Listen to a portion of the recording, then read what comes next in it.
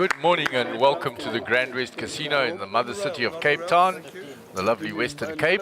This is your SunBet Poker Tour. We're on the 7th day of the current series, which is the 5th stop on our second season of that nationwide tour. This is the Hendon Mob Championship, the Cape Town Million. So the players had 3 flights, 1A, B and C. It was all played down to the money. And all the players that are coming back here on day 2 are already in the money. 28 players from the 3 flights made it through. In seat 1, we have Beert Schiegel from the Switzerland, 410,000. In seat 2, Trisha and Samuel, who won her seat in through a free roll, 216,000. Seat 3, Anton Kaminsky from Russia, he's not yet taken his seat, 313,000. Seat 4, the big fat duck, Nick Gara, 410,000. Seat 5, Jochi Okamp, blast from the past, 180,000. Seat 6, Robert Blonsky, 167,000. And in the center of the picture there, Moon Khan, 580,000, and Moon was the chip leader overnight for the tournament. So they're playing down to the first prize and that lovely Hendon Mob Championship trophy. And also the added incentive, whoever wins gets a ticket from the Hendon Mob, including accommodation, to go and play any Hendon Mob tournament in the world. So you can choose from Malta, the Bahamas, etc. Wherever the Hendon Mob plays, you have to go. As long as it's outside of the country, not the South African leg, you can go and they will give you a ticket to that. The whole point being to get you to expand your poker horizons and travel outside the country. So quite an amazing thing offered up by the Hendon Mob in conjunction with Monster Jam Poker and the SunBet Poker Tour, for a nice reward for a player to travel overseas and go and play in a Hendon Mob Championship overseas. There are some of the other tables. There is Roland Boothby, who is the head of acquisitions, etc., when for looking for new partners for the Hendon Mob, and he was interviewed by Mark and Caitlin, so people are familiar with him. We have Japanese professional Yuri Ishida, so she's on that table as well. Vishay needs no introduction. He's been coming a regular on the tour over the last year. Just jump up. So Roland making himself known to everybody on the table. Bank Solomon's there, was sitting with a reasonable stack overnight as well. Last one to Hendon Mob badge. And they're busy handing out badges to everyone. Giovanni Zanetti in the background. He's still in as well. Yeah. When we look to the outer tables, it's Werner Smith, it's Sean Bloom, Simon Solomon, Cape Town regulars, Jared Jardine, Sugen Singh, Jody van Wyk, all in the mix there, Rudy Frick as well. So everybody that has got through to day 2 that's already in the money. When we get back to the feature table, the blinds will be 6,000, 12,000, with a big blind ante of 12,000. So the players are still fairly deep, most of them. So the Russian player is not there. Nick puts his cards in the box for us, and his hand is mucked. Nick has 8-6, he'll fold. Round to Robert Blonsky, and Robert is a player that attacks a lot. And he's letting that one go. Moon, 7-3, going to take advantage that nobody's there and attack the blinds. Well, I mean, they might have, because there's one stack that was 26K, I saw. 25,000. So the raise is to 25,000, which is a pot size raise. Beert is going to fight back with these pocket 7s. And that'll price Trish Ann in the big blind. So Moon will have to rep something on this flop because he's a little dominated by everybody. So Mooney flops a gut shot, and he'll represent that ace from the button. 25,000. He bets 25,000. 25,000. Let's see if Beert floats one. He does so. Trish now with a pair of fours gets out the way.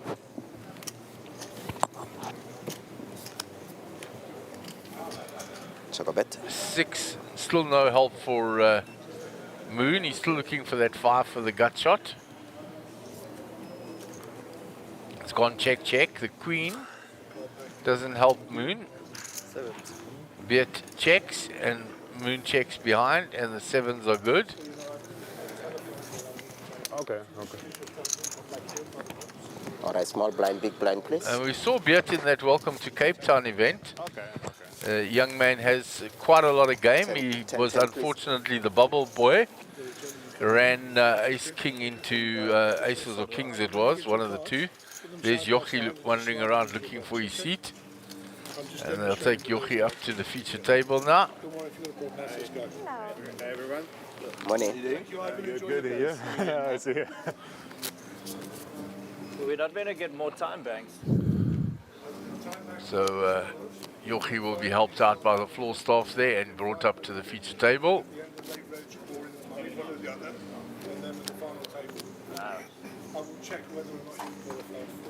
Okay, we have a new player joining us on seat 8, Simon, all right? Say, may I please have your blinds? Simon Solomon is joining us in seat 8.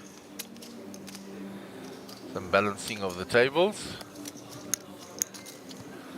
Simon Solomon.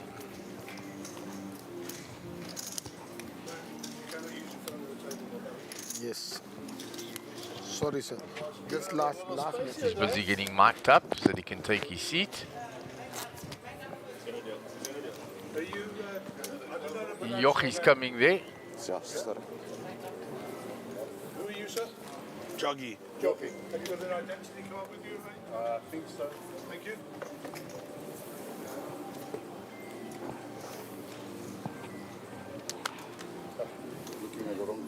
Seat 8 here, Simon.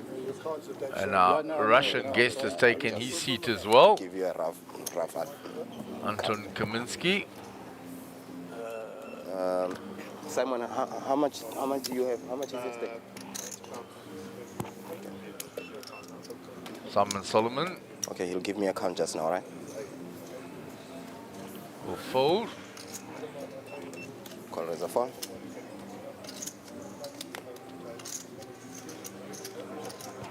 So bet on the button. Yeah, he's still counting.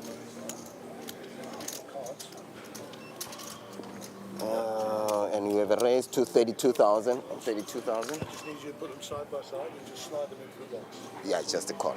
Limp. Okay. 10,000. So now we have a raise on seat 1 to 32,000. Yeah, you must just be aware this is a very tight table. How are you? Nice to see you back Hi, in. everybody. Hi. 32 call, ne? Also, it looks like they're very emotional. Yeah, geez, So Mooney came along with his Queen 8 suited as everybody taking their seats. He's flopped a flush draw. Bet had raised with the Jack 9. Okay, He continues. 8 total is 353, ne? I don't think 353,000. Mooney's going anywhere with his flush draw. And we have 12,000 re-raise. Raise to 37,000 total. Moon 37. re-raises.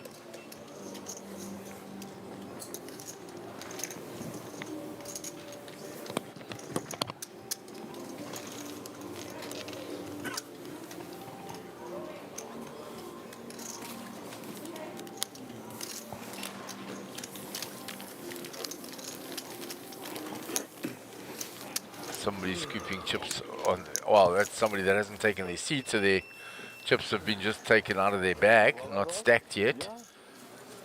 Ready for another round? Yeah, well, why not?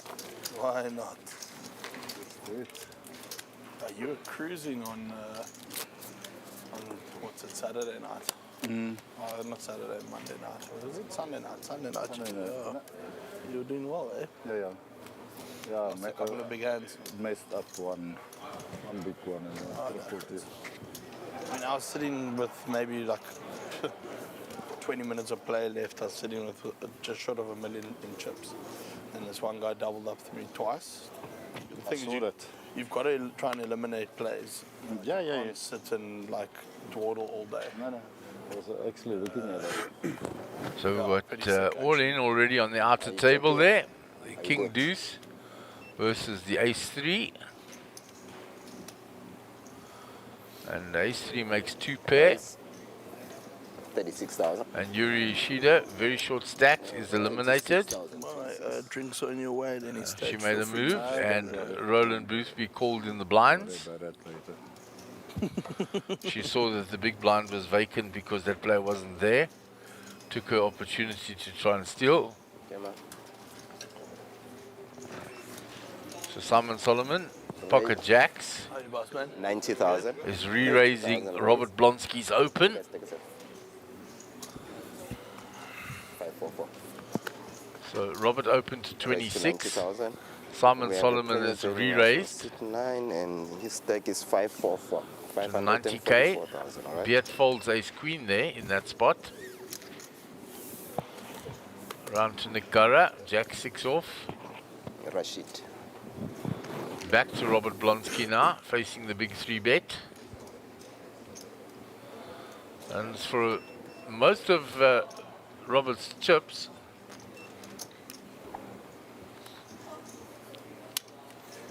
Good day, everybody, lady. Have you played any hands today? No, not yet. Just arrived. Would you play? Were you and part we of see one Rashid is taking the seat in seat 9.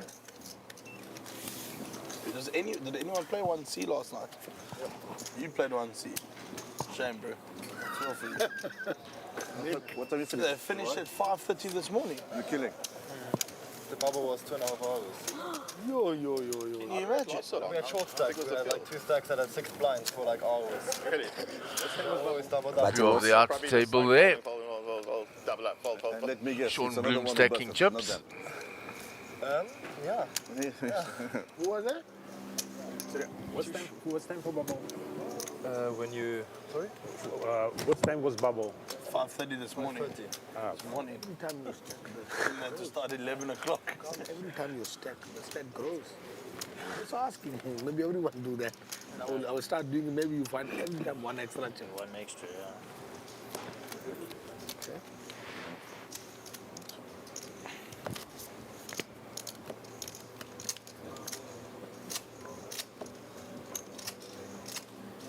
Nice stack.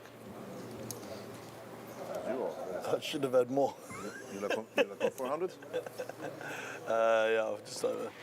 Well done, Nick. Well done. So Robert Blonsky under the gun. Well done, Nick, for the start. 5-3 offsuit, having had to fold to Simon Solomon's 3-bet the previous hand.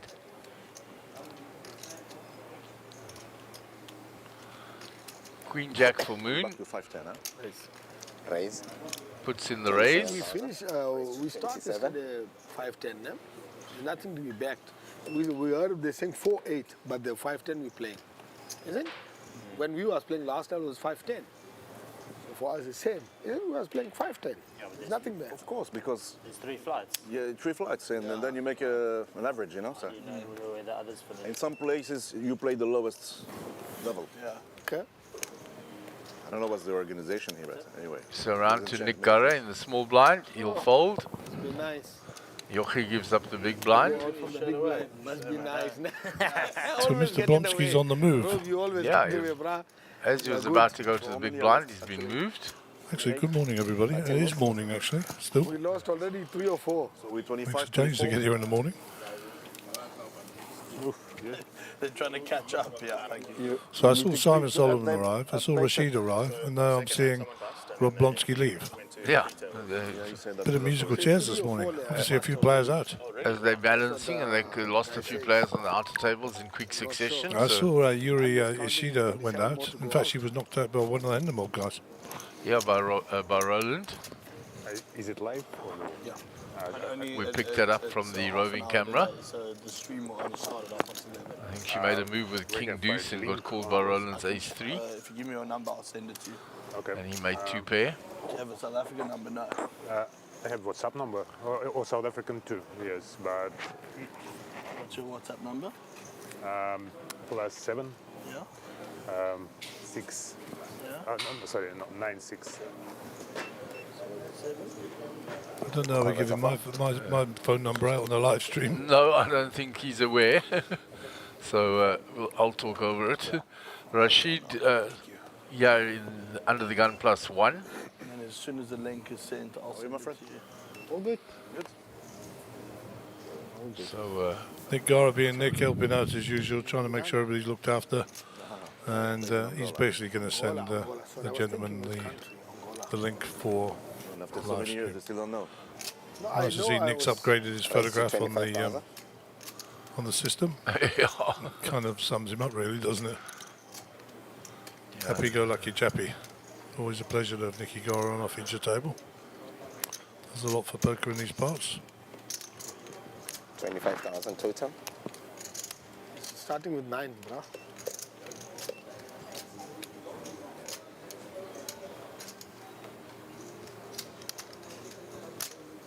Nice.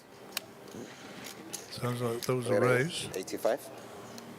Yeah. King Queen suited here for Moon. 85,000. He says Nick is added from the button.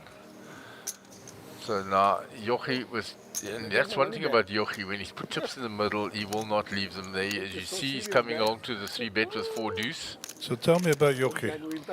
Don't know him. Yeah, Yochi, like I said, blast from the past, and apparently he had left the country and gone to America, so he may be on holiday or to see family that he's playing this series. We haven't seen him around for many a year.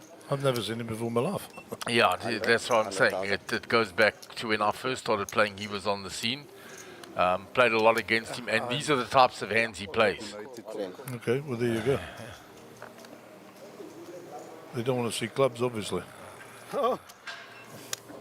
I'm scared of those cards. Don't worry. I have all in and a call. Yeah? No gamble, no future. You could have seen. And you see, he called a 3-bet and has gone all in with bottom pair. He is known to be a wild card, but his stay may be very short here, and it is indeed. Mooney eliminates him. Thank you guys. GG, well done. Cheers. Cheers, Yogi. Right there. Don't forget a jacket. Yeah. Fish, what you was calling? Oh, well. Something. Sit up and... I want to watch that hand, what you call me with. Especially, I will watch that and Sit open. I'm not going to leave it just like that. Make sure you get your girlfriend to send you what it was. A screenshot. Yes, I will tell my girlfriend to watch. Time. 15 minutes in.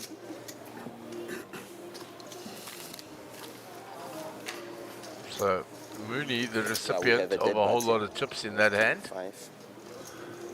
He 3-bet with a decent hand, King Queen suited, and got called by 2 junk hands, and then took the balance of Yochi's What's your chips. surname, Anton? Hendon, yes. And you're? How do you spell it? How's game in Angola? Spell your surname. It's Down. much like head. You can write. Yeah, like that. Like yes, H. In Ghana or one of the Africa countries, there's a big game. Okay. Yes. It's going on in Ghana So or I think we may have the somewhere there. But I'm going Morocco. wrong flag small allocated to blinds. Rashid. I see he's got the Switzerland fan, the same as Beert. My family is from Morocco, so Okay. I'd love to go back there and have some fun over there with my brothers and sisters. So you must come then. We're going all of us. Yeah, I know. I spoke with all the guys that told me so. Yeah, we're all going there. Rashid, ever hospitable. Played a bit with Rashid up the East Coast.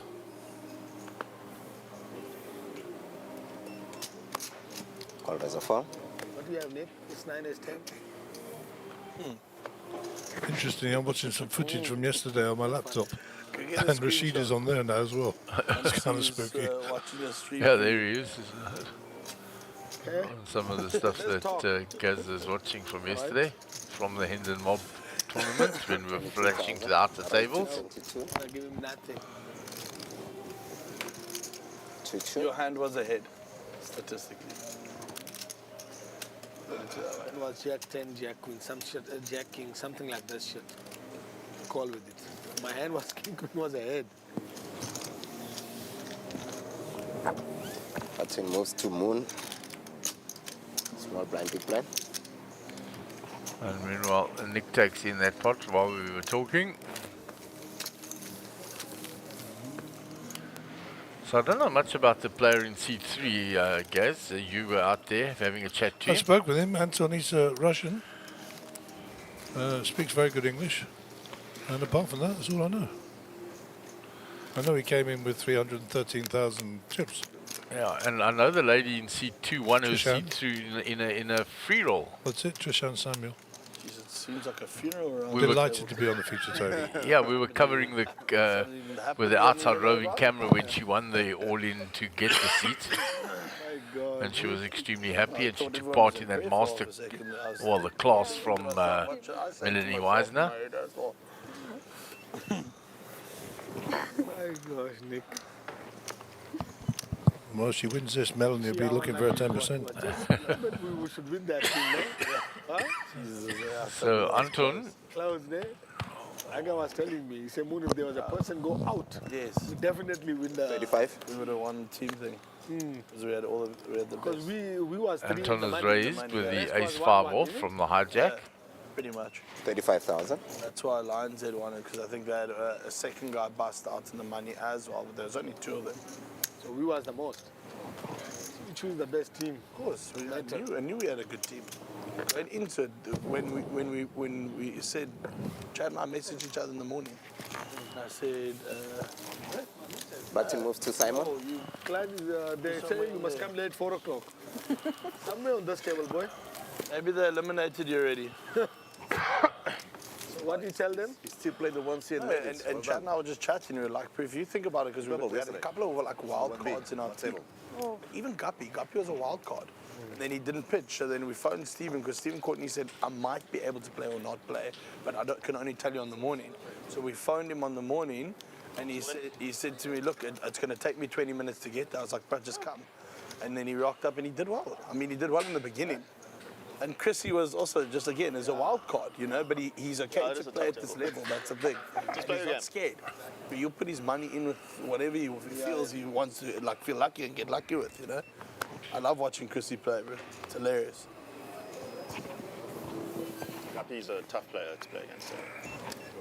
Puts you in some tough spots.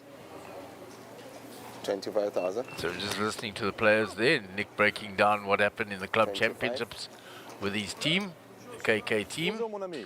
They did well. Hey, Bodman. Hey, Bodman. And you? Bien. So Moon with the pocket sevens has called the raise by Anton. Simon on the D has let go. Round to Rashid. 6-5 suited. I was thinking Michael will make it with us because the way I rated the team. Did you see the I don't two know how he hands? went out. The two hands he lost was, one was Kings versus Ace 5. Bet makes the call in the big blind. The other one was. We're going to go four-way to the flop. There's a mix of hands there. Suited connectors, two Broadway combinations, and the pocket sevens. So that flop has found Rashid quite well. He's hit a 6 and he has the flush draw. Sevens of Moons are actually still ahead, but you see the percentages by Rashid's name. Because he has the combo draw, he has the pair with the flush draw. So he can make two pairs trips off the flush. I didn't forget, brother. I didn't forget. Oh, you know that, okay. Gary standing there in his Hendon mob colours today that he's dressed for the occasion.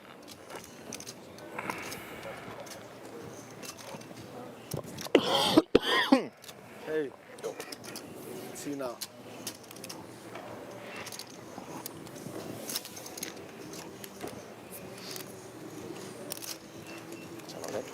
And there is the check mark for Rashid. He gets there with a flush. Yeah, let's see. Mooney looking for the club. He does not have a club in his hand, so he checks back. Jack, no help to Moon, but he was drawing dead already on the turn.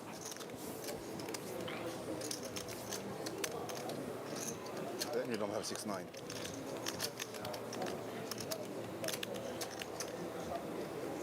she said you don't have 6-9. Otherwise you bet that turn.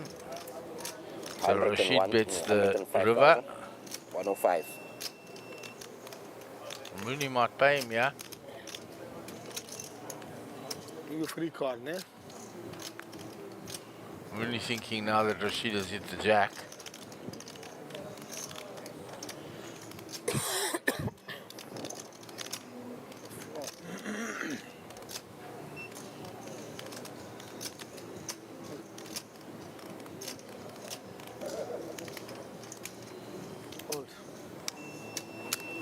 Mooney folds. Good fold.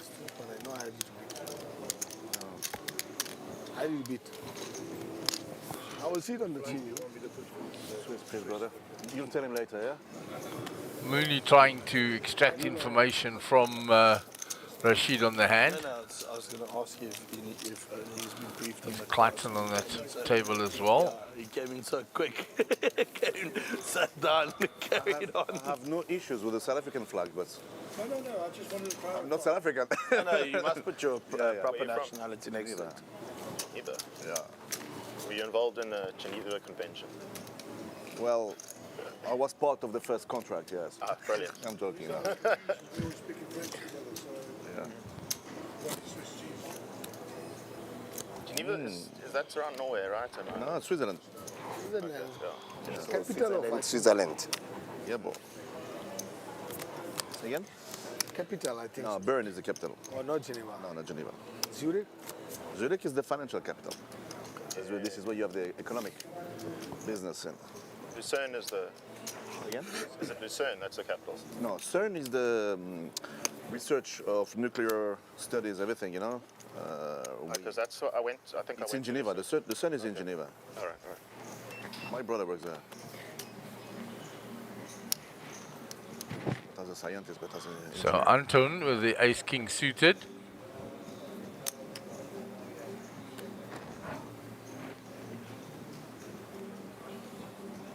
Actually, the 80? CERN is shared between France and... 30,000. It's on the border, actually. And Anton has raised with the ace-king suited. 30,000. All exciting stuff. And you were standing by, you had a close-up view of Rashid turning. I already knew he had the flush. Yeah. And he showed me his cards. He said, "You'll tell him later." I said, "I'm sure you'll see." He says, "I was confused on this flag because I always speak to him in either French, Geneva they speak French, but also some Arabic." 105. And yeah, Rashid. Nice to have him on the feature table. And a quality player. And he's 3-bet with an ace-queen here into ace-king.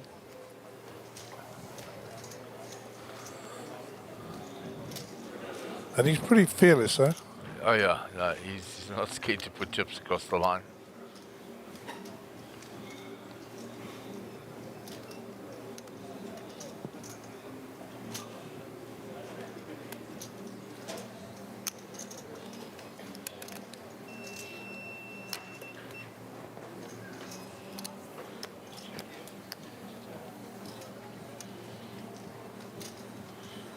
So Anton taking his time, facing the 3-bet, ace-king suited, All in. and he moves all in. That'll be the end of that. I think I'm behind, but I can't fold anymore. Call. Black cards. Aces? Open. Nice hand. I have an all in and a call, all right? All in and a call. All right, sharp. Ne?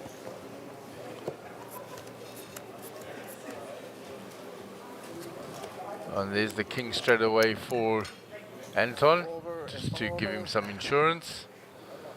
Wait, there's a chance. Oh, now the sweat on the turn as always.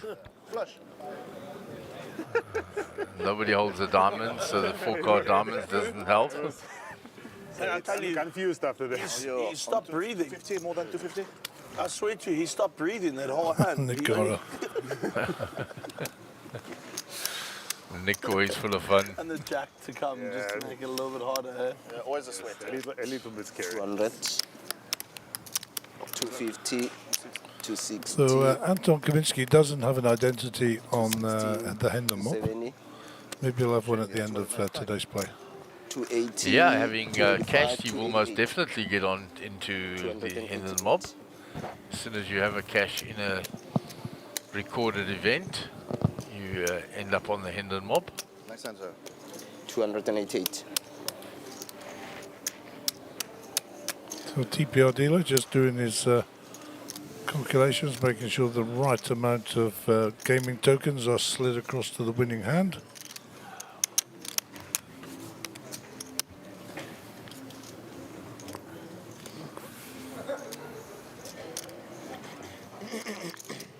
Seems a little bit quieter out in that poker room at the moment. Most of them went to bed about 4 hours ago.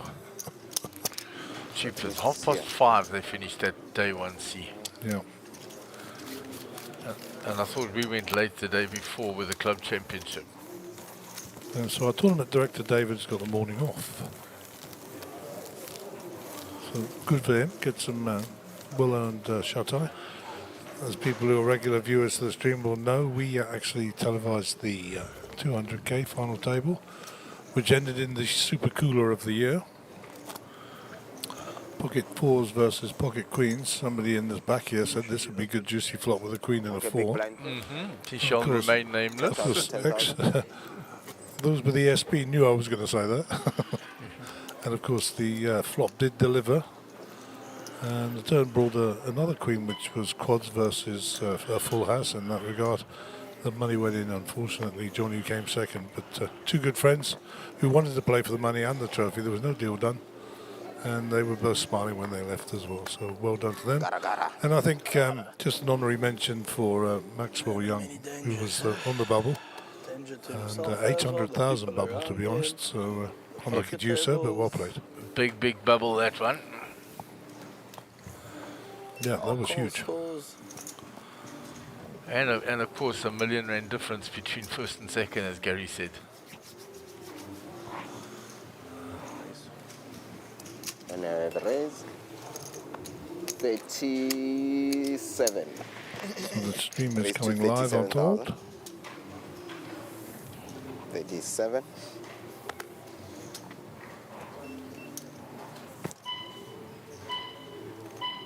There it is, and as it comes live, you see the viewership start jumping up. People get notified if they've clicked that bell.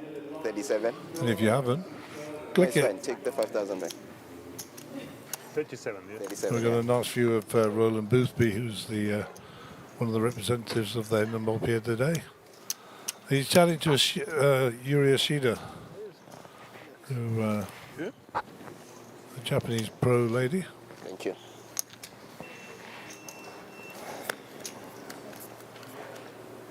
Back to the feature table, 3 ways to the flop, king 8-3, pocket 7 ahead. Choco bet. Nice picture of Anton there, Anton Kaminsky. Yeah, they've captured him nicely there, and he's jumped up when the chips count this morning. 12. Yep, well, that big hand, ace, king, ace, queen, was certainly a helping hand.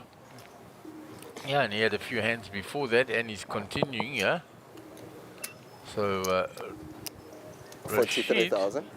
with a 10 deuce off, leads into this flop, and it's going to make both the other players fold, is he? He made Trish fold. Anton with a pair of 7s. Puts in the time bank.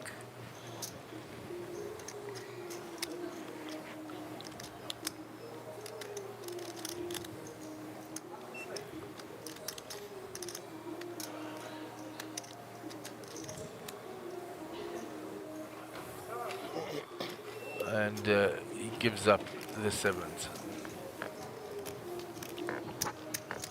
So taken away by the 10 deuce. Nick, where did you get that patch from, the Hendon mob? Got it.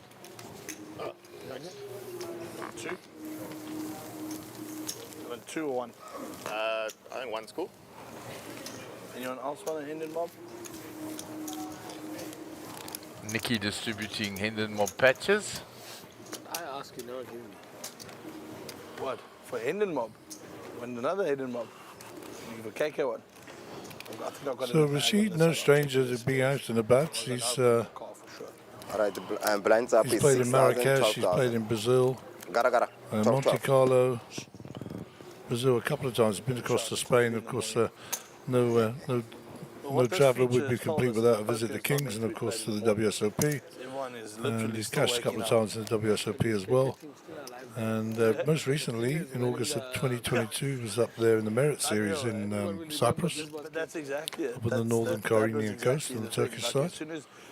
And his last event that he played in was Texas Hold'em Poker in the French Series. And he managed to just come first in that. Oh, just first. Yeah.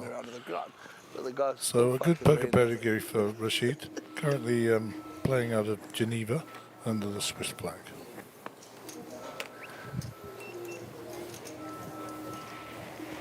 He's actually a really nice guy as well. Like I say, I played some poker with him up on the East Coast there a few times. Super friendly. Yeah, lovely guy, lovely guy. 8-7 suited there for Beert. He's been a little quiet and he likes to be active. Maybe he was in that last shift last night. Trish watching intently here, gathering information. She folds. 25. Anton Kamansky folds. All action on the duck. Cool 13k for the duck. 2 to the flop, King 8-2. And Beert's miles ahead here, 95% with his 8. Not much cooking for Nick. Nick might come out and rep this now. He's going to do so. Yeah, he'll rep the ace, and if Beert's a non-believer, he'll come along, and if he isn't a bull believer, he'll fold. Pretty ABC. Yeah, apparently Nick hasn't got one on his face. Yeah, and Beert has hit the 8, so he'll come along. And Nick's looking for a 3 to make the wheel. Chris Miller says 6-9 is nuts. He's referring to the hand that earlier on there with the moon. Yeah, and Mooney, whenever Mooney's on the table, everybody's quoting him. So Nicky going to continue the story here, and he's got to see whether Beert's a believer. Nick will be over there banging his feet on the table going fold, fold, fold, fold, fold, yeah. fold, fold.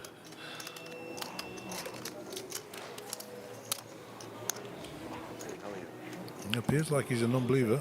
Yeah, and he makes the call.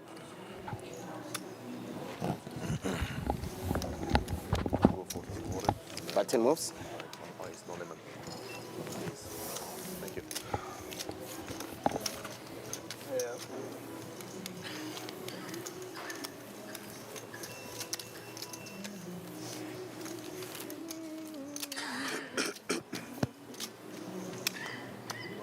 Do you have like 10 or 20? I can tip the girl. How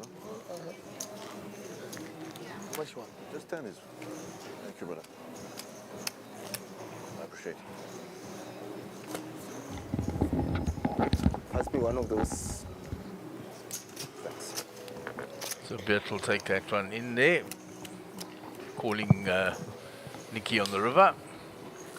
Good call. So the Hendon Mob Championship, Cape Town leg. Lots of other places to go as well. Bratislava. You know where that is now, Mark? Yeah, you told us yesterday. Great to see the representation here in the Hendon Mob in Africa. This is the first time they've opened the championship to Africa, and South Africa has been blessed. I mean, there's many other African countries that play poker. I never see you there, that's why. So we are happy to receive and look forward to a long and lasting relationship. Yeah, I mean, they quite easily have gone to Tanzania or Morocco because they've got series and they're closer up to Europe. So Moroccan series coming up very soon. I'm very pleased that they chose us as their first destination in Africa, because it will be an ongoing partnership. Yeah, I think it's worthy of note. It's on the back of an existing partnership. I mean, you see the sponsorship along the table there and along the back of the screen and stuff like that. This is just cementing it, which is good, and it's great to have Roland and Anthony in town. And they will be in here later to do some commentary. I think Anthony's, well, I know Roland's still in. I was going to tell you who he knocked out, but that would give away some information that's not in the public domain yet, so I can't do that yet. But he is still in. In fact, it's on the screen as we speak. It is, indeed. So the people who are watching the stream are watching Anthony Boothby with Ace-3 versus King-2. And his Ace-3 holds up, 2-pair. And we will say goodbye to the lovely Yuri Ishida from Japan. Yeah, as long as it's not a minus, then it's okay. Plus is okay. And she was wearing a Hendon Oh my t-shirt. God, I was stood in that picture. That's freaky as well. You were indeed. You were standing in the background there. I nearly gave it away earlier. Anyhow, back to the action on the feature table. Rashid to act first with 8-7 off. We take a rest here. He's wearing one of those new Monster Jam SunBet International Sun Poker Bet Tour tracksuits. Some new merch over there. Go and have a look if you get a chance. There's some really good gear of high quality. Anton folds. 9-6, the nuts. 41. 41,000.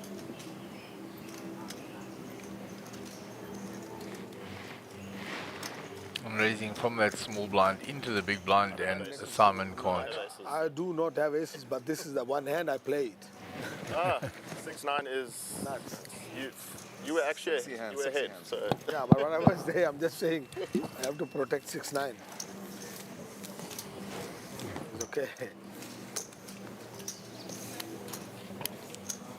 So if I go all in, you call it. Pocket ace is taking in a hand on the outer tables. Okay. Then we don't know where we stand both of And us. that's Sean Bloom with the aces, pulling in a pot.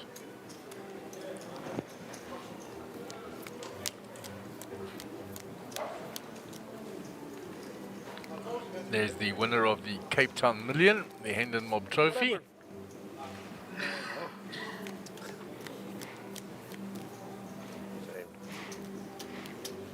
I think this will be a final table, guys.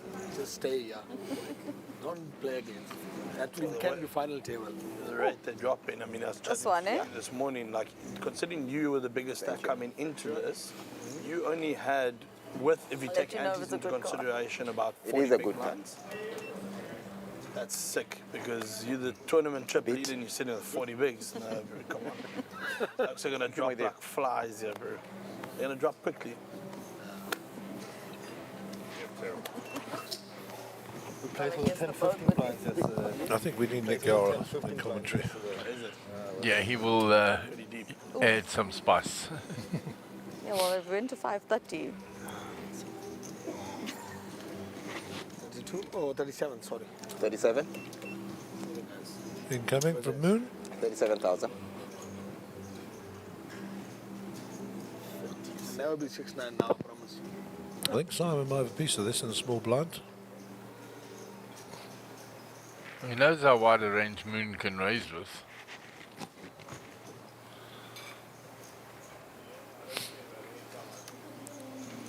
So he's going to 3-bet Moon, yeah.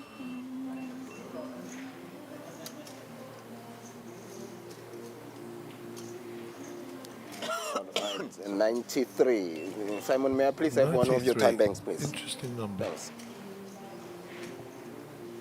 We raised to 93. Rashid out of the way. Moon out of the way. Behind, it's okay. It's okay. Simon gets that one It wasn't through. because you raised 6-9. I Know that's your the players. only stupid hand you do that with. Do you think again 6-9? No. Said he was sure it was not 6-9.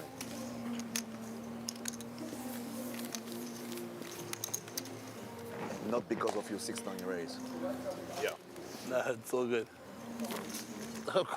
I got my sippy cup with me today.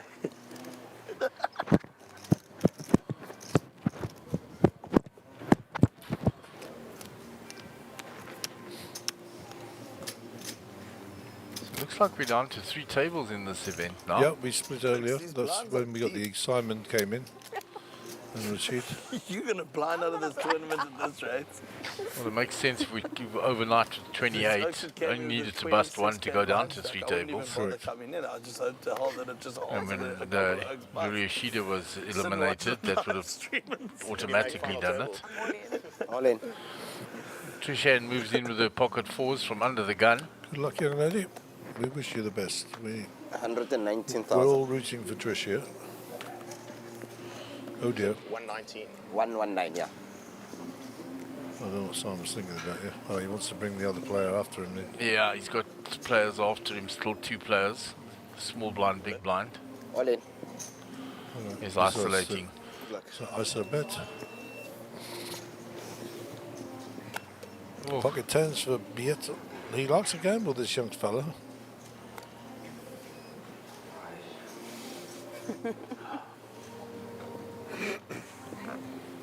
I'm not going to say what price a Queen 4 flop, by the way, just so everybody knows. No, but if Beat folds, you do know the 10 will be on the flop. Yeah. Because how often do we see that you fold the hand because you think the action dictates it, which is correct, and bang, there your card comes. But Beat's got to put all his chips in here.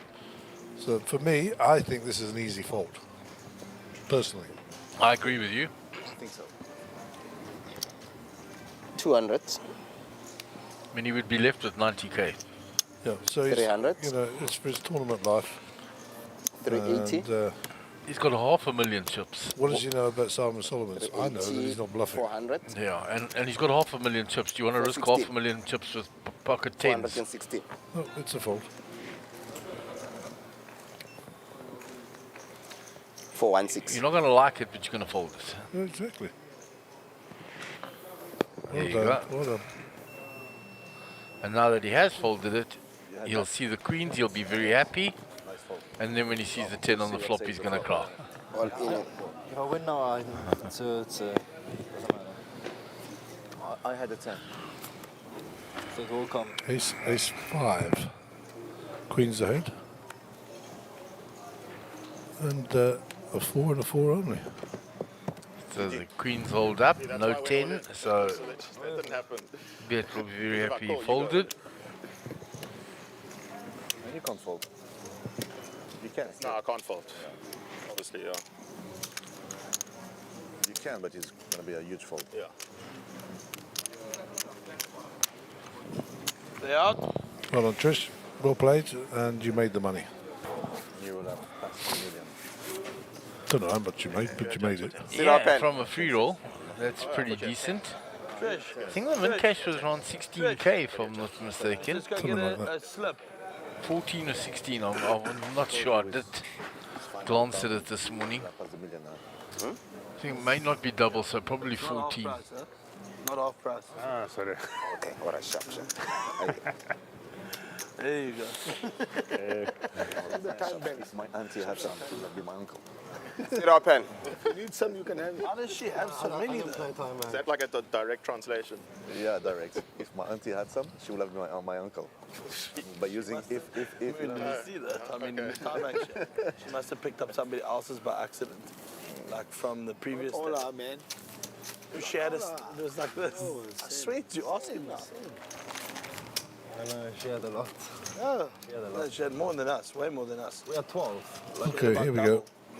I have found Must it. have by accident, like when a player got knocked out. 25th to 28th position On the final is table again. 15k. Okay. 21st to 24th position is 16k. 17th You to guys have 12. 12th we is have, I don't 17.5. use time banks, and I have. You never give the other 5. It's actually a misprint. It should be the 15th. 14th. So 15 and 16, 19,000. 13 and 14, I 21. need how many more? 11 and 12, 25. 9 and 10, 30. Initially you get 8, all right? 8 is 37. And 7 once you is reach 48. money, 6 you is get another 5. 63. So you 5th didn't is get the other 84. 5. Nothing there. 4th 115. 3rd 162. 2nd 230. And 1st 375 change. Yeah, very nice for an 8k buy-in. Careful. Not too slouchy. Just tell the people through. You want Very nice for an 8k buy-in. Cobra, your Boys legs. to behave, please. So I don't know if they've ladded up yet how many players we've lost. But I think she probably hit the 16k. At 16k, and you know, if you're listening from abroad, doesn't sound like much in rands, but if you live in South Africa, that's a lot of money.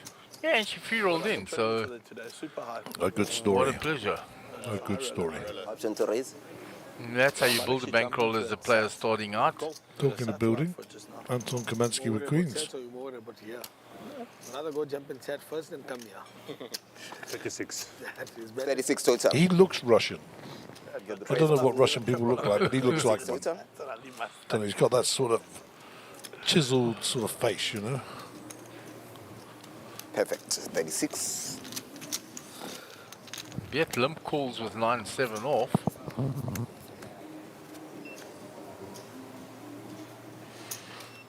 Check a bet. Are we 19? Can it be? That's why you call with 9-7 off, by the way. You just flop trips. 16,000. And Anton's going to be in trouble here because Beat is leading into this, which disguises the fact that he's got the 7. Anton's going to think he may have the 10. He won't put him on the 7. Well, he's thinking about it, Mark, which is the good news. Yeah, but he has done this. He's been very studious about all his decisions. Well, he's got a 1 outer here because the Queen of Spades is not going to help him. It's already folded. So he needs to find the Queen of Clubs. So it looks like he's going to raise this up.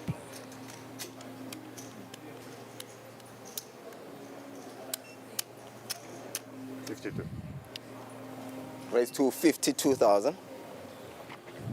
So Beat will smooth call this, and Anton will get his information. I don't think there's a version of him re-raising here. Yeah, no. If he re-raises, then he gives away that he's got the 7. He needs to smooth to think that he's just got the 10. Smooth, check the turn.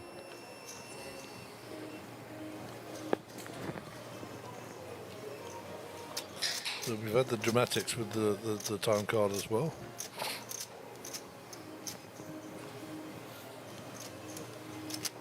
Are you watching the live stream? Do me a favor, just check in about 10 minutes, 15 minutes what that seat 1 had against me. He puts in the raise now. Keep an eye on it, please. Re-raise. 150. Well, Anton's going to get a message here. All in. All in. Oh, he's got what he asked for. All in call. He got him to put it all in. Anton didn't believe him. So he's got 1 out twice. I have an all in and a call. All right.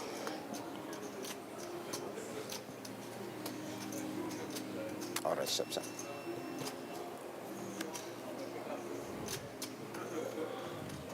That is no help to Anton. He needs that 1 outer, the Queen of Clubs. Almost picture card was. Au revoir, mon ami.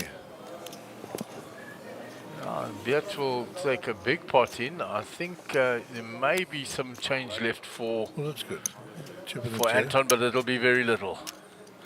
And that looks like Werner Smith on the rail. It looks like he's been eliminated because he was in the store. He is on the rail. 380. It's 300, 400, 450, 450. Him and Simon Solomon, of course, good friends. 468. Maybe that's what the case is. Maybe they had a piece of each other or something. And they're railing each other. Well, he's now railing him, of course. I have some. Open the card for me, want to take the picture. There's a few blinds on there, yeah. No, I don't think he wants to. You want to take the picture? Can I take a picture of this or not? 110. Must take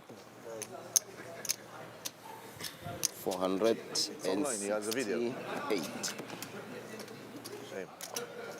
There you go, sir. Let's you change. 468. Nice hand, bro. Raise call. Limp raise call. Yeah. Yeah, limps. Raise of 30k or 35. Less than 35. Look at the board. TV just doing the mathematics. On the flop. Good man. 3 bets. 4 bets all in. No, on here, so it'll be in 13 minutes, more or less. 13 minutes left. You're batting most to sit one, yes, you're right.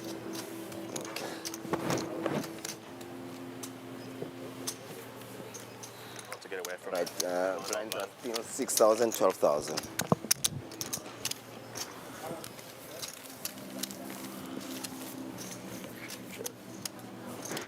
Created a monster.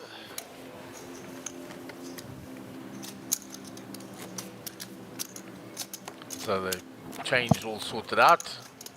Yep, about 7 minutes to run on the level, and then there'll be another 30 minutes, and then we'll swap this table out.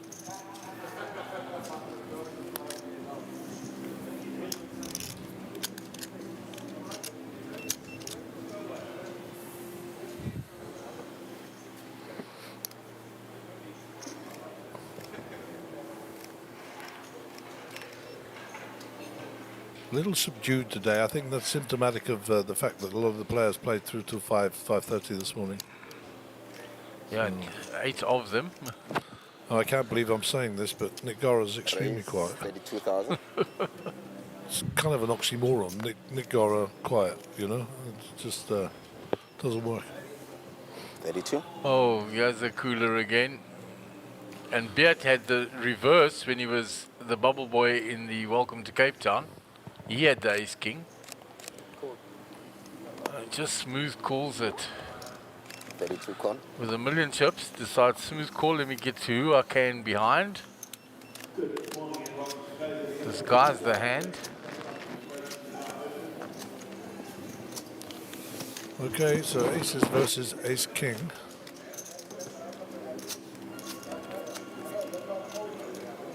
Eight two jack.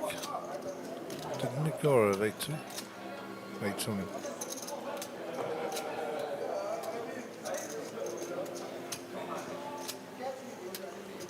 Needs to continue here, or is it? Yeah, looks like some chips.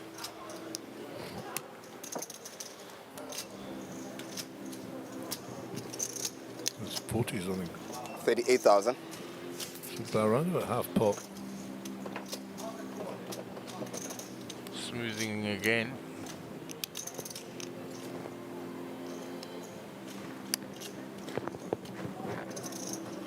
Playing this very cagely and trappy, a king would be an awful card. Another 2.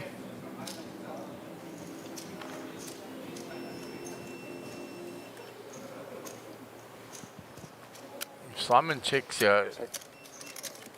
Let's check back here. I hope he gets something on the river. Double pair ball ace side is going to be a winner, so he's going to bang into this, Simon.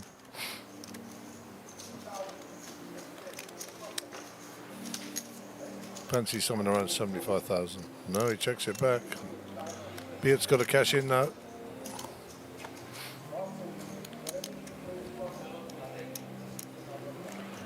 $158 in the pot. I think 75 is about the sort of right size. Half pot. Somewhere around there, 75, 80. Let's see what he goes for. Significantly more by the look of it. It looks more like 120, 125. Yeah, over 100. How's that? Straight away, Simon. Nice hand, taps the table and it's out. Gone. They're not even calling with ace. When he showed the aces, which I don't think was the smartest move, but no, he's given info away about how you can play them.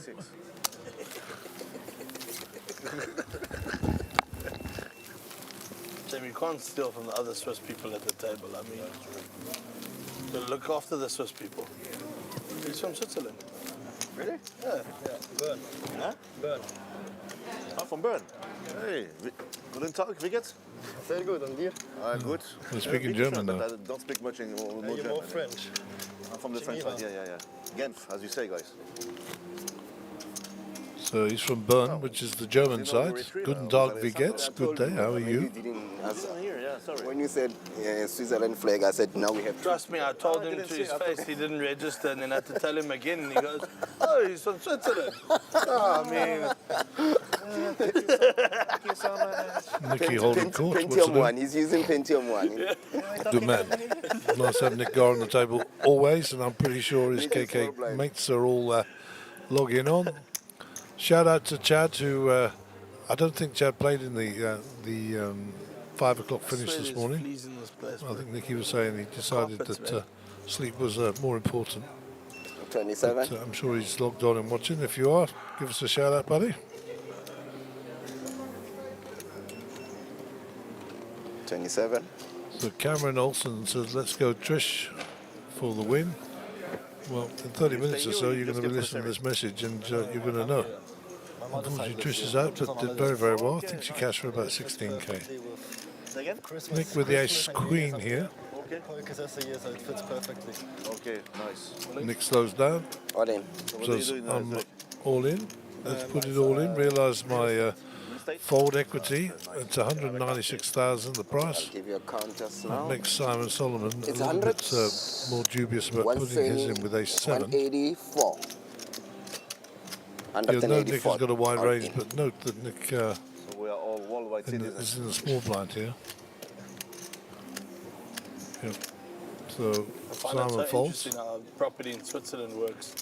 It's mostly 99-year leases, but only citizens can buy, as far as I understand it. Has that changed? I don't sell, I just rent. Yeah. We own properties and we just rent them out with different. Lovely. And every city has different rules. Like it's really complicated. It's the canton actually, the provinces. Yeah. Like Gauteng, Natal, you know. That was from friends of mine in Zurich. Yeah. They said it's like near impossible to buy and afford to buy in Zurich. It's very expensive. I don't think that because there's any rule that's. But they said you need a yearly income of like 600,000 Swiss francs. Yeah. To own a place. Yeah. And the average earnings is like 60,000, you know, so doesn't really work. Offsets it a little bit there. So everyone rents, obviously. Everybody There you can afford a go. house. How do you try and get a house in Geneva? You get it all. You get it all on this show. I went to Lugano. Back to the action on the feature table. Dealer's just about finished his shuffle, and we will progress on. 100%. I love it. It's a Swiss town. Yeah, exactly. Yeah. Just trying to see Everybody where the tells button you is. it's a Swiss town run by Looks the like it's on Italians. Simon. There's more Italian-speaking people there than there online. is Swiss. I live in Angola. It's on Nick Gora, and this is 2 seats Mooncon, the small, Simon in the big. With 99-year leases, eh? Sorry? Mozambique, I think, with... Portuguese, yeah. Same history, more or So less. Rashid will be under the gun here.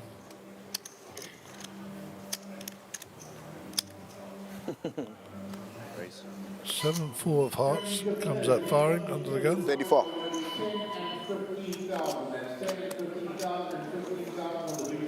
Blinds up next end, eh? 10, 15. Beard folds. 34. Bet is 34. 34. Moon looks like he might be getting frisky here. Jy lyk so mislik as jy hier so staan, jong. Ja, gaan dit. Kan ek klaar nie. Lekker om jy te sien. Ek meen jy eendag gekies waar ons fok op poker, maar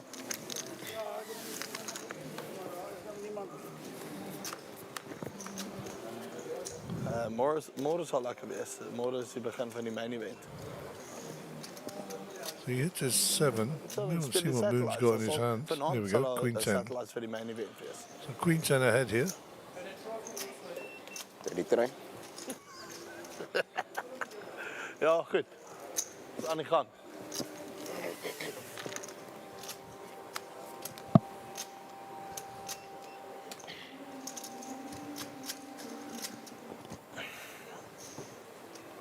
Unless he decides he's going to bet. Look at the sizing. Look quite big, that sizing.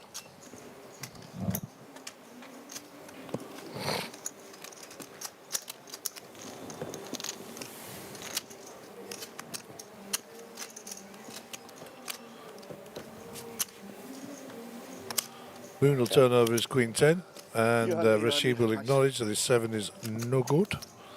And he'll pick up that hand to the tune of 149,000. I see we have some visitors in the room. It is official, I'm now the 3rd smallest person in the room, as Oki Fari walks by me. Good morning, Oki. Stand in the bet. If you bet over 100, I'm not calling. If you bet under 100, I'm calling. Oki with Big Mark doing a visitation, come to see how it all operates. Always a pleasure to have guests in the back and to welcome fellow players in, see how it all works. So welcome, Oki. And you will have heard us speak many times about Oki over the last week. Certainly in our minds, one of the most improved players. 15-15 for me, yeah? And doing very well. So shout out to Oki and his family. He stood right behind me, and if you know him, he's a big unit, but he's not listening to what I'm saying, so that's the good news. And yeah. What's the anime program that it's from? We're off and running on the feature table again. We're up to hand number 20 for the day. Blinds are at 6, 12, 12,000 on the big blind ante.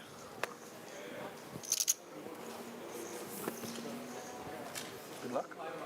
Thank you. Good, all in, eh?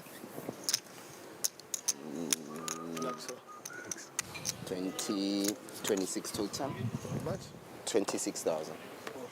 26,000. Fold from Sniggle. Anton is all in. 26. All in? All in. Rashid is going to isolate here.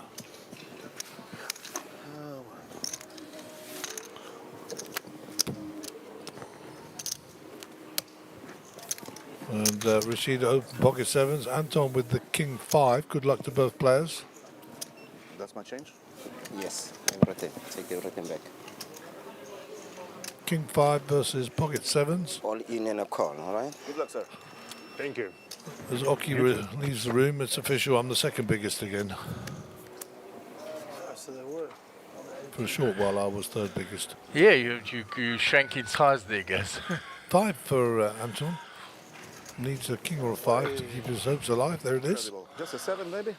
And the poker gods are favouring our Rusky friend, Mr. Anton Kaminski. And he will spin that up, and he'll be up to 350,000. 320,000. The worst hand is winning. No, I'm lying. Is not winning. You must play like those kind of. Yeah, that was Rashid's all in, was the 320,000. Yeah, I think he's 50 something. Yeah. Give up on the queens But it's, and the aces and the kings. he's back in. Absolute nonsense. Play with like king 2, king 3, king 5. Yes. It work. Where are you from, bro? From Russia. So Anton survives after having getting unlucky with the queens earlier versus the By the way 9-7. he dresses, he's dressed like a Capetonian. Bro. This is now a born and bred Capetonian.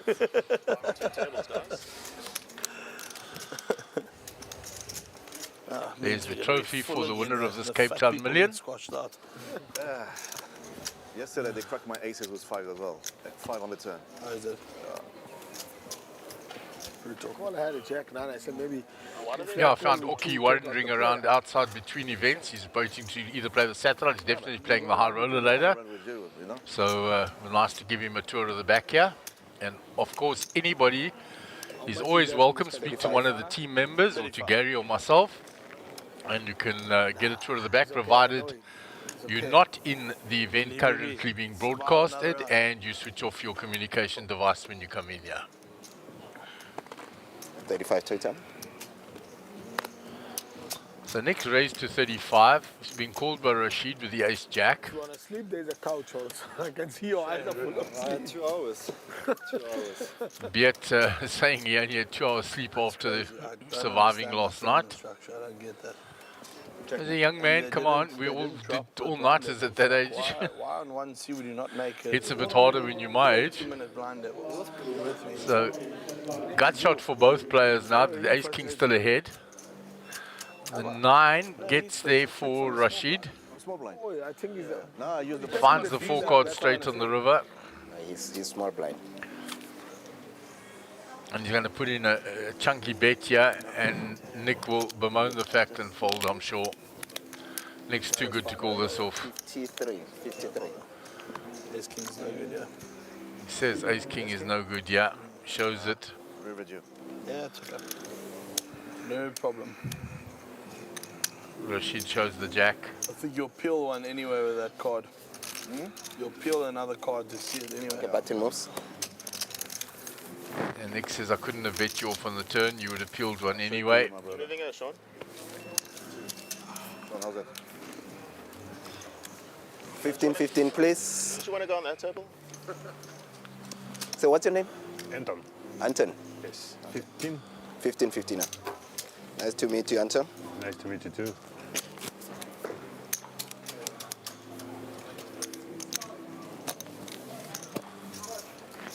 You must have a low chips. You can't even carry your chips, man. Yo.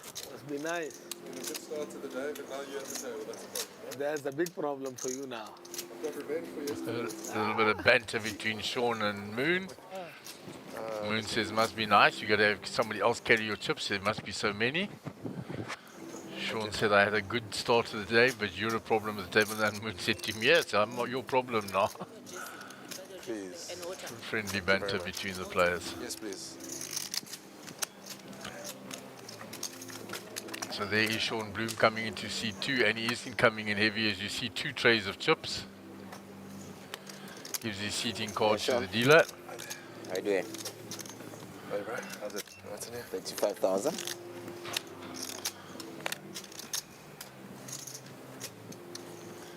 Must admit, I like that version of the poker bet shirt with a little check around the neck there. It looks very smart. else is joining Their this branding team, well done. For 18, it's No, we're 17. I think they've still got to update that. Just pity you don't make it in my size, Mr. Kramer. We're getting more, Gary, we're getting more players. Can I have the button, please? Okay, we have Sean joining us. The outer table. Rudy is coming here. 100, 200. So it looks like we've been balanced down to 2 tables, so we're down to the last 2 tables, 18 players. Only one player. How many we are now? We're supposed to, we should be 9. We're 7. We're ready. 8. Maybe they haven't updated it. Maybe we're 16 total. All right. Nice to know. Could be even less.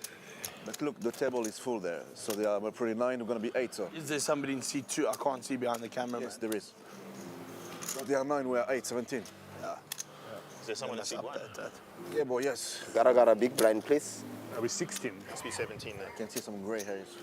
Okay, I'm not dealing in Sean, eh? All right. Sean is not on it. So Sean can't come in the small blind, quite correct by the dealer. Okay, so then that's wrong then. Something had to be wrong.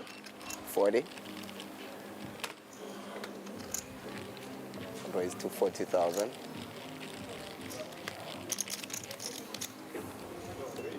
Yeah, just also remember, guys, it says 18 up there. We're only 17, eh?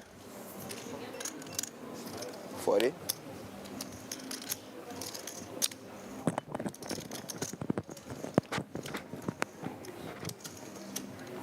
Thank you. 1.5. So 105. Moon raises to 40. Raised 205,000. Bet using his stack now. 3 betting with the ace-4 on the button.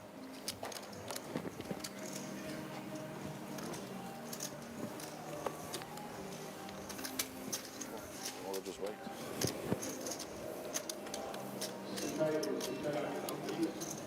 There's another player joining the table.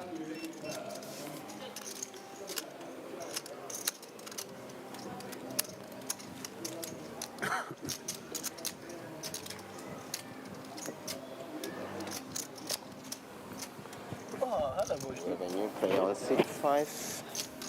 Are you scared to sit down or something? Coming into seat 5. Well, no, you big blind now. You big blind now. That's you. Oh, no, you know, there's someone who hasn't rocked up today. Oh. Yeah, that's obviously Must be here. Oh, that explains it. I'm all in blind. That was, like I kept on getting confused as to where Then it's right. how does this person not pitch? All right. Seat 5 Nobody card. played here. It's 110. So Rudy Frick. Was messed up here last night. Oh, really? Was it? 148, Andy. seat 5. Yeah, Ne? Andy. Is it Andy? Yeah. No, bro, I better fund though. And then I'll get you a count for seat. So, do you know how much is your count? I have no idea where he's He going. said He's sleeping here. I think so. He said he's sleeping No, in the hotel room. I don't like to win by default. 144, 144, ne? I need my whiskey. How much? So, 144. Andrew? Can I please have your So there is a allocators, player please? there that is in the big blind now, Give you his who's number actually now. You can absent, phone him off my phone. has not pitched yet this morning. Just tell him we've started play. I mean, he's getting blinded out. So like 10 bigs, is he staying out? Apparently so, yeah. He said he's sleeping close by, so in a hotel, so should Which Nick is There's nothing close by. Small blind, please. Nick, who's this? Andy, long hair, Scottish guy. Got a bit of a blue eye. Talking about Andy Latham. I don't think he cares about the money too much. Small blade. Jody's went out also. Send him online. He thinks we're. No, we're on 9 now, Gary. Is it not him?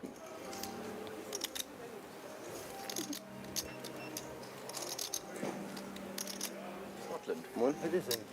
Yeah, it isn't. It isn't. Well, I mean, That's great. okay, cool. Well, just fucking whatever. Cheers, bye, Andy. I'm gonna show him the stream later on and go like, he probably doesn't even remember he's still in this thing. 35? No, yeah, the good stack. And like 400. 35,000? What's his name? Leatham, I don't know. Send him a picture. Is that not him? With the country? I mean, look, I'm not gonna chase people that don't even know they're in the tournament. I'm all in. All in. Count, please. Nick moves all in. 175, Pocket I think. 10s, 170. After Simon had opened 150, 170. under the gun. 1-7. 170. 170. Any picture? We'll see where you stand afterward. Yeah. 7, 8.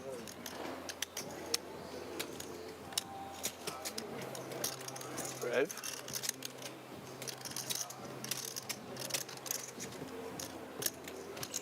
See, it's 7-8 on the king ace board, and you called all the way. My neck is swollen. Play. Check. The ace comes. Very swollen. Yeah. I lead on the ace, you No, but call. why should you have an ace? If you have an ace, you And read the it. river comes the king, and you call. Interesting. If you have an ace, you won't bet the river. I'll give you one. And I can't let go. I'm bad in folding. Just that you know, for next time. Oh no, I figured it out. Don't you worry. Nice. If I hit It's the nice flop, having people. It's I'm nice excited, having I can't let people go. that can help you out to tell you. I think I'm ahead, Simon. I'll show you this one. I think I'm ahead. Yeah, if I was ahead, I would have definitely called that. Simon folds. I had a. And Nick it gets was that tough, through. but the stack was small, so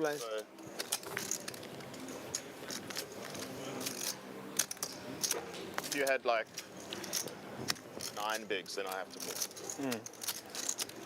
What did you have? How many big Joe? Just over.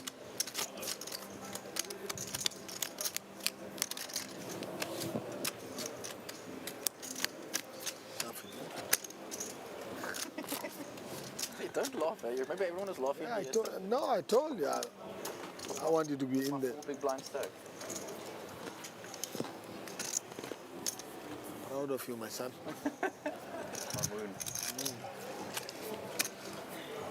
So Mooney under the gun.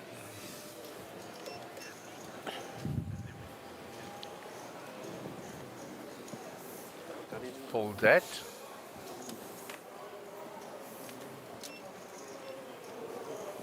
Round to Rashid, ace-3 suited, the same hand that Simon had previously. Ace-3 of hearts. Raise. Juicy information to receive at the table. 36,000.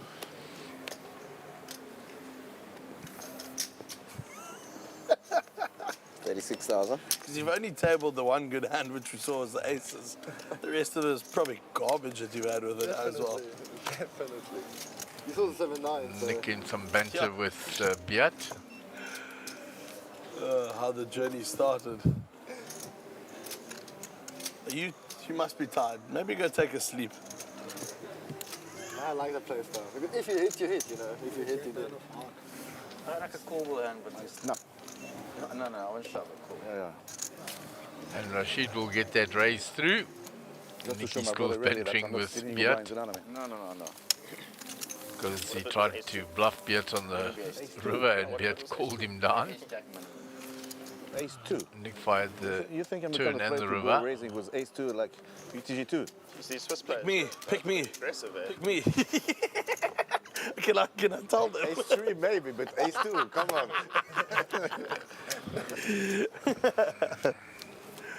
Misread. Should we go back to Mega Million day one and talk about that? Shit.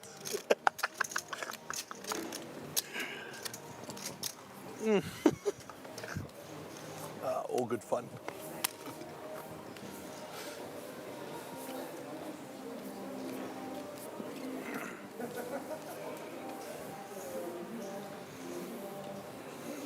Yeah, all good fun and that till someone loses their stack and then there's tears.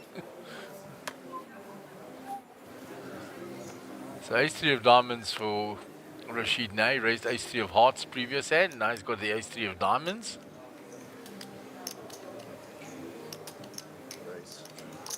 Now that I built a reputation for you, 36. now you go, cool, I can use this reputation in my favor a little bit. 36. You'll see both hands in half an hour anyway. Yes, we will. The most overused statement on the feature table, you'll see in half an hour. Used as a tactic.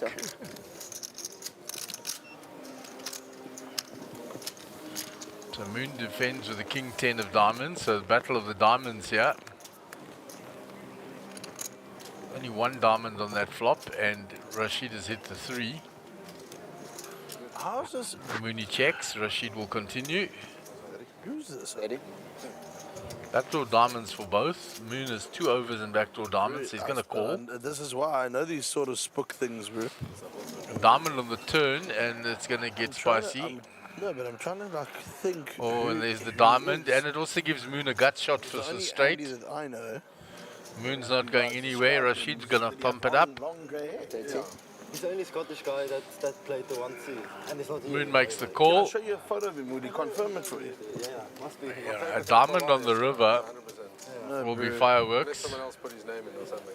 It's not a diamond. Yeah, I saw him chipping his stuff. I literally Moon is phoned him nothing now, yet. and he's like, no, it And wasn't he me. checks, He forgot. and Rashid He forgot. What? Not him. continues the story. Not him. Moon asks how much, 1-1. He's also long hair. but so this is Rashid like has an been old ahead one, the whole so way. he's with long hair. Was it yesterday?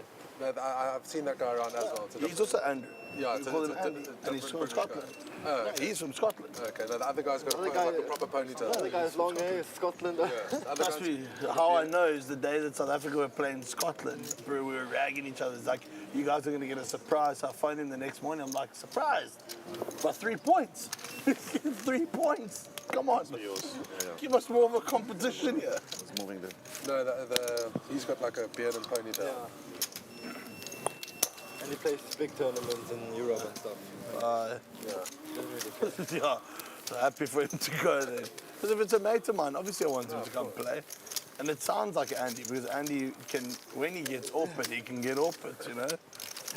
Couple of whizzes, Scottish are the same. little whizzer in, and he is good to go, you know? Oh, it's fine. Should put you on the 10 all in, my brother. Bring it there. Make a mistake. Just because there was a 6-9 on the board. Yeah, I said I just saw the first thing. Eh? Did you have 6 9? Brother 10 had a big hand. What is the board? I didn't see it now. 9-3. Oh, I'd have Jack on the turn. been all over that board. River Jack. River Jack. I need a cut shot, I need a flash. I snap your brother on the 10. I promise you. You don't will be up. 9 exposed. Breaking down the hand, Was that and the he's last right. card that was supposed to go to him? He was going nowhere with his nut flush draw. Moon said I should have put you all in on the turn. No. It's Call the floor. Put it down, call the floor. Floor. Gary. Even if you expose a card, you can't deal 2 cards within it consecutively. No. Please trust me on this one. Okay, I did study the TDA. No. Keep the card. This is the mark, yeah. Siko. Yes, sir. Dealt initial cards. The last one was supposed to go there, get exposed. It's 9 extra. He's supposed to get the last card. What's the final deal? Yeah, you must stand and then did you give him already? Yeah. After? Oh, yeah? But he says You no. cannot deal. You cannot deal 2 consecutive cards in a row, guys. That I can tell you by fact. That's international law. You cannot deal 2 consecutive cards in a row. Need to be the ban card. Yes. You understand? And then I get that. Okay, but call Mark. The first and the last card that goes out. the ban card needs to go to you. It's escalated, bro. I haven't looked at my cards. Yeah, no, I no, haven't it's looked at fine, my it's fine, cards. it's fine, it's fine. That's not the that's not the misdeal. The ban card is supposed to go to you. Okay. Sure. That's a ruling. That's a ruling. Let's go. All right. Cool, let's go. That's a ruling. Let's go. I don't have any issue, man. I mean, I'll literally call up the rule. It's a TDA international standard rule. The first and the last card goes out and is Ready? exposed. It's an instant redeal.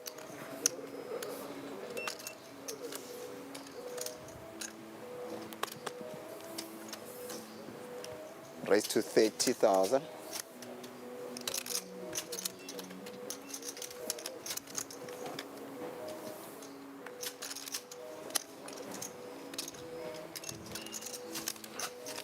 So raised here by Biat while they're sorting that out. There was a ruling made by the TD.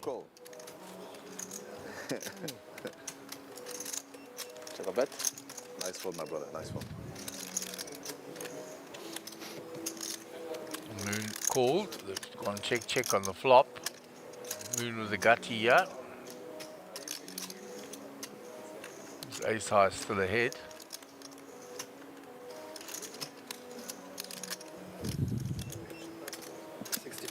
$65.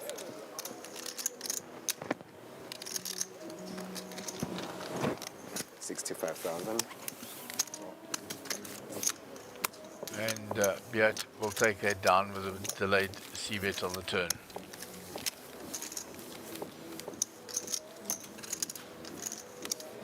And if the diamonds come, you double me up. Sorry? If the diamonds come on the river, you double me up.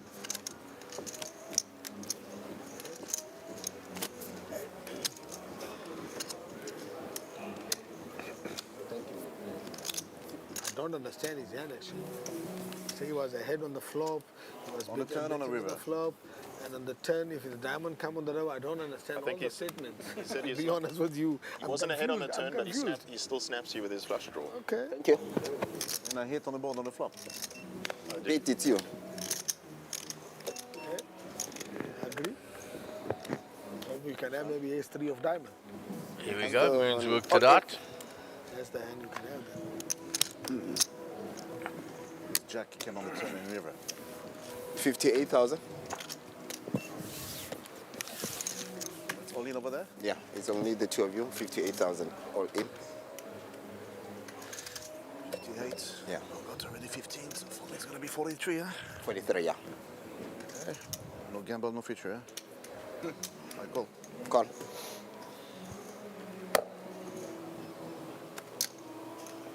Cheers.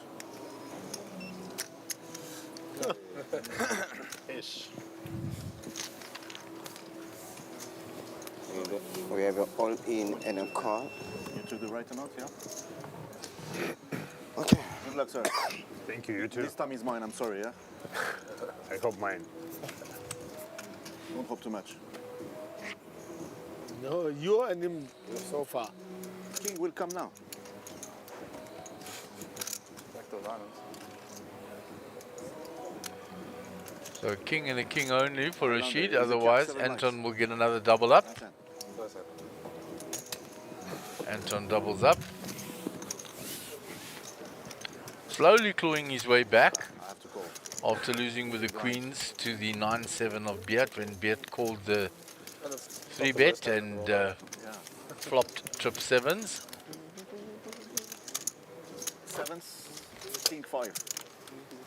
He had 26,000 or 28,000. I double up this guy for twice now. King 5, 5 on the flop, 5 on the turn. You know the hands. He was smooth, is it? No, I was just No, I'll call on a big blind. He was Calling the big he was big. It was a. I mean, it's an interesting decision because I know of a set of rules from the TDA.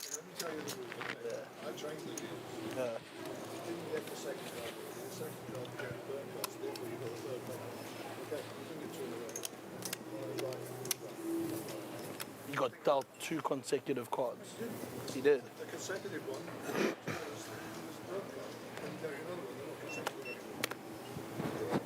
I mean, that's a technicality.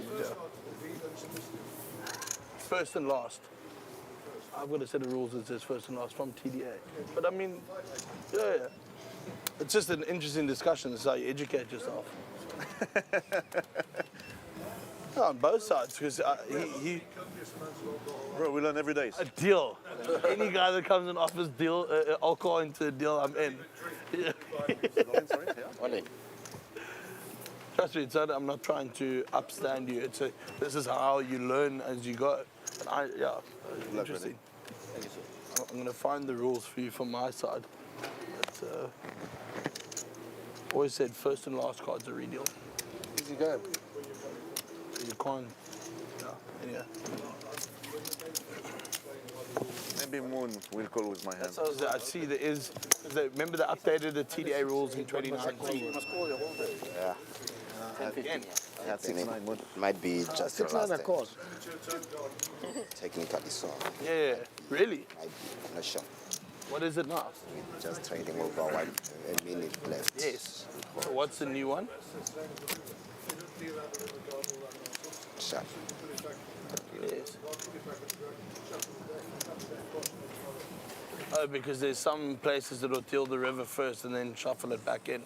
Yeah, we've never done that. That's interesting. Sorry, Nick, I'm just following you. No, that's fine. That's fine. You have to.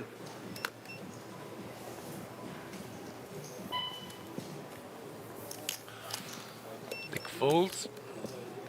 So the ace king of Mooney, yeah. He came and went. Nick having a discussion It's with weird. Gary about the rules. Gary, of it's weird. course, He's is licensed TDA. 47,000. In the mindset to 47,000. play poker today. 47. And apparently this oak plays on the EPT and all of that, like he's a proper poker player. So what, he's probably, apparently he had a heavy night. Good luck to him. Tanked on the break. No. Fold. I swear I'll be the mud in there if I go out before him. Okay. So the problem is that So if you raise, as the dealer is organizing, if he didn't start I go shuffling, all in and Yeah. you know, We're I have gonna break. 6-9. Snap call. now too late. Even if I have 6-9. So, I tried. So 6-9 only works for you. No one else. Are we moving or we staying here? We're leaving. So every this 2 is hours they the change the final. If, last hand was played, and we are on a 15-minute break. And when you rejoin us, we'll swap out the feature table.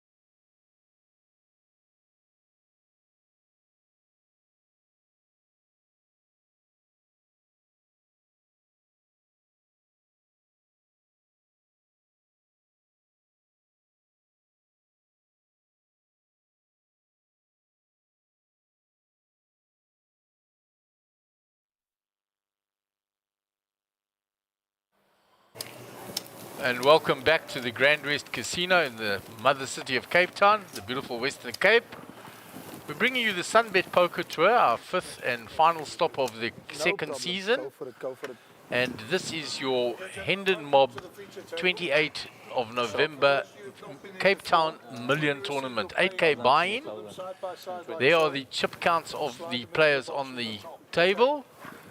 You can see from Clayton Tallyman to the top with 969K and 64 bigs, down to Lyle Julian and Bank Solomons and Jared Jordino, a very short 8 bigs, 7 bigs, 7 bigs.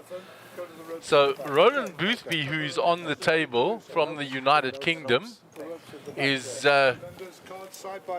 from the Hendon Mob. He is the person that has come and has been speaking to Mark over the last 4 years already and building this partnership to the point where the Hendon Mob finally got their first stop in Africa, and it's going to be in Cape Town. It's already arranged for next year. They've come with a lot of branding and merchandising that they've been handing out to everybody, which has been very cool. And also, they have added to the first prize of this tournament a ticket and accommodation to any Hendon Mob championship anywhere in the world. So you can go to Malta, etc., etc., and that will be sponsored by the Hendon Mob. So blinds are 10,000, 20,000 with a big blind ante of 20. 20 to play. So the short stacks, Banks and Lyle and Jared are going to be really looking for spots very quickly and sharply. There's Jano Kazama from the Netherlands. So Rory Volmer from the Russia looks like, with the flag, if I'm looking at that flag correctly. Okay, raise. Up to 50. He raises to 50. 50 total. Two more. Clayton, chip leader at the table. In the small blind, King Jack off. It looks that there's a 10 big stack that is opened.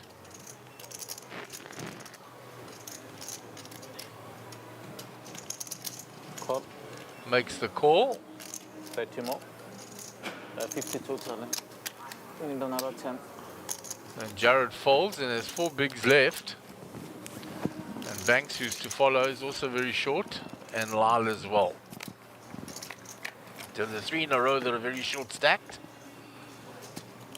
So no help for Clayton here. The ace king of diamonds was well in front, and now the 2 diamonds on the flop, he's going nowhere. So Clayton going to lead into this, representing the blind range. He's going to quickly find out what a big hand Rory has. 37.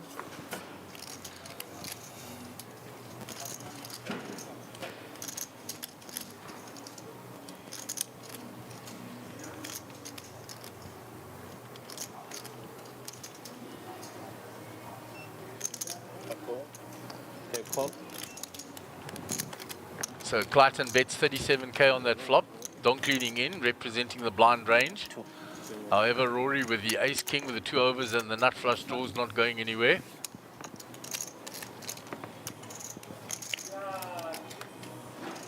So bet. 2 brings the straight draw as well for Rory. Let's see if Clayton's going to continue here. Check. He checks So now. Action on Rory.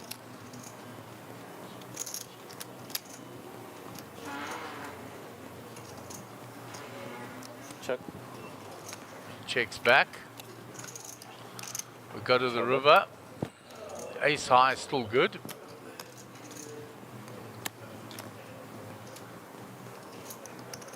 So if Clayton can find another bet here, he might get this through. 150. And he does. He puts in a sizable bet using that big stack of his, 150,000. And he's now asking the question of Rory. Rory has ace high here. And he's being asked the question for almost all his chips. 150 is the bet. He has 181 behind.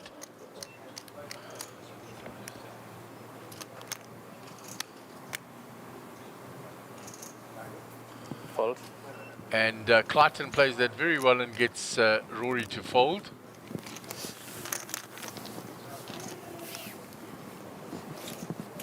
So Roland Boothby center a picture there from the Hendon mob. Okay, so welcome back after that break. Thanks, Mark, for commentating that first hand in. And I have the great pleasure of introducing Anthony Charter from the Hendon mob. Boys, pleasure to be here. And I think I know your position, but I'll let you explain where you fit into the organisation. Pretty much a jack of all trades. My main title is PR and Communications Manager. Okay.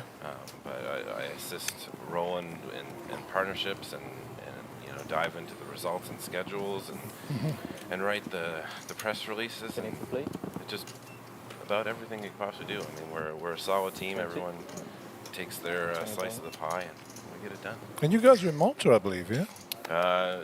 The headquarters itself in Malta, but actually none of us. We all work remote from our own homes. Oh, okay. And you're Canadian. Yeah. I'm in Canada. We got 2 in the United States. We have 2 outside of London and one in the Netherlands. So they say around here it's a bit of a long drive for you to come to work, huh? Yeah. It was a couple good-sized flights to get here. Yeah. Worth it, though. And I suppose the obvious question is how you enjoying South Africa, and is it your first time here? Yeah, it's my first time in the Southern Hemisphere, period. Really? Yeah. Oh, wow.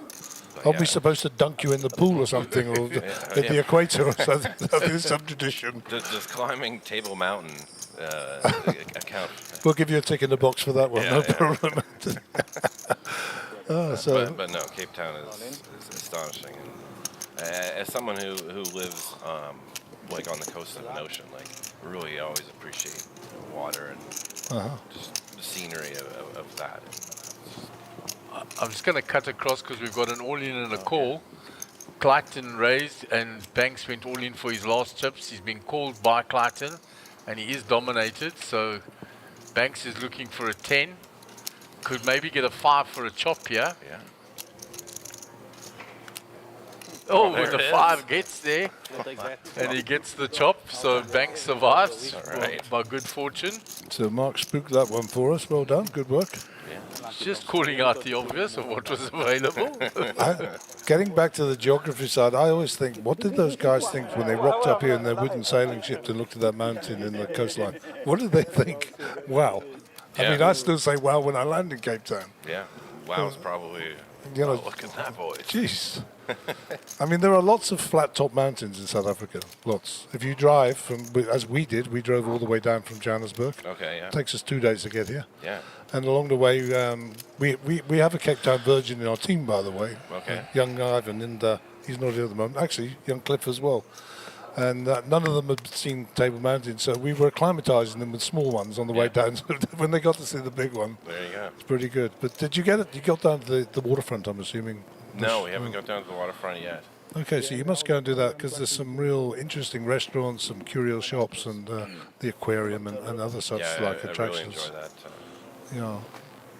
So tell us a bit about your poker career, Anthony. Is there a poker career? I mean, I've seen you playing, so obviously you're a player. Yeah, I used to play quite a bit. I mean, I started very, very, very young, like watching, Mike Sexton on the Game Show Network when I was like 12 years old and started playing online. Sure. Yeah, first time in Vegas, binked a nice big tourney and just kind of got hooked. I mean, I was Sounds a familiar story. I was already hooked, but that just kind of, Yeah, I've done the Vegas. I just haven't binked the big tournament to hook me yet. And I suppose just naturally following on, we did see the interview with yourself and with Roland, with Mark and Caitlin. Yeah. But maybe just some snapshots for people who are listening today who may not have heard about the partnership and the way forward and what that looks like. I mean, I would say the future's bright. I mean, this has been great. It's been nice to, it's been such a long partnership anyway. For this to be like the fruition of it. I mean, this series itself is great. Obviously, our event was a huge success. We smashed the guarantee easily halfway through day 1B, comfortably into day 1C. I mean, we'll be back next year for sure. maybe there will be more. Bigger and better for sure. Yeah. Once the word gets out. Yeah, yeah, definitely. Yeah. I mean, you know, we weren't able to get word out as soon as everyone would have liked this year, but I mean, next year we can start spreading the word immediately. Well, it's about putting us on the map as well. I mean, we're grateful that you guys are in, and then, of course, this is now streaming, of course, into North America through your platforms over there and onward and upward. And we're grateful for that exposure. But, of course, also you're bringing with you people who follow you. You know, so, for example, we've got a couple of American pros, we've got a Canadian pro here, and notwithstanding the fact Melanie Wisner's here as well, representing the lady community. And for us, that's fantastic. And if you look back in the past, we've had quite a lot of top internationals here. And we're generally getting a few more and a few more. So this can only help us in terms of putting us on the map, you know? We've already had people say that they will be here next year for sure, that weren't able to make 60,000. Yeah, and from a poker point of view, you know, a lot of these guys play with the same people day in, day out. And with any sport, it's you're always going to find that you become an average of the people you play with. So it's nice to get people coming in because the brand doesn't travel, as I'm sure you realise. No, true. Well, here we go. Here we go. Kings for Banks. Same two players again. Clayton opening and Banks going all in. And Clayton's going to be obligated to call for the difference. So the same two players doing battle again. You'll ask for the official count. We still have Keegan Naidu in the big blind. I don't know what he's contemplating with 8-4. That's what they're... I mean, Clayton's got to isolate, I'm sure, here. Yeah, there's just the two of them left in the hand. Yeah. And he has to call off the difference. Yeah, there's not much. He's sitting on $1 million behind, so... Yeah, and it ran out of chop the last time, and Clayton was in front. This time, Banks is well in front.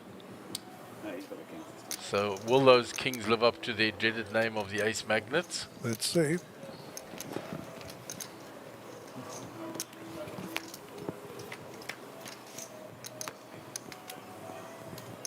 Safe flop for Banks so far. He's got spades covered as well. Yeah.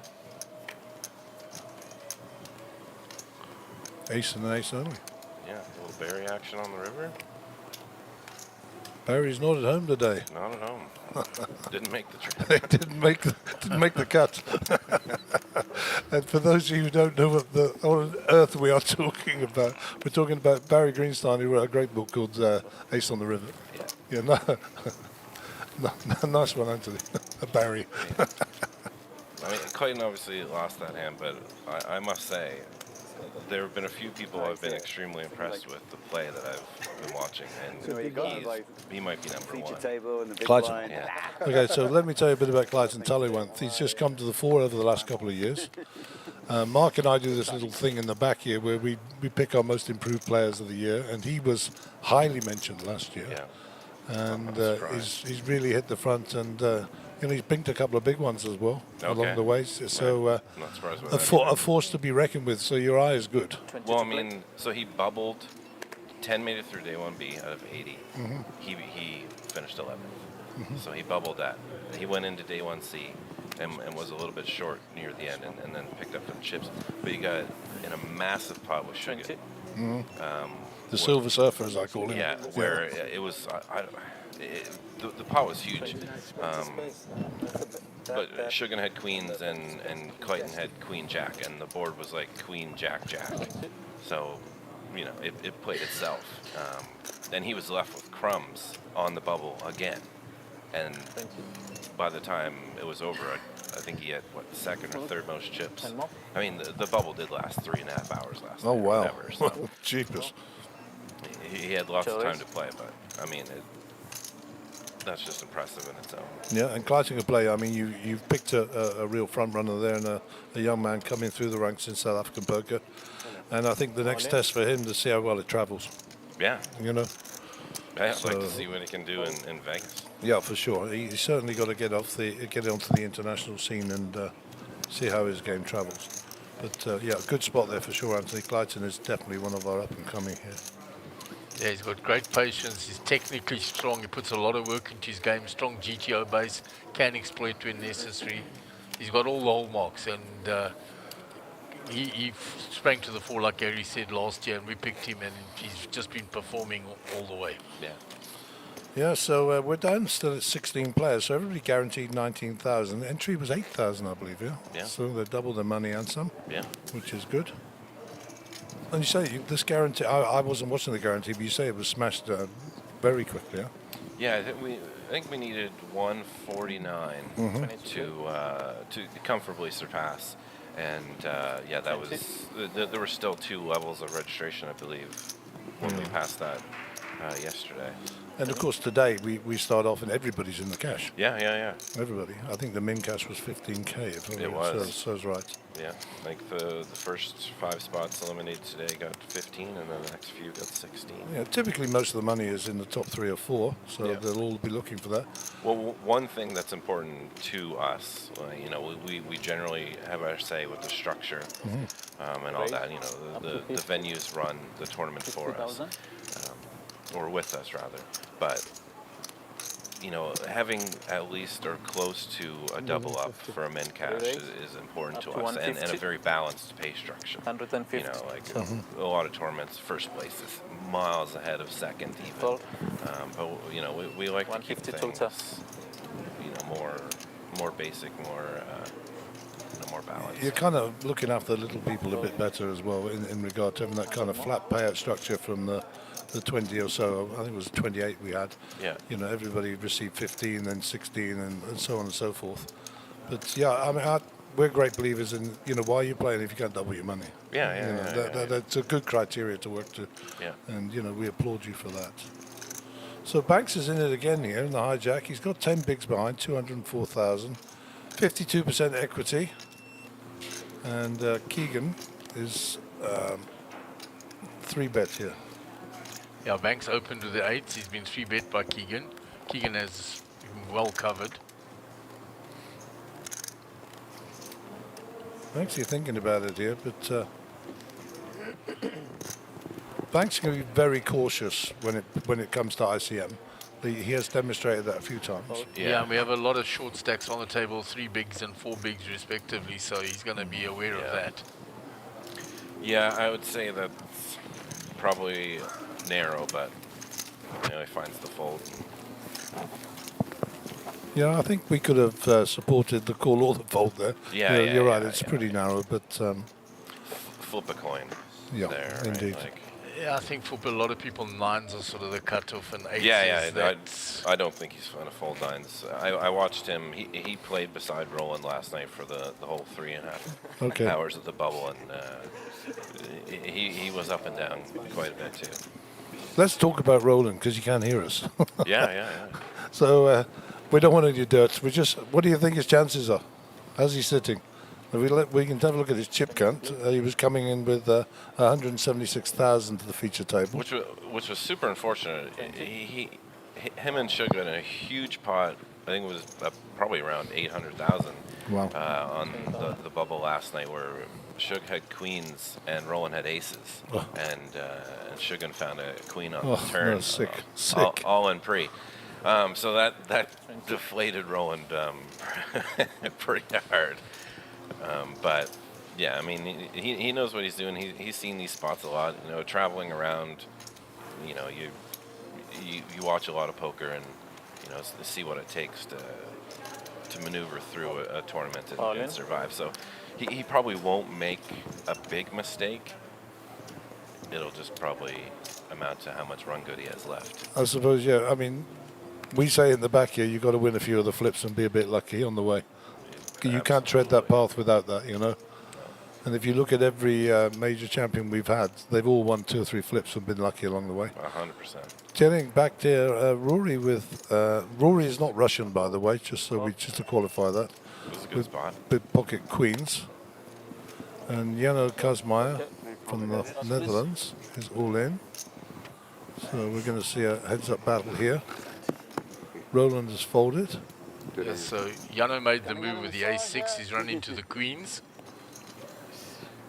So he's a 30% dog, so let's see. You've got the wrong people up there. Yeah, there we go. Roland's away. Yeah, so he's a 16% dog. No help. Ace in and ace only. He Now he finds can a pick up a 6. 6 as well. Any 6, any 8. 5 outs once. Oh. And Barry is in town apparently. Barry is in town. He has made that was his a quick journey. appearance. He's got a few chips. It's been real, guys. Can push it in. You're still going to give me that? Unlucky. So very unlucky for the Queens there. See if I'm in a good mood. And Rory is eliminated. Cheers, guys. Cheers, man. Right now. Lucky. So Rory, I think, payout now 19,000, so we're down to 15. 15th place will also receive 19, and then be a small pay jump up to 21. Oh, okay. Thanks. Rory was flying along nicely earlier as well. Yeah, that's just an unavoidable spot, and part of the game. It happens. Yeah. It happens. So, we're all supporting Roland, of course, yeah? Yeah. What's he going to do? How embarrassed is he going to be if he wins his own tournament? This is the question. Not at all, I suppose.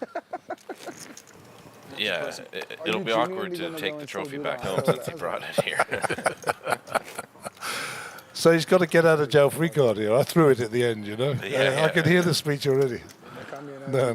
We won Roland. He's going to be our horse. He's our man today. So Anthony, tell us a little bit about this on your branding. It says flag hunting, and that is that a whole thing to try and get to all the stops by players of the Hendon Mob Championships? No, it's not really relevant to the Hendon Mob Championship itself, but just more embracing. There are a lot of players who enjoy just traveling around collecting the country's flag. So if you get a cash in a country on your Hendon Mob profile, you will collect that flag for the country, and you know there's a leaderboard that is competitive amongst. There was a couple people here, Yuri and Andrew, who both made day 2. Very important for them. So last night, it was a stressful bubble for them. Both of them came here specifically to make sure they got the South African flag. Oh, really? Wow. The money wasn't irrelevant. Like even just whatever. Andrew actually hasn't even showed up today. I don't believe yet. They only finished about so 5 hours. Yuri Ishida, the Japanese lady, Ishida, yeah. and Andrew Latham. Latham, yeah. Latham, yeah. Andrew's like 4th on the list. Oh, really? Globally, with 30, 35, 36 plus. Oh, I guess we just lose Jared. Yeah, Jared Jardine. He was short coming in. He had that big pot against Clydeson prior to moving tables. So he'll take the other min cash, currently sitting at 19. I think that's 2 in a row at 19. I think he cashed the other one for 19 as well. And the rich get richer. There's another player that recently has made inroads with his poker, young Jared Jardine. Likeable young man as well. How many people are that? Super kid, super. Actually, he has his own recruitment business. For poker? No, for IT, yeah. Him and his wife run the business together, got some couple of kids, and doing very well in life. He's a top guy. I mean, we finished at like 6 a.m. last night, so I think he just decided sleeping was more interesting than. He's warming up with the excuses already, your buddy. No, I think he's talking about Andrew. He's talking about Andrew, and somebody online, Simon Cox, says Andy was many beers deep at 1 o'clock in 1C this morning. He and I went to the same. Well, we studied in the same city, both in Edinburgh, but in different universities. Oh, nice. So I was at Harriet Watts, and he was there in Edinburgh University. Actually, it was quite unfortunate for a lot of them because at some point, the last call, was announced, and the drinks stopped flowing. And then play went on for a long time after. So Andrew was a little bit beside himself that the bar was closed. Good Scotsman, doesn't want to let himself down. Yeah, there, exactly. Yeah, I mean, he said I started drinking at 1 p.m. and here we go. Oh no. No. He Fold. folded and said good luck as if he knew if he had some sort of premonition. Fold. All in. Roland is going to get looked No. at. He caught, he said. Oh, yeah, for sure. Yeah, Clayton will look him up.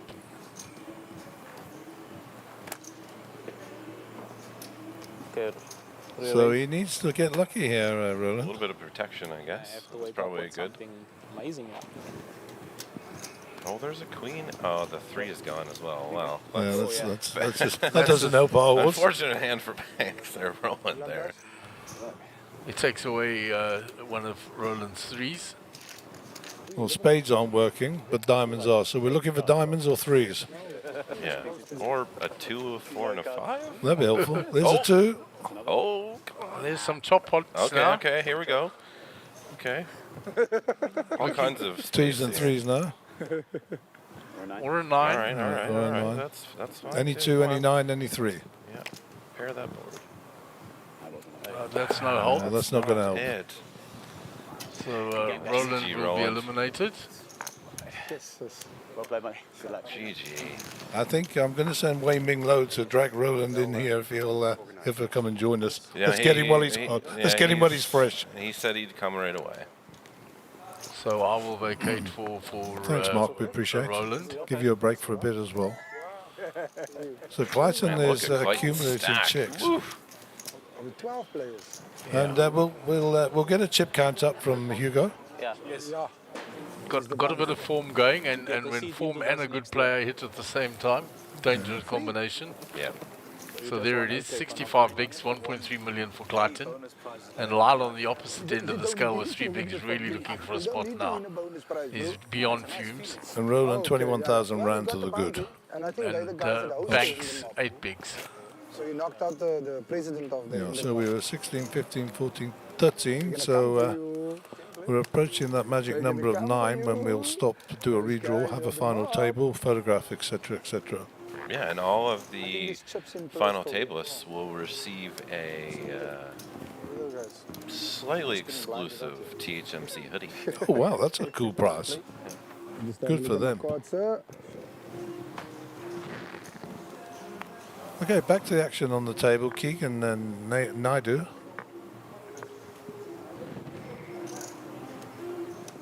And he's going to fold that out. 20. Jano Keismeyer. A real Dutchman, not a pretend one. Fold.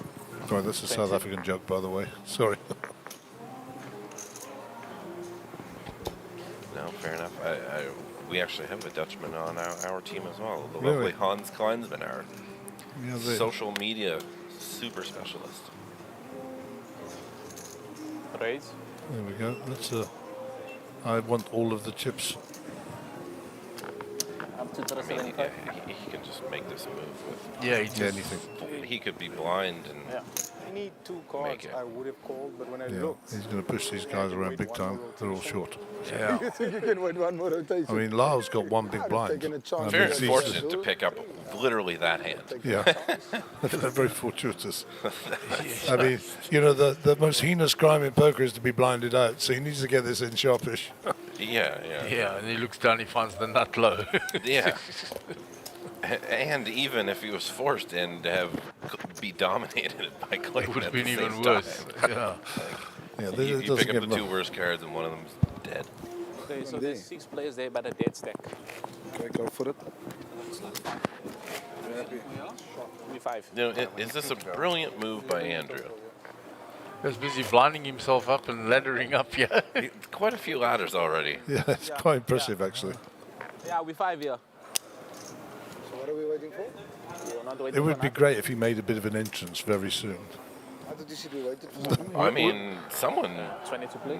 needs to make a phone call and be like, "Hey, Andrew, you made the A final lot table." of players have phoned him already, and he hasn't responded well to them. Fair enough. Maybe he's having a little a comatose moment.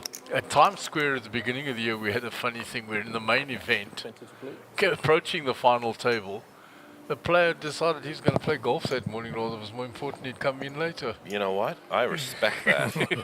as a person obsessed with golf. Yeah, and he ended up cashing. Good. Came in, said, I finished my round of golf, it's time to play. And I knew I had enough that I wouldn't be blinded out. I'd like to meet this man. He's not down here, unfortunately. Oh, that's too bad. But, yeah, it was very amusing There for we go. Lyle's all in. Sorry, guys. No. King 4 in the small. And Clayton picks up another solid hand, so. Julian Lyle will be very happy that he's at least got 2 live cards. Yeah. Not dominated. Well, my reckoning, he's if he can win this and survive, he can maybe jump up another spot, $4,000. No help. Still 6 outs 2 times. Yeah, kings and 4s. Oh, he finds the king. Hello. Barry? Don't do it. Don't do it. The super high roller last night, they were heads up. One guy's got pocket 4s, the other guy's got pocket queens. I said, wouldn't a queen 4 flop be great? Bang. Oh, wow. Super cool. And then he turns quads on the queens. Quad queens. The other guy makes the boat, he makes quads, money goes in. Actually, we were home in bed before 1. On the bubble last night, Clayton made, I don't know if he had like ace 4 or something, but he got it in against queens and turned quads. Oh, wow. Yeah.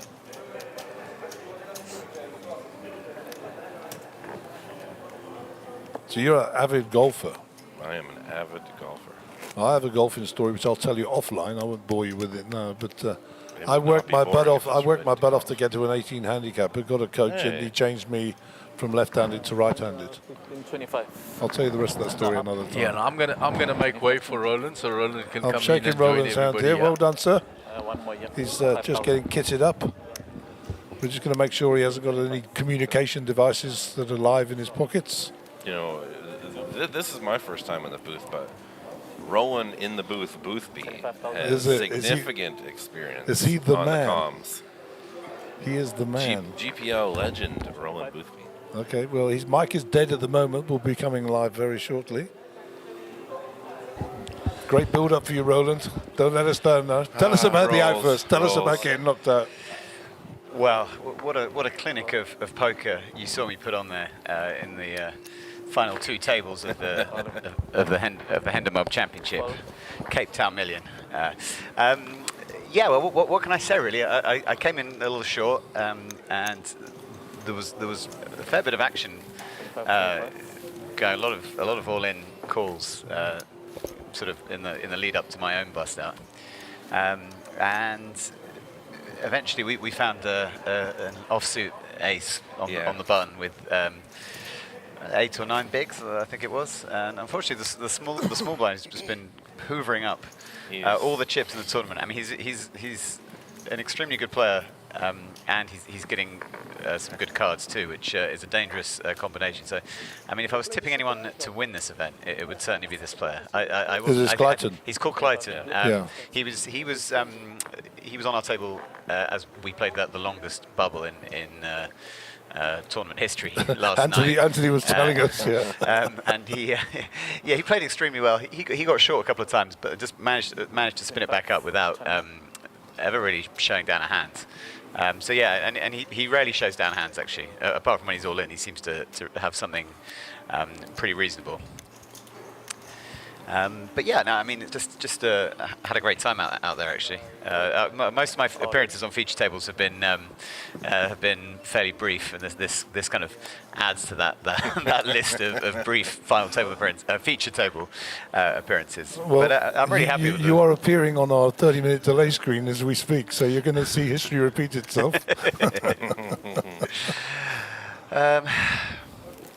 Yeah, no, I've actually run pretty well in the tournament. I can't have too many complaints apart from a monstrous hand on the aforementioned bubble last night, in which I had aces against queens and a queen hit the turns. I would have been coming in today as the chip leader if that particular spot had gone my way, but it didn't, and we had to kind of scrape. Sounds like a bit of a fishing story to me, this one. I mean, fortunately for him, I already confirmed the story earlier. Okay. So. Okay. We have witnesses. I won't tell. I won't, and it'll be the last bad beat story I tell in this in this booth. I didn't come in here to tell you guys bad beat. I came inside to have some fun with you guys.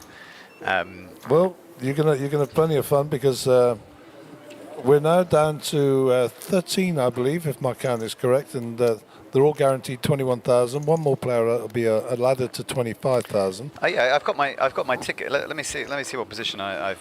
I think I finished in 12th according to this. Oh, okay, so 25,000. So we're a couple of players behind. So just for the folks at home, when we get to 9, we will hit the pause button. We'll do a complete redraw, the photographs for the final table, etc., etc. But until then, we'll continue to just balance the tables until we end up with 4 on one and 5 on the other. Yeah, we see Clayton here applying a lot of pressure. He's extremely aggressive and will continue to be aggressive unless something happens with his chip stack. So and Banks to his left will have a very close eye on his ICM and laddering up as well. Yeah. Yeah, he seems like again. I don't know him personally, but he seems like a pretty solid player. He does seem like one of the better players in the field. He's been up and down, but he has been on the short stack most of today. But he seems to play his spots reasonably well. I imagine he's a competent player. He is a backed player as well. Okay. So somebody has recognised that talent and works hard on his game. He seems like he's taking it seriously. Yeah. You know, you can see the ear pods are in, and he's grinding hard. Which I actually, my experience so far is that a lot of players come out to these events just to have a lot of fun and extremely talkative and jovial at the table. Probably one of the friendliest places I've ever played poker in. Really enjoyed. I mean, just the sort of variety and array of conversations that have occurred at the various tables that we've played at have been significant. So yeah, just incredibly fun. We got a bit of action here. Unfortunately for him, yeah, he's gone. Banks has 6 big blinds. Money goes in. Money goes in. Come on. Yeah. This is going to be a call here, and yeah. The blind on blind, both of them short. Unfortunate, really, for Banks. I mean, Banks keeps finding just. Well, this really is where Anthony calls a 7. By the way, we've been down this road already this morning. Sevens are always coming. Yes. Sevens are always coming. Yeah, there it is. Oh no, I'm looking at the wrong. I'm looking at the wrong monitor. That's 30 minutes ago. You're looking at that screen or this screen.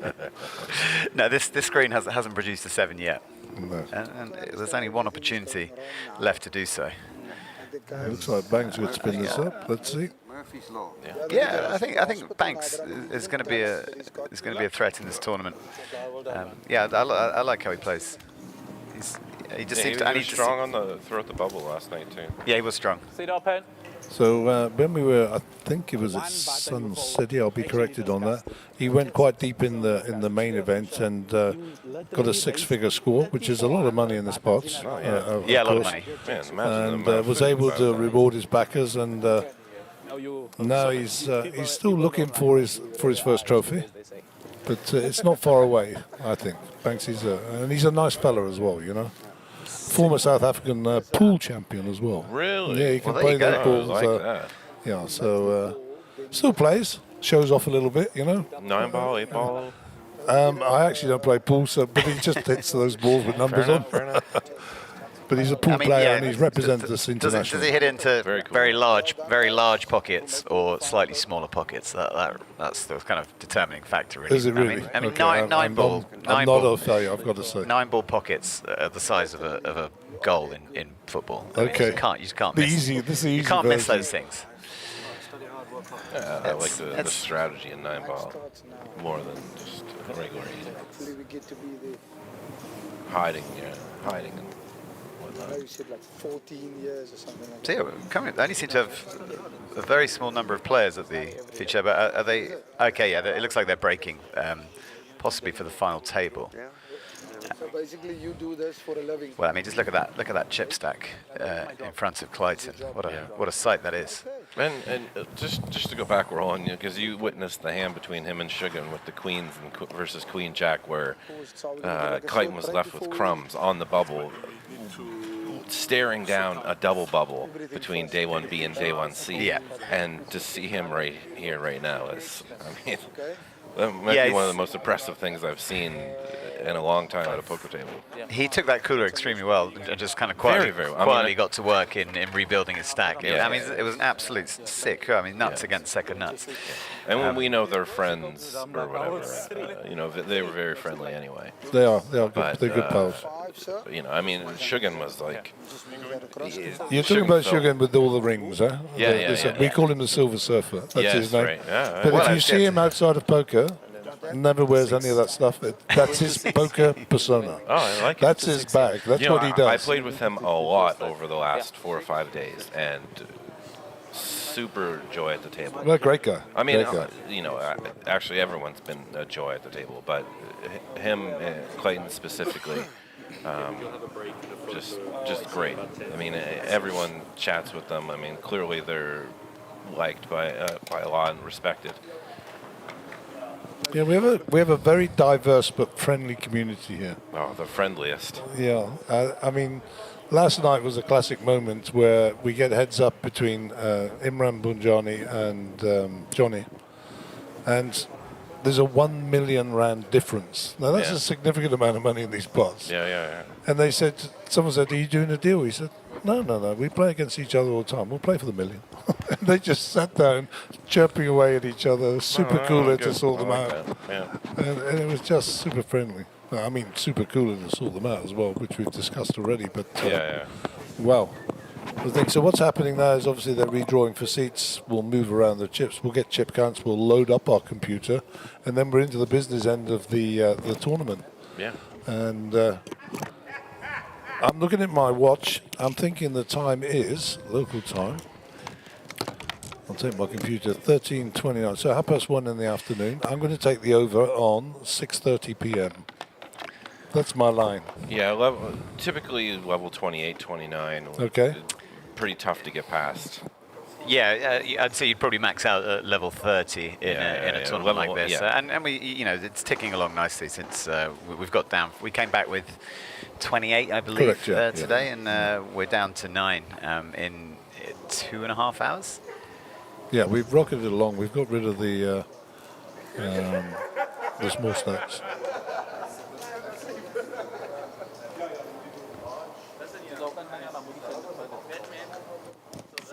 Who's in C2? Titan. No blues there. There's a little stack of A little stack of blues. Still, yeah. So that's 8. That's the classic. C3. Philip, don't go. Give me names first. I need names and chip counts. Yeah. Okay, let's do No, I'll do the chip counts and okay, but I need names first. Philip knows where they are. I don't know who's here. C3. Who's full? Yeah, so the poker bombs are in town, eh? I didn't know you guys down here in this part of the world called us Poms. We're used to getting called Poms by the Aussies, you know, for my entire life. But I didn't know you guys said it as well. We take it pretty in a pretty friendly way. Yeah, I mean, it's not meant as a derogatory term here. I mean, they've got plenty of derogatory terms in the South African languages, trust me. But yeah, I quite often do commentary with Max Davison, you may or may not have heard of. He's a British pro who's now living down here. I've seen his name crop up various occasions in and Joe Steggers, who runs out of Tanzania, or Tanzania as you and I would call it.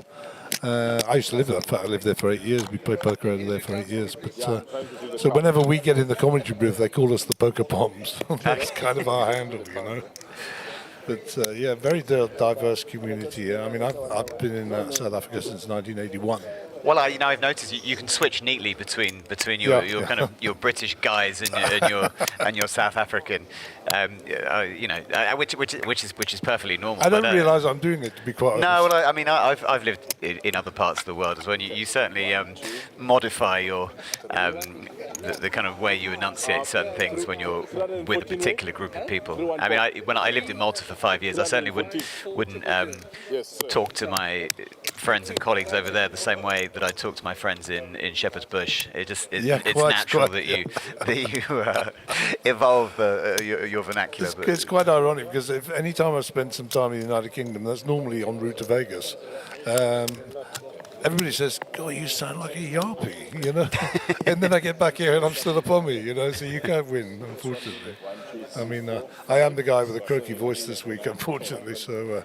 Well, you've been putting in a shift, and there's still. I mean, you're not even into the main event. No. We've still got some hard yards to go. Some seriously hard yards. Yeah, and some late nights to go along with the kind of short sleep nights, as well as a lot of talking. And then a day D-rig, and then 2 days travel back to Johannesburg. We can't do it in a day with our vehicles. You guys are putting in a shift. Yeah, we do put in a shift. But 6 stops next year. We're going to do Times Square twice, which is nice. Times Square is a fantastic casino in Pretoria. But I've had the pleasure of visiting Times Square. I mean, my only visit to South Africa previously was when I first started sort of talking with Mark and Caitlin about getting a partnership going with Hendon Mob and Monster Jam as it was at the time, and they were kind enough to invite me down to Pretoria Times Square, which was a fabulous casino. But this was in 2018.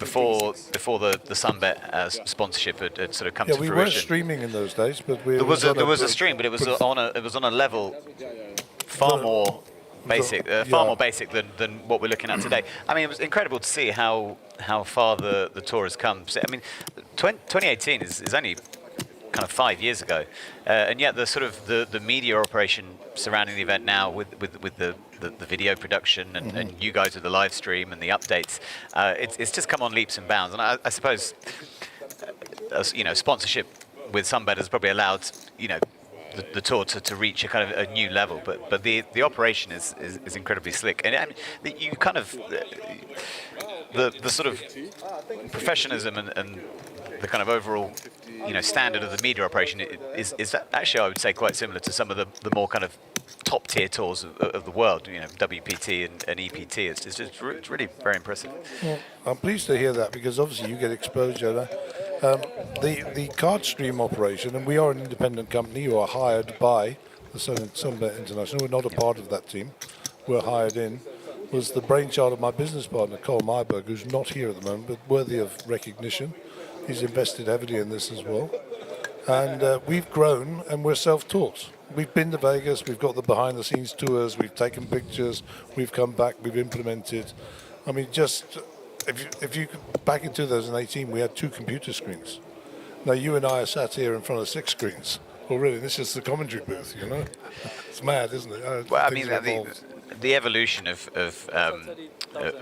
live streamed poker has kind of played out in front of everyone's eyes from the days of the whole card cam where that's where we started. Well, I know, but I mean, it's comical to think now that just to do what we're doing now, you'd need a minimum of 9 cameras and a guy on a screen trying to manually capture whatever. That was pretty crazy. What 9 different poker players are showing to their tiny little camera under the felt. So I mean, it's been fun to kind of watch it evolve over the years, and now I mean, just the array of content that's available as a result of these kind of technological advances is incredible for fans of the game, because you're just there's always an option, and for something like this, I'm 10,000 miles away from home, but I can say to friends and family, look, I'm on a televised feature table. Come and have a look. I mean, it lasted 6 hands, but I'm probably bust by the time they've even found the stream. But no, it's incredible.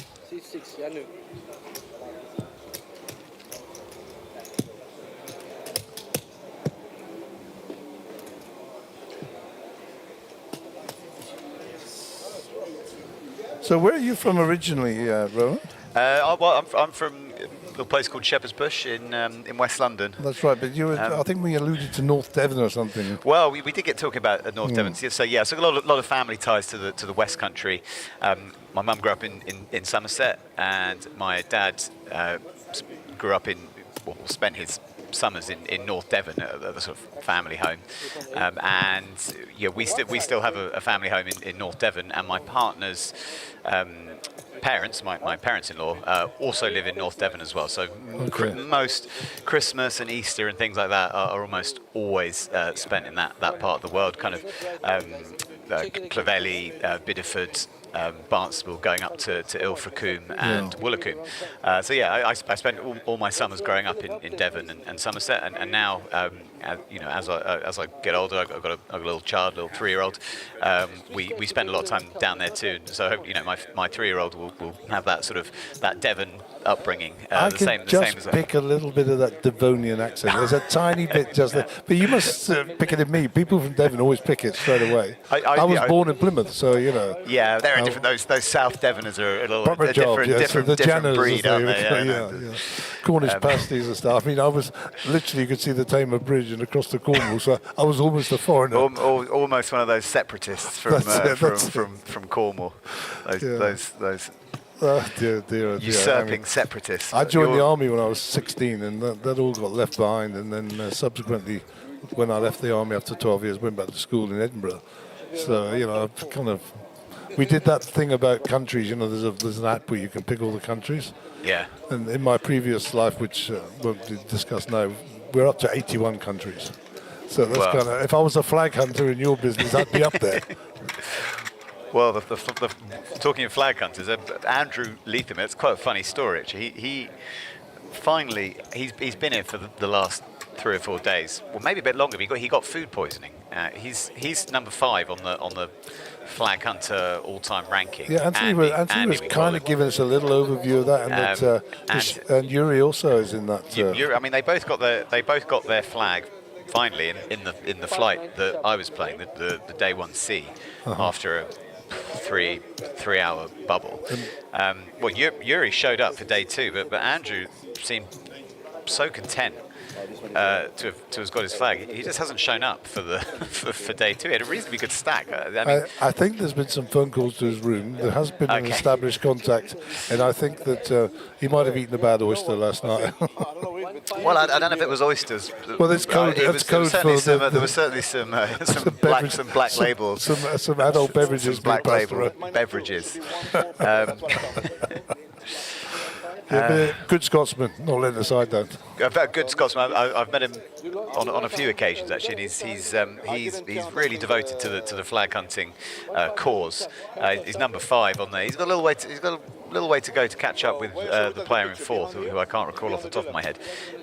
But he's out there and he plays a bizarre range of tournament buy-ins as well. You'll see him pop up in an €80 tournament in Portugal or Greece, and you also see him pop up in a 25k Triton high roller, one of which he won, beating Nacho Barbero heads up. So a sort of one of the kind of more amusing or enjoyable Hendon mob profiles to have a look at if you want to see someone who really loves the game and plays it all. I've actually had a look. I mean, I did my homework. Well, it's worth looking at. In this job, you have to do your homework. I even looked you up, by the way. Oh well, there you go. I mean, I'm about to get 2 new flags, which you wouldn't have seen because the results aren't in yet. But I'm quite very happy to have come down and played 2 tournaments and cashed both, whilst also having a pretty good time with a bounty on my head. It's not typical for me to go deep in tournaments. I suppose a new flag will be Cyprus, of course, recently on the scene. I haven't been to Cyprus yet. But that's a flag that people will be looking at, that Merit Casino in the Triton Series. There's another casino in Cyprus opening soon called, it's open, but they've got a poker room called City of Dreams. Cyprus has similar characteristics to Malta in the sense that it's quite a attractive destination to put on tournaments. People will travel there as a kind of holiday meets poker kind of experience. So I've been involved with Maltese poker for a long time, since 2014, and Cyprus certainly has the hallmarks of what's going on in Malta. I haven't been to Cyprus yet. I would really like to. I was posted there in the army during well, it's still a divided island. The United Nations still patrol the border. Yes, well, yeah, you've got the Greeks in the border. south, Some strange things can happen on that border, especially to poker players. So yeah, I mean, most people who are travelling to the Merit casino will fly to Istanbul and then fly to the north of Cyprus. That's the easy route. If you decide to go from the south, well, then you're going to have to fill in some paperwork to get to the north. Yeah, crossing the border can have its pitfalls, as some poker players have discovered. Yeah, the British passport holders don't seem to have too many problems. Depends what you're trying to cross with, should we say? Yeah, quite. Oh, I get where you're going. God, those white Hendon Mob Championship hoodies look rather nice there. Yeah, you guys did a great job. I mean, you're going to go back a little bit lighter. We came down with the absolute maximum number of bags that a human being could carry, and we'd like to come with more, but and give everyone something. But it's important to reward the staff who work really hard at these events, and our hosts, of course, and also the players who've reached the final table. So what we're left with, we'll give away. We can't always keep everyone happy. Well, you can't make everybody happy. But we try our best. Well, I can tell you now, if you don't know already, you're going home heavier with 3 card stream shirts for your team. So we've donated 3 of our card stream shirts to you in recognition of your visit. We're going to be a lot lighter based on the number of we get 3 shirts and a great t-shirts. hold. So hopefully you'll take those and remember us fondly down here. I'm looking on the delayed feed now at my own bust-out hand, which is never fun. No. It was getting it in bad and not improving is slightly more palatable than getting it in good and getting sucked out. So a bit of a gracious walk away, shaking hands there with everybody. I went for mostly fist bumps, a couple of one handshake at the end with I believe it was my Dutch friend. I never caught his name actually. Very nice chap from the Netherlands. Yeah. Nice gentleman. We call him the real Dutchman because all the Afrikaners are Dutchmen, but he's a real Dutchman. Well, he is a real Dutchman because does he live down here? Anyway, I don't know if he does or he doesn't. That's Yano, is it? Yeah. Okay, Yano, nice chap actually. Very genuine chap. He loves his poker as well. He's been several times on the feature table and likes to get involved. So what's happening on the feature table, because we're still running the pictures rather than running an advert, is they're chipping up the small chips, obviously, and tidying up, getting chip counts, making sure everybody gets an additional 5 time bank cards now, as they've made the final table. And they will have a time to come back. It'll normally be on the hour. And then we'll get into the business end of the Hendon Mob tournament. Well, yeah, we're going to start awarding the sort of serious money in a little while. Yeah.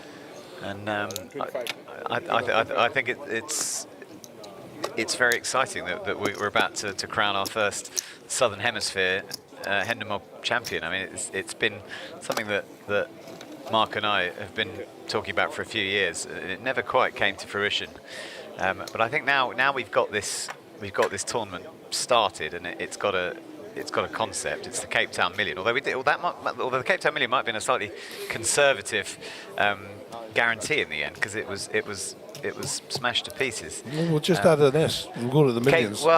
Yeah, I think millions is probably the way we're going to have to go. But I'm looking forward to really. Shining a light on South African poker in every way we can, and I think a lot of that is word of mouth. I think players who come down here and have the experience that we've had will certainly look to want to replicate that experience. I mean, it's just on so many levels, they're just a great place to come and play poker. Yeah, I know. Not least because the players are so friendly and they give so much action. It's just great fun. We had an Alpha 8. You remember the Alpha 8 series? I remember the Alpha 8s. Well, they came here, and one of our local players, Kanesh Pather, came second to Jungle Man Cates, and that was 100,000 US buy-in. It was some years ago now.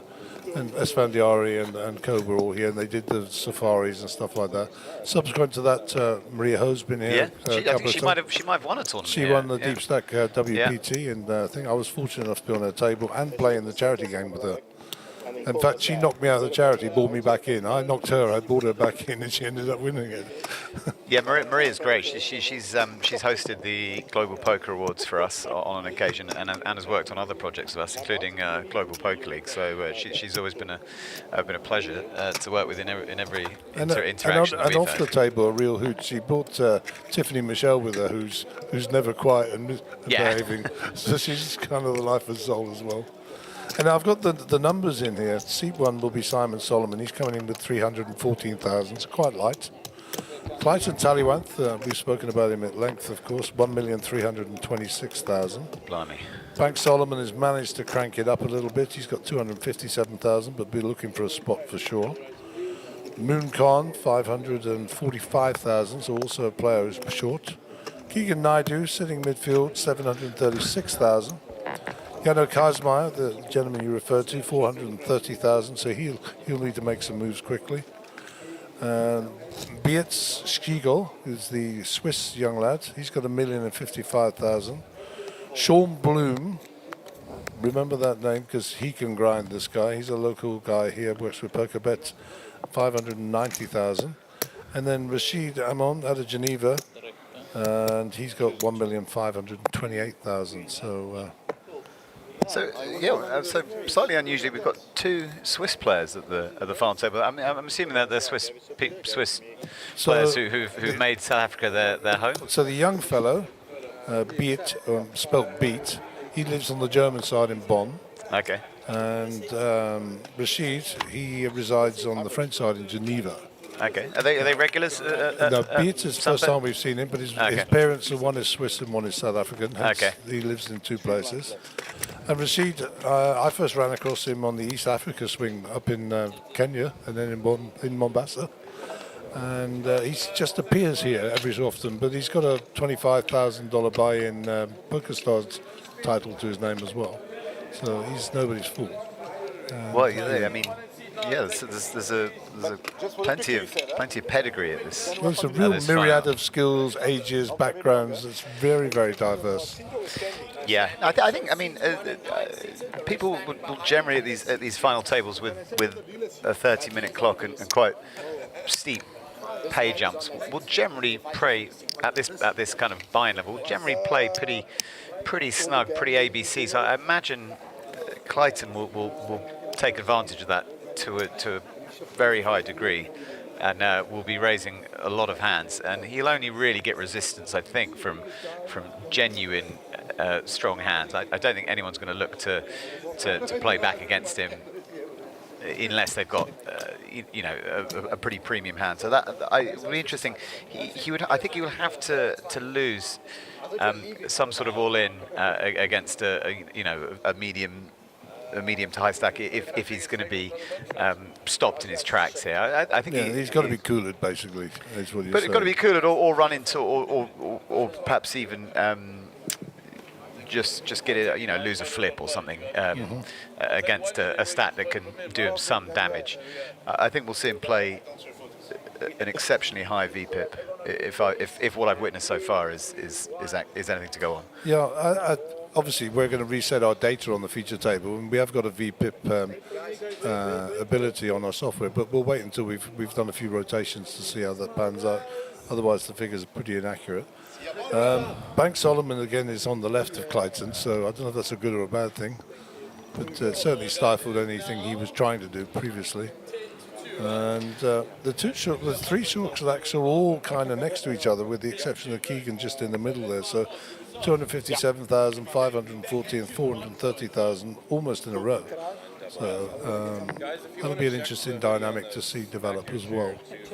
So what's happening out there is there'll be a photograph. We'll have done all the chip counts. People will be sending the links to their loved ones, etc. And once that's done, we can get that out on social media, of course. Tell me a little bit, if you wouldn't mind, Roland. Go ahead. We're sending this out on YouTube, obviously, which is the most popular of the social media platforms. Well, I'm hoping we're sending it out because it's just stopped on here. But seems to be Twitch. Okay. You guys are on the Twitch, and then that just gets pumped out in North America, or how does that work? Or does all the mechanics of that work? Well, so we actually use Twitch as our embed platform for the Hendon Mob website. But that's not to say we couldn't use YouTube. I just have a feeling that when the stream, or when you guys or Mark first started streaming, it was originally on Twitch. Now Twitch was born as a website where gamers would stream video games, and in around, I'd say about 2015 or 2016, there was a sort of group of poker players who started streaming poker. I mean, Jason Somerville, I think, was probably the pioneer of that. Yep.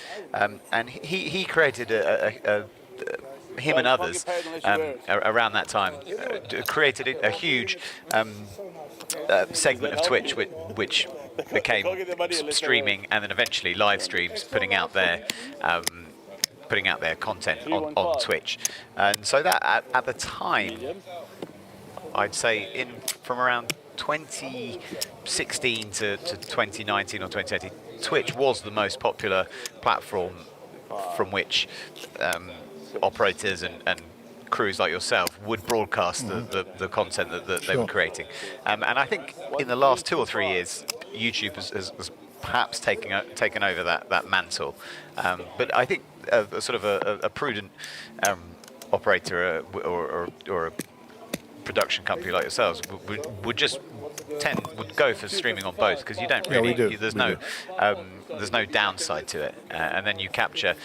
Some might say that Twitch speaks to a slightly younger audience through the sort of its kind of history as a gamers platform. We've recently picked up Kick as well for that precise reason. Well, I'm probably showing my age. I'm not even that familiar with Kick. Well, Kick is Twitch 10 years ago. Okay. But no, really aimed at gamers. But the old codgers like me are mostly watching on YouTube. But I'm sure that it's probably accurate to say that the Twitch platform speaks to a slightly younger demographic than myself. Yeah.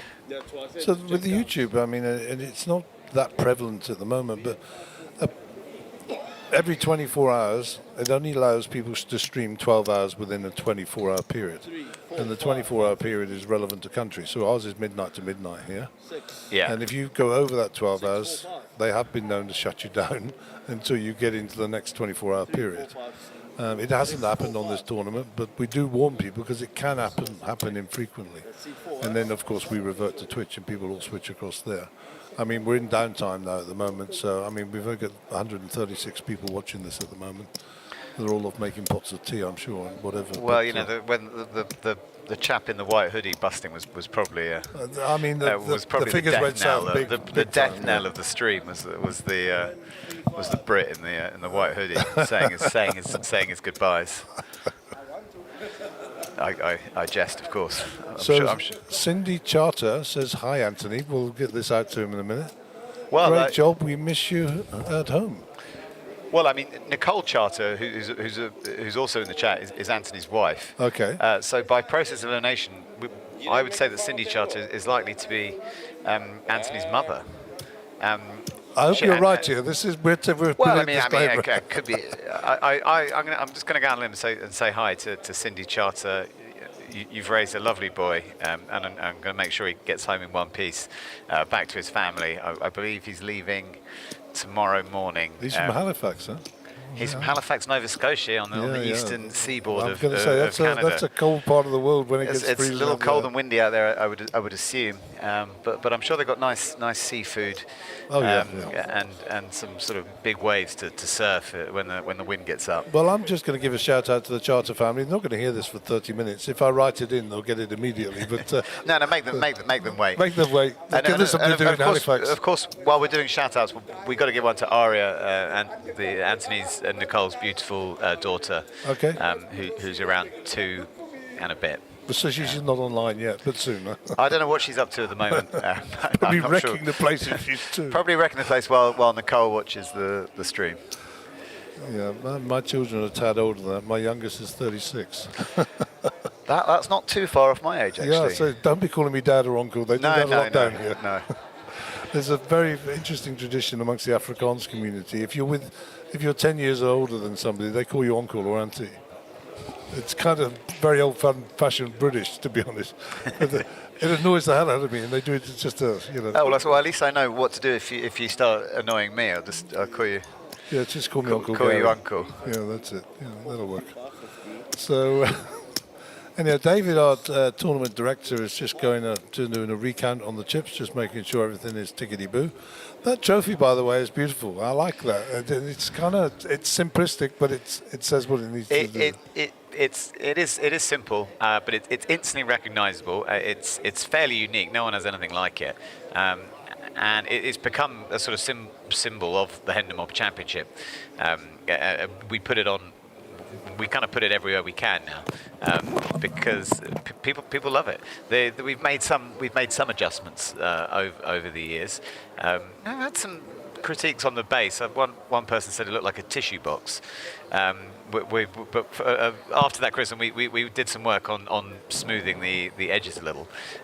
So it was a Norwegian. It was a slightly grumpy Norwegian gentleman. I'm not sure his view is the prevailing view around Europe, but yeah. Anthony Charter has re-entered the commentary booth. He has arrived. We've been shouting out his family. I'm just going to cut Roland off for a second. They're going to have a sidebar. So while they're doing that, the table's getting prepared. Philip Ardilo is just making sure everything's right to go. Yeah,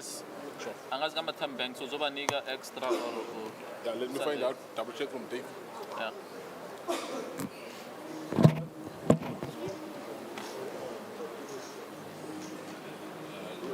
So the team are loading up all the information in the computer in the back here. And we should be ready to go very, very shortly. Upon Mikwi says Clayton is killing players like a beast. That was well noted by the Hendon Mob team, of course, who are still in there. And very interesting talk about the flag collecting on the Hendon Mob and how many flags you have in your caches, etc. Certainly something we weren't aware of, but I think in my own Hendon Mob, I've probably got maybe 2, 3, maybe 4, 3. I mean, States, UK, here.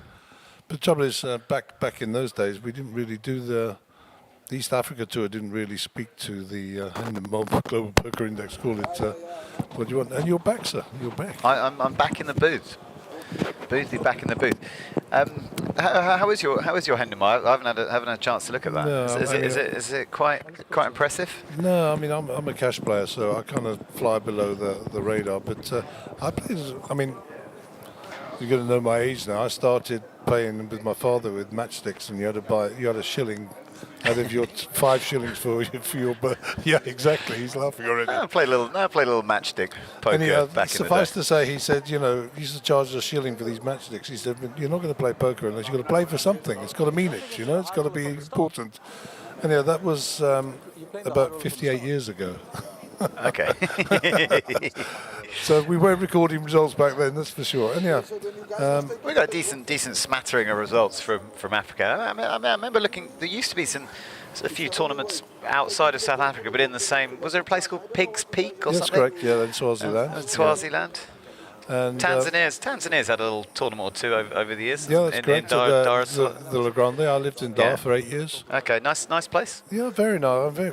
Third world country, of course, but the infrastructure's improved tremendously. The new airport's just opened, so that's pretty cool.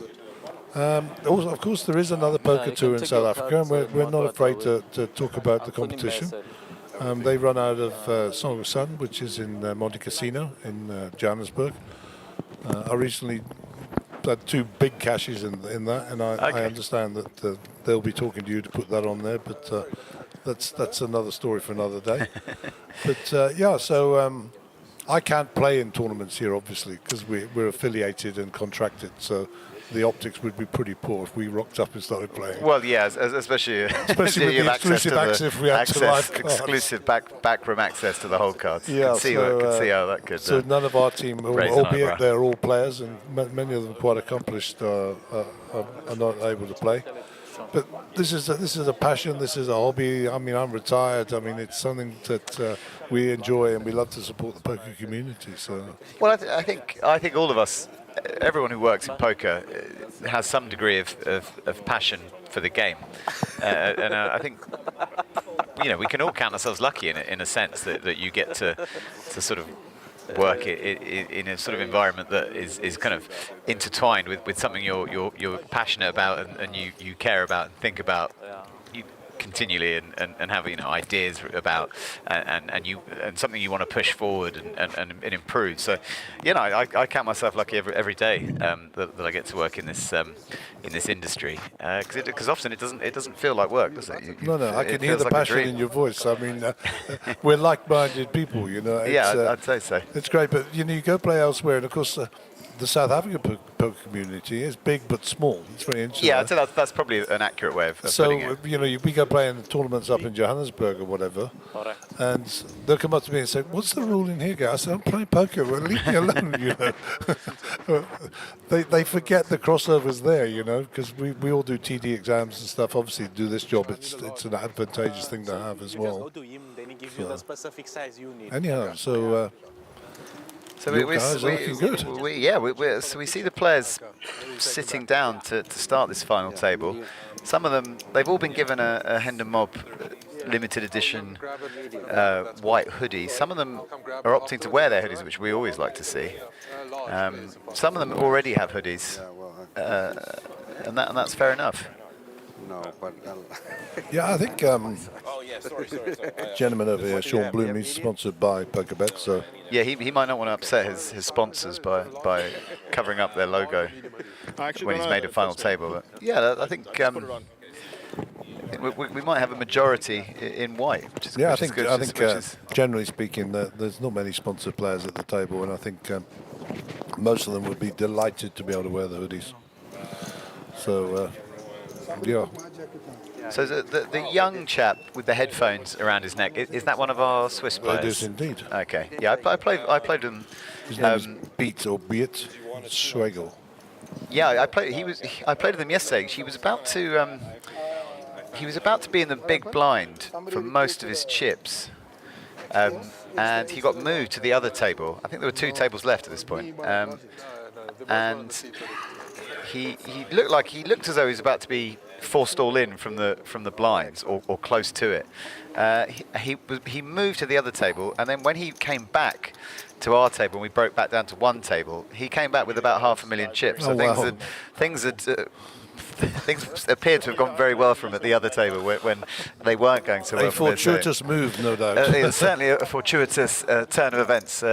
So yes, good things happened to him when he moved, and it was all rather nice timing. So one of those sort of serendipitous moments in poker, sliding doors moments in poker that many players will hark back to when a tournament comes to its conclusion, whether that's a turn of a card or a missed deal or something. I think him being moved from the big blind certainly was a pivotal moment in this tournament. He may well have. I think Roland, all of us can relate to that for sure, and we can also look back and remember the bad beats. But I always find poker players struggle to find the good beats. They struggle to remember those. So the bad beats are the ones that kill us. They forget when they put the beat on somebody else, So, yeah. So I think we're very close to getting cards in the air, and we're on the final 9. Just for people who are joining us or online listening, we're down to 9 people. This is the final table of the Hendon Mob Championship. 15, and 25, the very 25. first time, as Roland just said, in the Southern Hemisphere.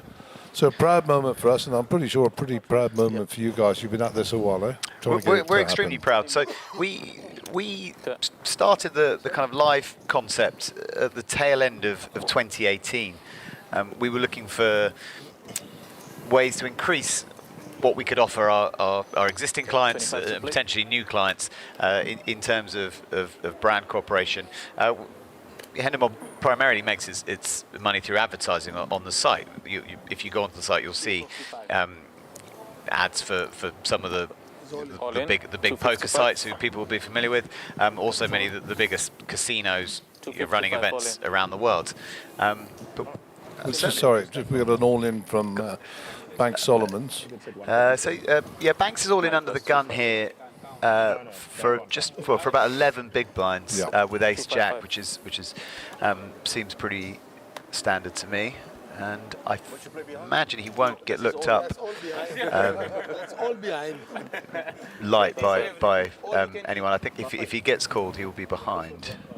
But he's going to get that one through, and it's nice to get one through under the gun when the fairly sizable big blind of 25k is about to come through. So yeah, he'll be feeling good about that one. And back to the advertising and the sources of revenue on the site.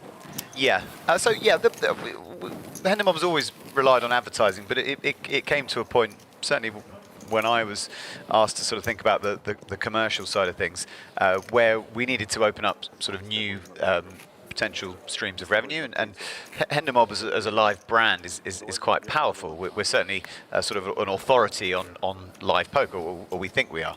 So we felt that was enough, or certainly had potential, something we could leverage to offer or bring additional value to live operators. So that was at the end of 2018, and it started off small. We started in our home, our sort of proverbial home of Malta, where our office is, with an event there in collaboration with Malta Poker Festival, and then from there we just wanted to sort of look to partner with established festivals who wanted to add a little something to their to what they were offering their players, and that became the Hendon Mob Championship. At that time, became the sort of the premier side event for many festivals, a bit like it is here. But that sort of became our bread and butter. But certainly we were sort of lots of other poker rooms around Europe became interested in running full on Hendon Mob festivals with us. So now we sort of strike a balance between sort of working with existing festivals and brands where Hendon Mob would be a side event or an event within a sort of collection of brands coming together, and sometimes we have Hendon Mob Championships where you have a full-on week of Hendon Mob events, wherever that may be in the world. So and it's nice to have that balance. And yeah, looking ahead, possibly 12 Hendon Mob Championships in 2024. So what was just a small event on the island of Malta, on our sort of home island, is now going to take us to 10 countries in 2024 with 12 events. We're looking at probably one a month. Quite a strategic picking of countries as well, I thought as well. Well, we follow the interest. If someone wants to work with us and it looks like an attractive proposition, we're up for talking. Mark and Caitlin first came onto my radar in about 2017. And who wouldn't want to work with a tour down in South Africa, going to venues like Times Square and Sun City, and of course this great casino here down in Cape Town, GrandWest. So you can see whether the that would be an attractive prospect for us. And there's the spin-off attractions as well, and the safaris, obviously the sharks, the whales, and we've kind of spoilt for tourism down here as well. So it's an easy sell to the family. Let's go play poker and bring the family. Absolutely. I mean, South Africa would be for most people a huge, I'd say, bucket list place. Somewhere you might go once or twice in your life, and people, they know about the lions and the safaris and the sharks and Table Mountain. But coming down here, I think we've perhaps experienced some of the things that people didn't really know. How friendly the people are, how far the British pound goes, for example. Down here, you live like a king, is what you're saying. I know. It's you're kind of constantly surprised at how far. I mean, we're in a fortunate position to have where our currency translates to a lot of the local currency. I think Anthony said that in that interview outside. The most surprising thing is how much you could eat for so little money. Fantastic. Well, I mean, yeah. I mean, it's great for It's us. all It's great relative, for of us course, coming as for you tourists. guys, yeah. I'm sure it feels to the people who live here that they feel like normal.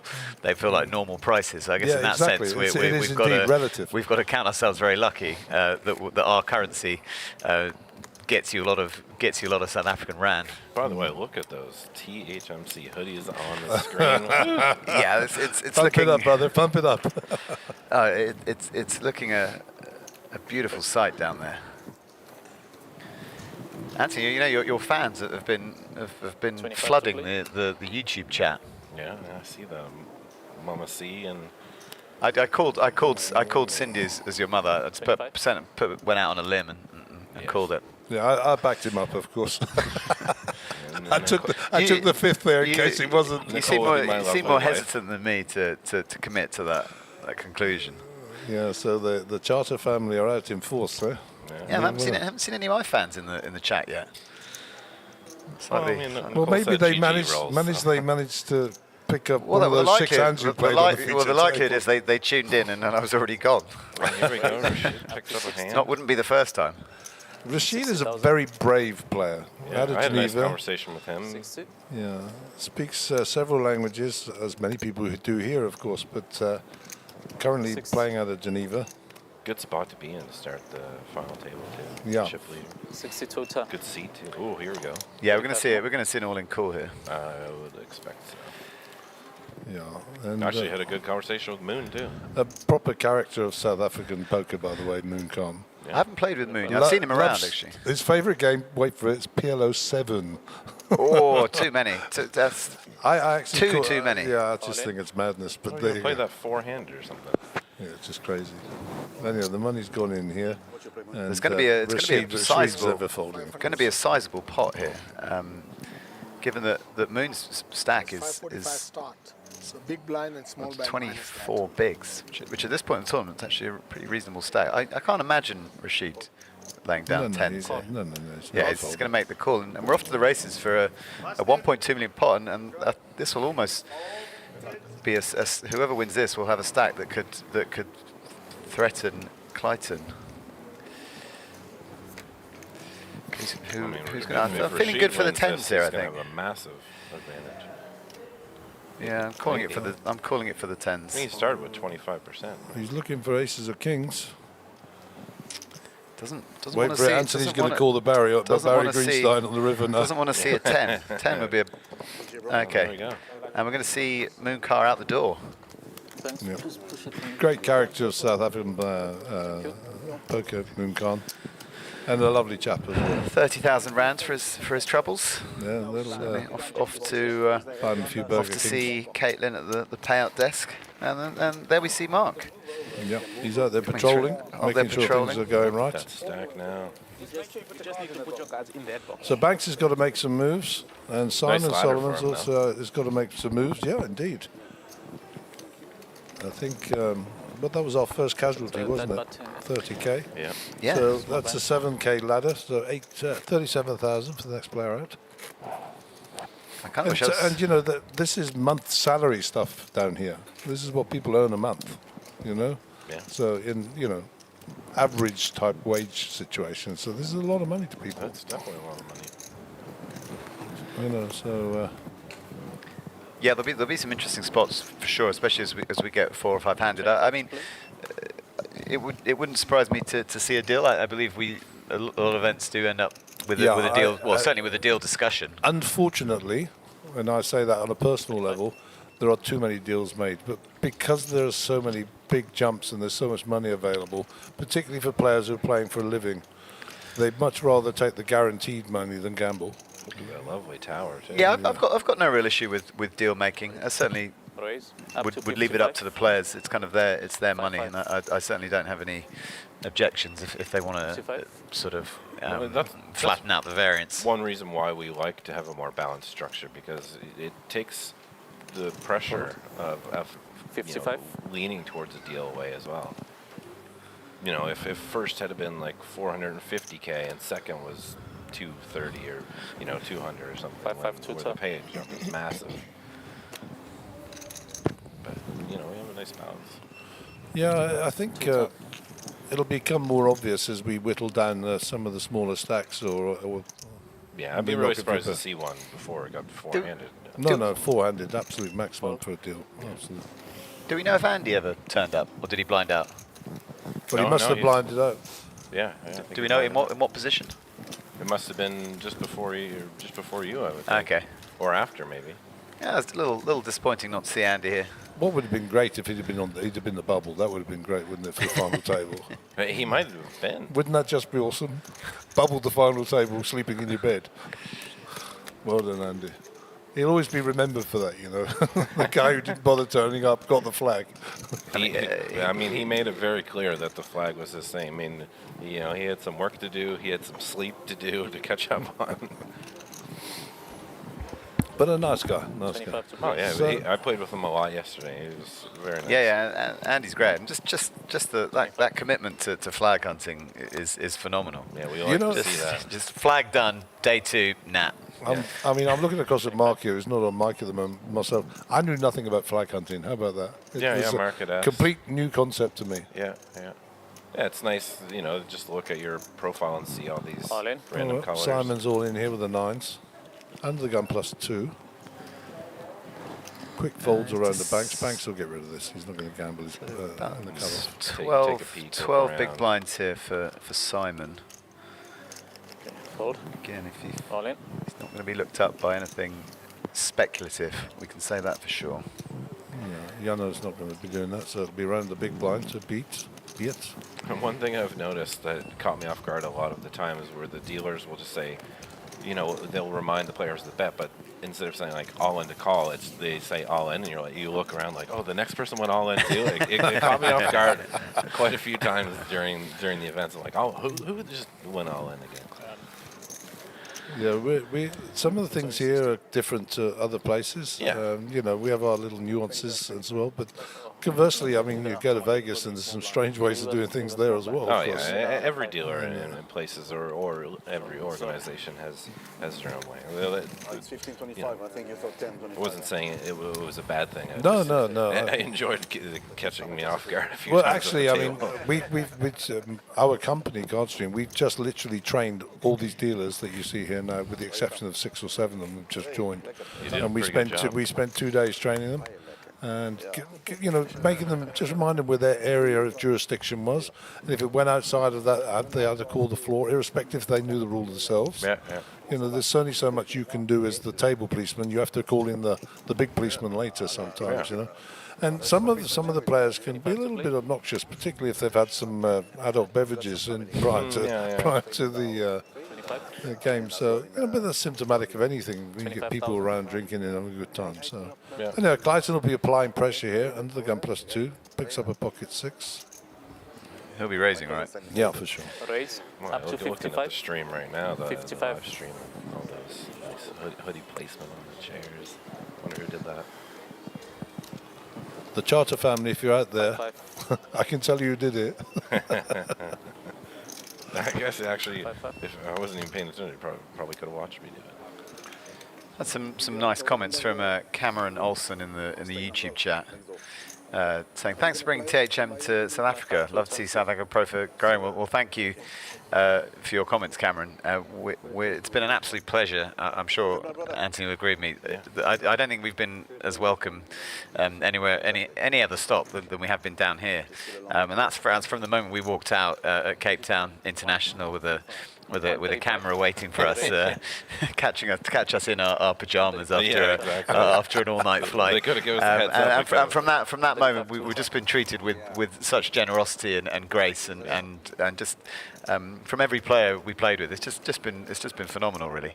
I really already looking forward to coming back next year. I'm really kind of pushing this event on to the next level. There was a lot of interest actually from some of our sort of community around this event, but as some people know, it ended up being announced a little bit late in the day due to some sort of licensing sort of hurdles to jump. So I think we ended up announcing this event with about 5 weeks to spare, which was a little too short of a time to really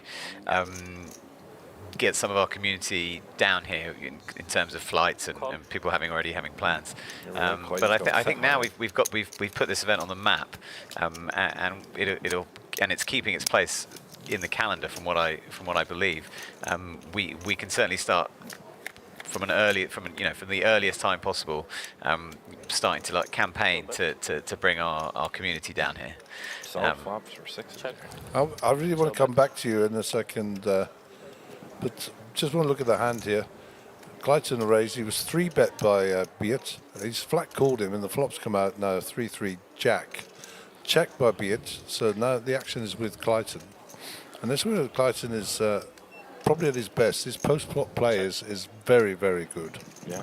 Little surprising that Beard didn't continue here with I mean, after with 3 bets an over, and it's pretty an over and a backdoor flush draw, and having the betting lead. I was surprised to see him check, but he looks like he's going to sort of go for a bit of a delayed c-bet, and I assume Clayton will come along and see a river here. His story doesn't make sense. There's one overcard on the flop. He doesn't bet it. We can't give him a 3 here. So ace-5 at best, and 6s are ahead of that. Clayton so that's kind of where I am. Here. And if Clayton will know where he is in this hand, trust me. Yeah. I think he'll come along with a call here. I mean, it's cool to see Beat getting after it with the king-9 from the small blind. Very courageous young player, Beat, by the way. Very courageous. Not afraid. Yeah, Rowan got to see Beat a lot yesterday. Is it? This morning. So Clayton's got the tick mark I here. think Beard's going to have to give up here, and it's going to. I don't think he's going to want to put in more chips. Well, he's sitting with 760,000 there, so he was at the beginning of the hand, but he can only buy this pot now. Yeah, you need a big bet, but I did tell you he was courageous, didn't I? 360. Okay, he's got this kid's got a lot of heart. I mean, he looks like this guy plays to a fairly high degree. He's playing aggressive, good poker here. Clayton is getting almost 3 to 1 his money here. Yeah, it's not. And I don't know which one of you guys said it wasn't enough, but I think he just needed to up it a little bit more there. Yeah, it needed to be like 5. There go the time cards in the middle. I'm going to have a think about this, says Clayton. I believe he asked how much chips he had. He did, left behind too. So, I mean, this is a great jam spot, but I mean, I think the value in just calling and actually seeing what he. I don't know how much hand history Clayton's got with him here. I think he's either going to call. He's going to call or fold. I mean, having 6s is blocking the straight is fairly irrelevant, I'd say, in this scenario. Yeah, for he's sure. never going to have 6-4 in this spot. But I mean, you have to think there's no way he has a jack either. So like, what could he possibly have that he would not continue on the point? It just. Yeah, but Beards is. I mean, he checked the flop. It's kind of polarized here. I mean, his hand is better as a bluff catcher than as a bluff.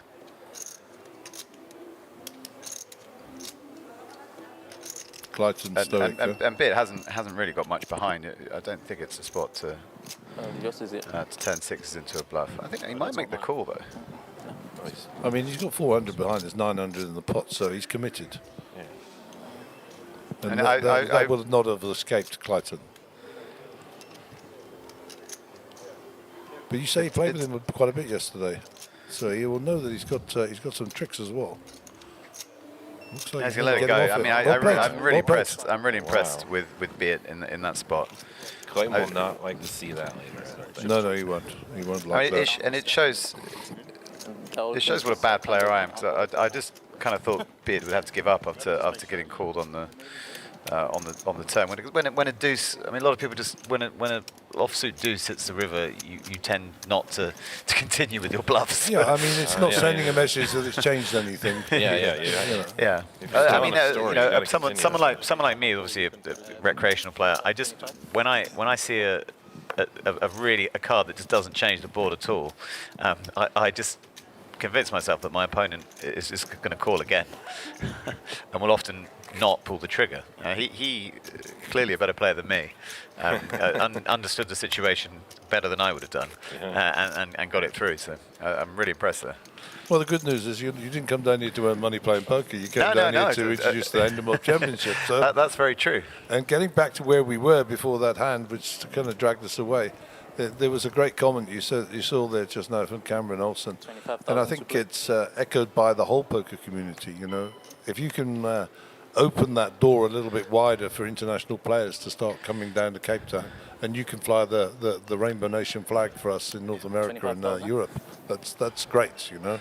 I think word of mouth is what will do the job in the case of South African poker. There are the issue. One of the obstacles, I mean, the lack of cash games to running in unison with the tournaments is something that will need to be addressed. Certainly, when we had our Q&A with Mark, he said that is something that is kind of on its way to being maybe not resolved but addressed. Yeah. And you know, it's a tournament, an international, worldwide tournament stop, kind of almost has to have cash games running alongside. It's the poker ecosystem. So that is one of the obstacles. But if that's something that is on its way to being resolved, then my confidence is extremely high. I speak from no position of strength here, but you know, the one thing about living in South Africa, there's no problem that's insurmountable. We can negotiate and we can get things done, and the bureaucracy here is a little less intense than perhaps Europe and North America.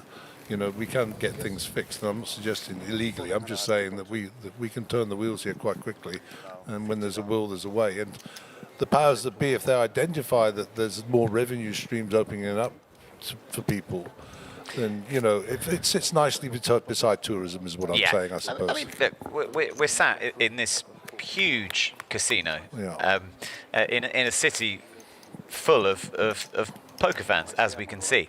But those people, and I know the club scene is thriving. That's something that we've had exposure to, you know, to a fairly high degree. We watched the club championship play out, and it was fantastic. But I think a city, you know, a poker loving city like this has got to have a card room in the giant casino that sits on the outskirts of the town. Of course, it used to have one. It used to have one. Okay. So, you know, it can be done. We know that already, and you know, without a shadow of doubt, I know Mark is full on trying to make that happen, as you guys know. Well, Mark makes things happen, so you know, I actually have a lot of faith in that. But I think that would be a clincher.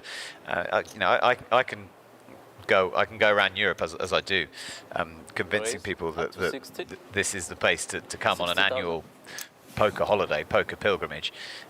But if shoring up something like the cash game situation would make that, you know, even easier, really. An easier sell, yeah, for sure. Got a little action here, have we? Sean Bloom. A real hand here. Like 17 big blinds. Okay, he's gonna run into it here. He's not gonna like his spot. Beer is gonna fist pump call this ace queen suited when it comes back round to him.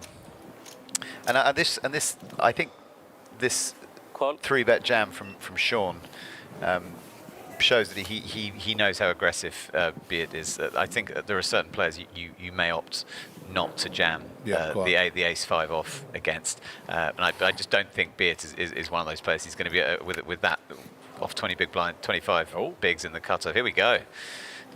So reverse domination, as they say. Queens a couple of diamonds. Oh, that's a spicy card. So a diamond or a queen will see Sean eliminated. But he's going to get lucky and double up, and not an insignificant double as well. No, plus 600k. 37 big blinds. Yeah, up to 1.1 million. A little rough on Beard there. He's played extremely well, and he was on the verge of a huge stack. I got feel a little sorry for him. He's impressed us so far, certainly in that bluff against Clayton. So we're going to bring up the chip count now, so you can have a look at what's going on.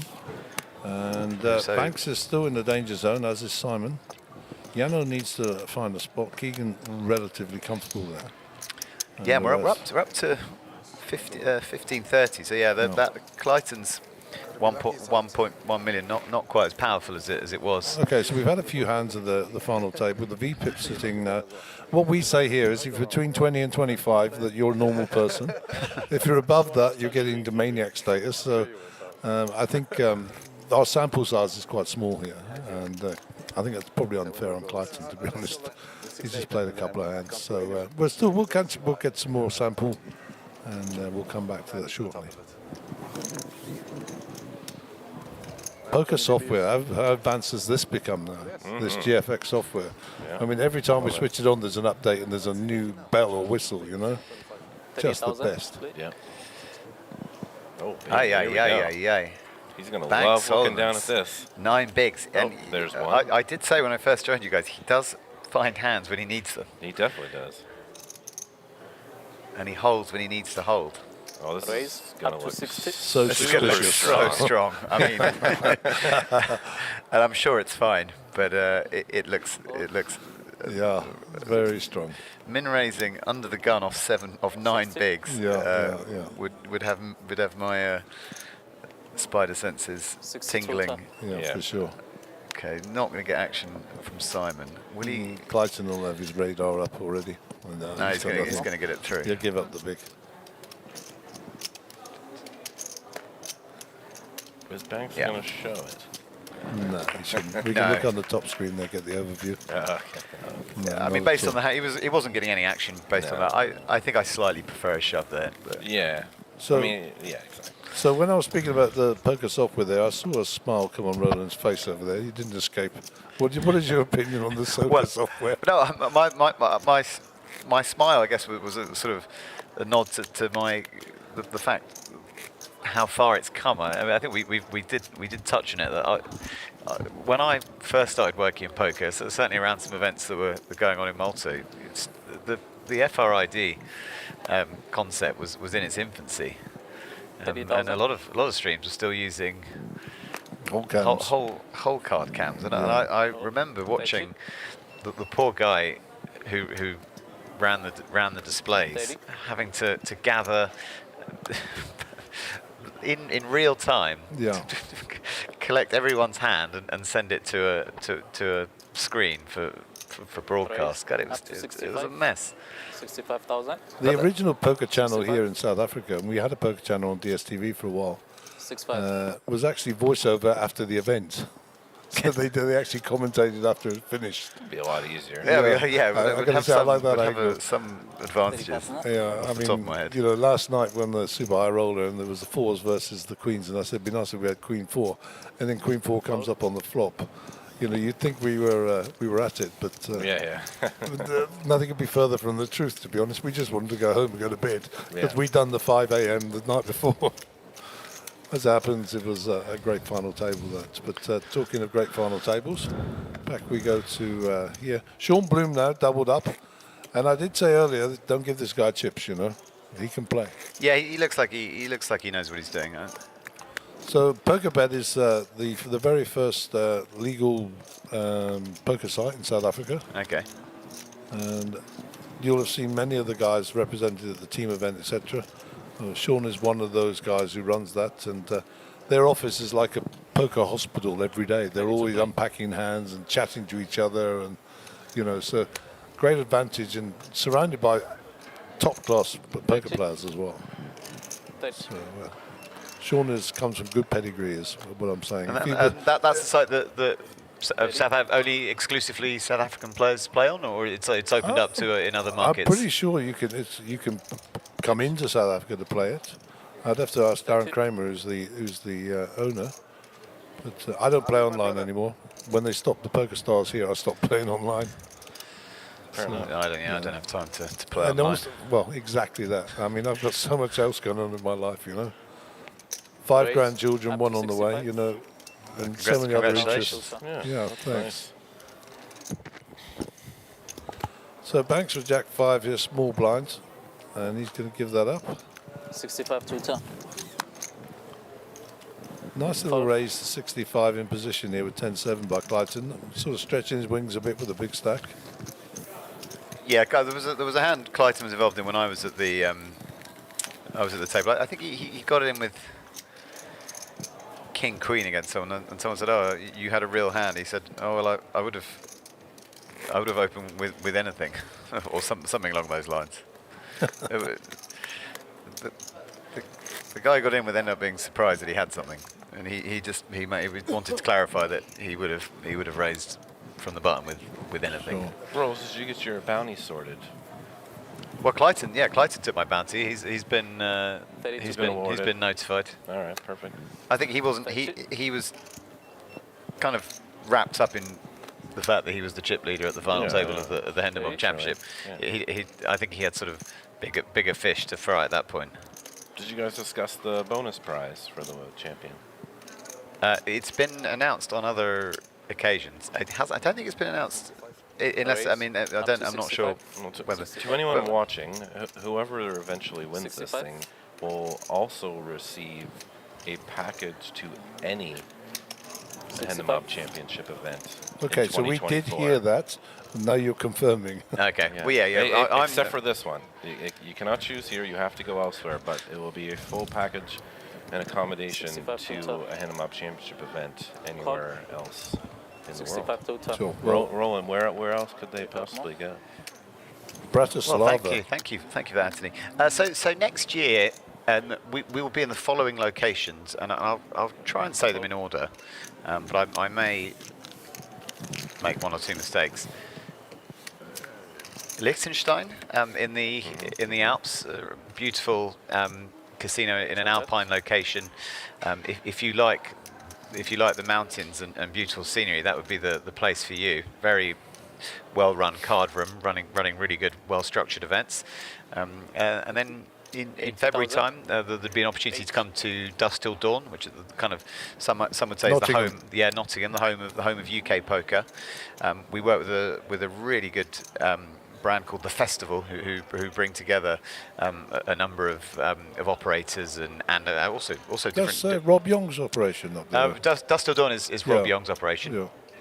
Yeah.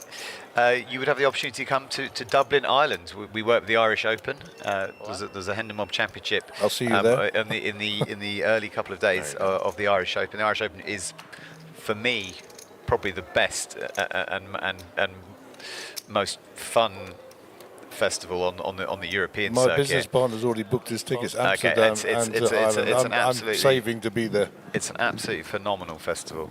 You won't have more fun anywhere else in Europe for sure. Paul and JP running that just do an incredible job, and just the array of poker players who come to Ireland for that event is just something else. So that Irish Open has a Hendon Mob Championship. That would be one of the possible locations that our winner could choose to go to. We have a couple of events in Malta.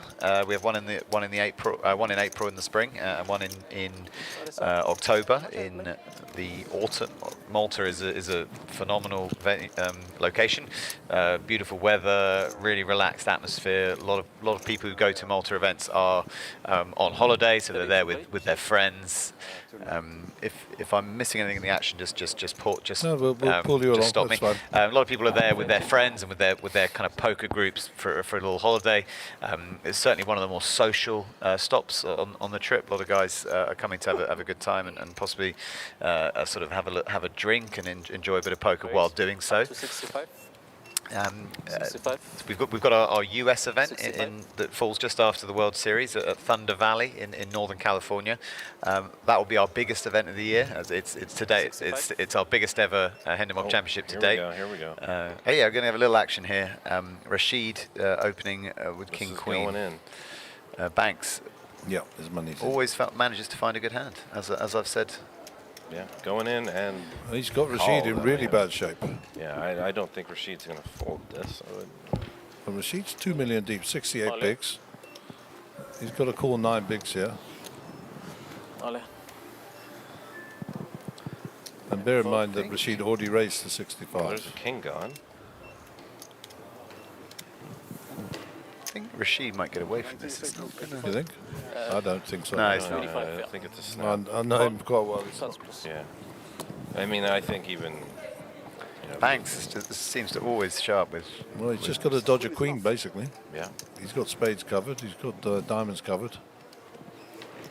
Did we see a queen folded? I don't think I saw one. Just a king folded, I believe. Oh, yeah, an ace. That looks like it's going to be... That's the insurance policy in place. Well, we need to see a jack to lose one, probably. Oh, okay. Don't do it. Don't do it. No, a 10 and a 10 ball only. Not saying anything else. There we go. All right, there you go. Thanksy. 645,000, 21 bigs, profit of 360 on the hand. Clinging on, huge. Big double up there. Sounds like you got a horse in the race now, eh? You got Banksy down, eh? Well, I mean, I watched Banks for about 6 hours last night, so okay, pretty intimate with him now. Okay, so we're just leaving Thunder Valley, the big one. Yeah. Thunder Valley, yeah, $500,000 guaranteed for a $600 buy-in. Smashed last year. If you want to go to a well-run, well-oiled operation, Thunder Valley is where it's at. They know how to look after players. They know how to run an event. Well, the Run Good Poker Series in general is a phenomenal mid-major series across the U.S. So even before and after our event, there's tons of other things to jump into. I haven't seen you lose a hand. Rings to acquire. We like. So where do you guys head from Thunder Valley? Well, in the autumn, we're going to have our newest stop, and that'll be.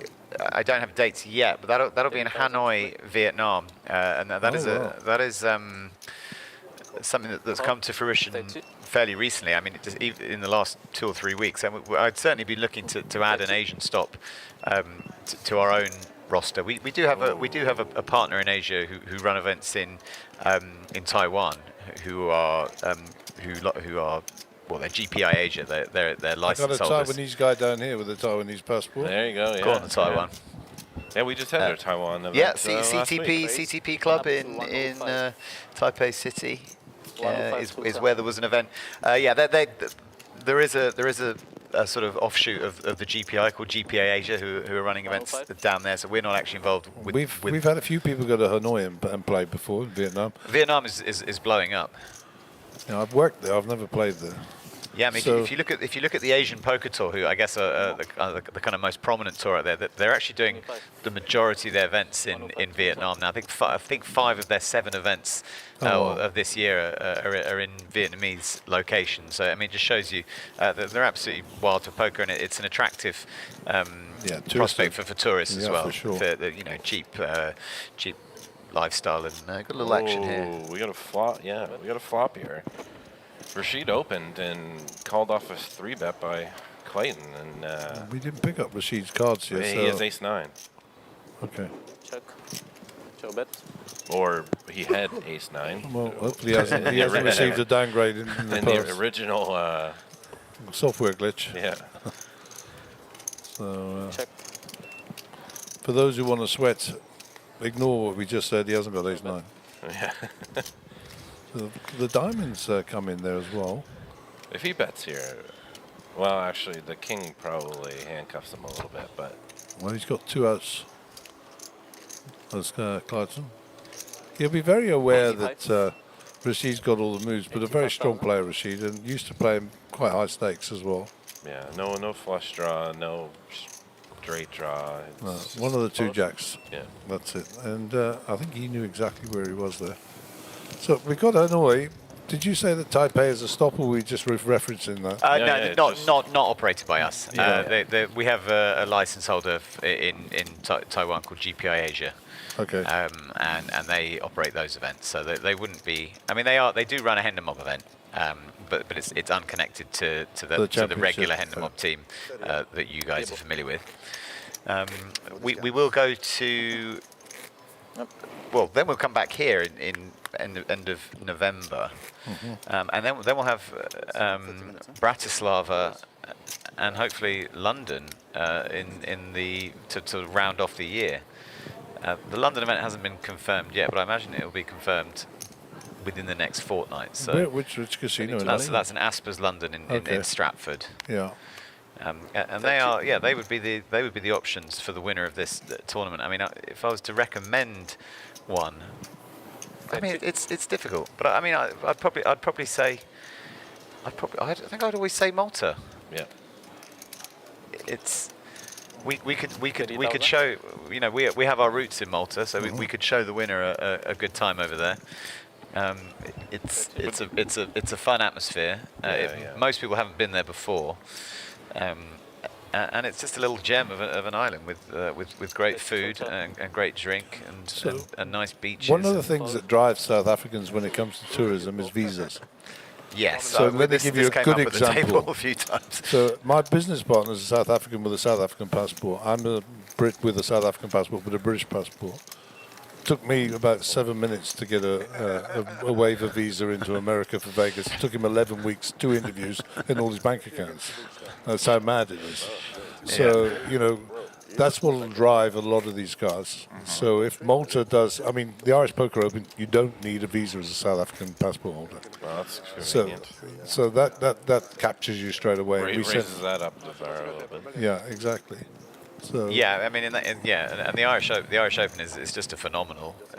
Yeah, so my business partner went last year. He had a ball. Hence the reason I've been saving my pennies to go this year, so or next year, so I say. Full. 30. So this table's slowed down a little bit. Some ICM considerations, I'm sure. Banksy with a pair of 7s. Yeah, 21 bigs. I think he's just. I think undergun +1. I think it's just an open. He's just got to open this. Yeah. There's no option you're thrilled about. No. It's too much to jam.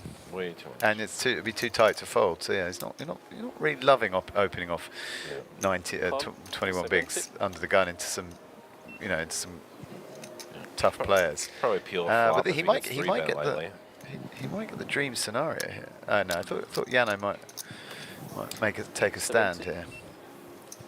Yano's folded. 7. Ooh, yeah, interesting spot here. Well, you've seen that Rashid is prepared to play here. He's here to win. He's not here to ladder up. He's actually here to take this trophy. It's a really interesting spot here actually, because Rashid will know that he doesn't. 72 doesn't dominate much that Banks would open UTG +1, but he's certainly got a playable hand, but it doesn't play that well against the sort of collection of hands that Banks will have in that position. So I actually just like this flat here a lot. Simon didn't put his cards in the box, unfortunately. Has Keegan called in? He has. Okay, yeah, that's a little unconventional, but yeah. Oh wow! I mean, we could see a lot of chips going in here. I mean, Simon still has to like his hand a bit, but under the gun. Keegan flatting UTG +2 with King 8 suited. If you're doing that, you're gonna look to pile in a lot of chips on exactly this kind of board. Yeah, you did that last night, didn't you? Can I tell you? Queen 10 of spades. Can I tell you what the worst card in the world would be? The 7 of clubs. Oh no, the 7 of clubs is gone. Oh, good. I'm glad. Yeah, the 7 of clubs was folded already. Because that would just be scary as hell. I believe Yano folded 7-4. Okay. So I wasn't sure if Banks would see bet here, but the fact that he is going to make it an even bigger box. Look, there we go. And this is getting called. This is getting called too. I mean, Rashid has an extremely strong hand. 2 overs. I'm reading that right. Keegan has just put his stack in. Yeah, and it's going to get called as well. It's getting counted. There's no way that Rashid gets away here. Rashid has to jam. So Rashid can be up against. Oh yeah, Rashid can be up against ace 9 here, and he's a or like 10-9. He's a favourite. Bad spot for Banksy. Yeah, he's out of there. He has no hair to pull out anymore, so he just must just fold this. Yeah, he knows what to do. He's got the best hand now, but he won't. It certainly. It looks a lot like Keegan has a hand like 9-10, Jack 9 suited or something like that, and he's actually groaning. It's a pretty groany spot. It's an easy fold. Yeah, I just mean when you opened and then c-bet, and now you're getting jammed on and. But he knows he's going to have the chance to ladder up. Yeah, quite. They're going to see. I mean, nobody likes folding their hand though. Keegan's in rough shape here. Yeah. Right, kings and 8s. That's what we're looking for. Kings and 8s that are not clubs. And there's almost no chance of a straight because there aren't really any 7s left. So it's just an offsuit king or 8. Oh, and it's all over. we will see the elimination of Keegan Naidu. Yeah. Good And game, even, sir. Even more importantly, Rashid up to 3.2 million. Yeah, big hand for And Rashid. I mean, look at all those chips. I think you're right there. I mean, a fairly trivial decision for Banks there. Still, you guys, you're still patting your back. Like, oh yeah, good job, way to get out of there. Unlucky, eh? Cheers, man. So Keegan, 37,000. Every player left at the table guaranteed 48k. You hit the flush, and you hit the flush, you know? Well done to them. And you hit the flush as well. So. Just being reminded that he made a flush. So unlikely they both have it. Oh dear. Yeah. So unlikely. I don't think that they both have it, and it And still comes. yeah, he's walking away with not only a lot of South African RAM, but a beautiful looking limited edition hoodie. Well, there's a message for you guys there. Thank you, Sean. You want to read that out? Feel free. Poker in South America growing leaps and bounds. Production has been phenomenal. Plays has been incredible, and having partnered up with the Hendon mob is really going to put SA on the map. I could not agree. I can agree more. Thank you, Sean S. Yeah. Sean Sukerman is his name. Oh, nice. This should Very definitely good be a destination He needs a lot of draws have like screwy good equity. going to be considered. 30,000 to play. Yeah, look, I really like how the poker community they seem to be heavily invested in putting South African poker on the map. They all seem to share that goal of getting players down here and showing people a good time. If you're looking to get a lot of value for your money on the felt and off the felt, with a great atmosphere and just great people around, 30 to play. I really don't think you're going to find a better spot. The next, I guess, would probably be Malta. Oh. So here we go. Rashid, just fresh off stacking someone. 105 BBs. 100 big blinds. Getting slapped with the deck here. Just pick up aces on the button. Yeah, just aces. 65 tutor. Chumming the waters. He's opening into Clayton's big blinds. I don't think Simon's going to... Oh no, he's folded his hand. Clayton might complete here with the Queen 9. I think it's a reasonable defend. Yep. And he doesn't want to see a Queen or a 9. How about both? Certainly wouldn't mind seeing both. 10 jack. Yeah, I mean, I mean, 3 million chips here on a final table for Rashid. Luckily for Clayton, he's avoided any immediate danger. I imagine this is going to go check, bet, fold. I don't know how tricky Rashid is. Oh. Clayton ever the aggressor. 85. Okay. 85,000. I'd like to see a flat call here from Rashid. Pretty good spot. All in. Oh. No, he's Not quite just the opposite. I mean, I can see the cards, but yeah, but also, you know, he wants no funky draws coming along, you know. Yeah, I don't. We'll clean up. I'm not saying I would have. Shows the aces too. Everything okay over here? Everything okay? Everything okay? I mean, the lead from Clayton is understandable. He hits that flop a little bit more than the button does. And he's very aggressive. He just wants to put chips in the middle. So tell me, your hometown, Nova Scotia, Halifax, must be cold up there these days, huh? Yeah, it's pretty cold. I believe. Well, actually, we had kind of a rainstorm. Yeah. The last 2 days, but it was -5 degrees Celsius. I could just imagine them all around the fire, snow outside, you know. Yeah. The wind, we live right off the ocean in a monster bay, so the wind chill always gets you too, and adds another -5, -10 degrees. In the Not quite, not so cold here though. No, very warm. We're all sat in air conditioning, actually cold at the moment though. Yeah. Well, in case it wasn't warm enough, we brought down 50 hoodies to make everyone a little warmer.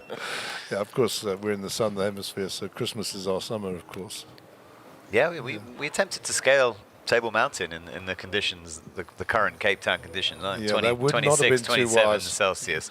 I'm assuming you had a good attempt but didn't make it. But that would be the accurate summary. We fully intended to go up in the cable car, but the queue looked like could have taken around 2 hours, possibly more. No, stupid busy we had to get back to the casino. The Hendon Mob event was kicking off, so we felt the only way to sort of to get up there was on foot. We didn't reach the top. I think we did fairly well. Yeah, when we went around, or when we went back up around the corner to Cliff Corner, I mean, you know, we looked behind us, and the top of that side of the mountain was only like 25, 30 feet above us. So we're claiming a victory. Is that what you're saying? Yeah, I mean, we could have went back around. It probably it. wouldn't have been too bad. We just ran out of time, and it was just so nice there, you know, to hang out in the shade. It's great. I mean, the view side. as well. It's just spectacular from out there, isn't it? Yeah, Camps Bay looks like a very nice place to set up shop. Yeah. God, look at this. Need like 10 lifetimes of savings to go live there. Like that, so. Yeah, this guy's dominating, eh? That's pretty nice. He's got more chips than the rest. This of is the guy to watch. Over 50%, yeah? Oh, yeah. Mr. Bloom. I I mean, everybody on this table I know reasonably well, apart from Yano, and all capable of winning this. All capable. More than 50% of the chips for Mr. Rashid. We never see a gigantic tower of chips. 30,000? Anyway, but see what I mean? Sure. I played Joe for more than 10 years, you know? Yeah. Great player, I love him. So, fantastic. be it under the gun in his hand. Did not fancy the 7 deuce game. 30? I guess we must be going on break. Yeah, I'm just getting a timing clock now just to check that is the case. Call. 30. Yes, the players are going on a 15-minute break. Well, what's the conclusion of this hand, of course? We'll fade to black and fade the mics out. And I'm hoping you guys are going to be back after the break. Yeah, certainly will. I might add a different somebody into the mix as well. Give you some another foil to have some questions with. Fair enough. And shall race? We see where we go from there. Might even try and rustle up some coffee or something. Coffee wouldn't be bad. Yeah, I've got a coffee guy. Slightly unconventional limp from Rashid here in the hijack. Check. When you have everyone covered by unlimited amount of chips, I like it. Yeah, I think you just open it really and take it down. But okay. But everyone's caught a piece here. Yep. Yeah. 65. 3 checks. 65,000. Yeah, Rashid will like the spot. He's got the ace of spades as well, and bottom pair. He will run into at least one resistor, possibly two. 65. Two. Sure. Yano's got 5 bigs. I think he might have to get out of the way. Yeah. He's not got. He has got the best hand. He'll when he looks when he watches it back, he'll feel annoyed because he's got them absolutely crushed. Yeah. But he's not to know that, and he'll be coming back after break with his chips imminently at risk. So Rashid picks up 10 outs here. Wise decision. Check. And, oh man, if Yano's still he is still on the table. He is not happy right now. Cuts, please. Yeah, it's going to be it's going to be a little a salty. Yana cam would be. Yeah, that would be good. Yeah, there goes the lip. we're going to fade to black, and we'll just remind the viewers to just set your clocks. Be back in about 13 minutes, and we'll continue with the exciting coverage of this final table.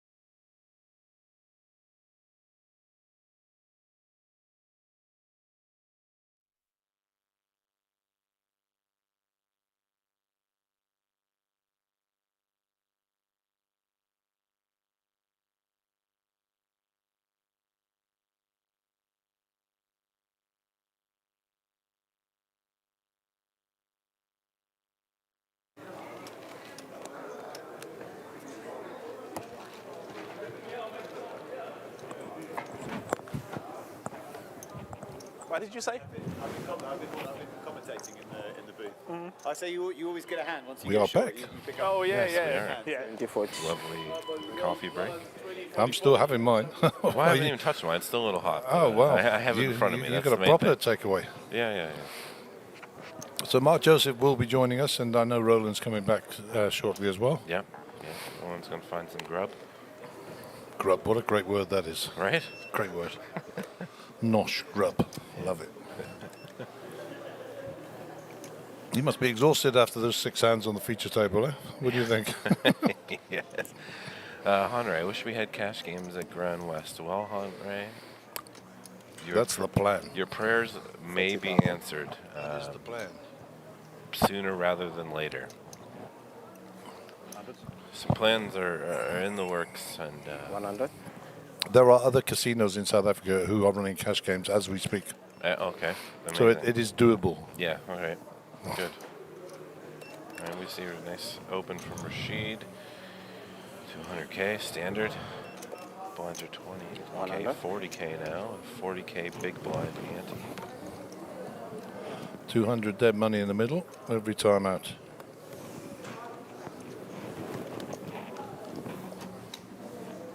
And then easy pick.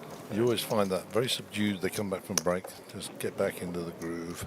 Oh, I guess we've introduced a 100K orange 100K chip now too. Yeah. Yeah, we chipped up some of the pinks, the singles.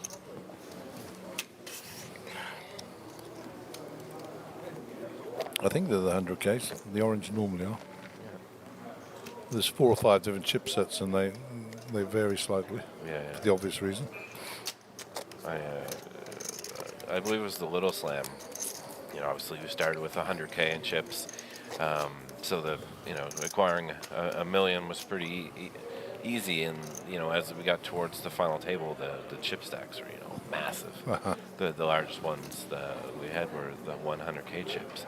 And we just discussed the possibility of having like a 1,000,000 chip plaque or a 500K plaque. And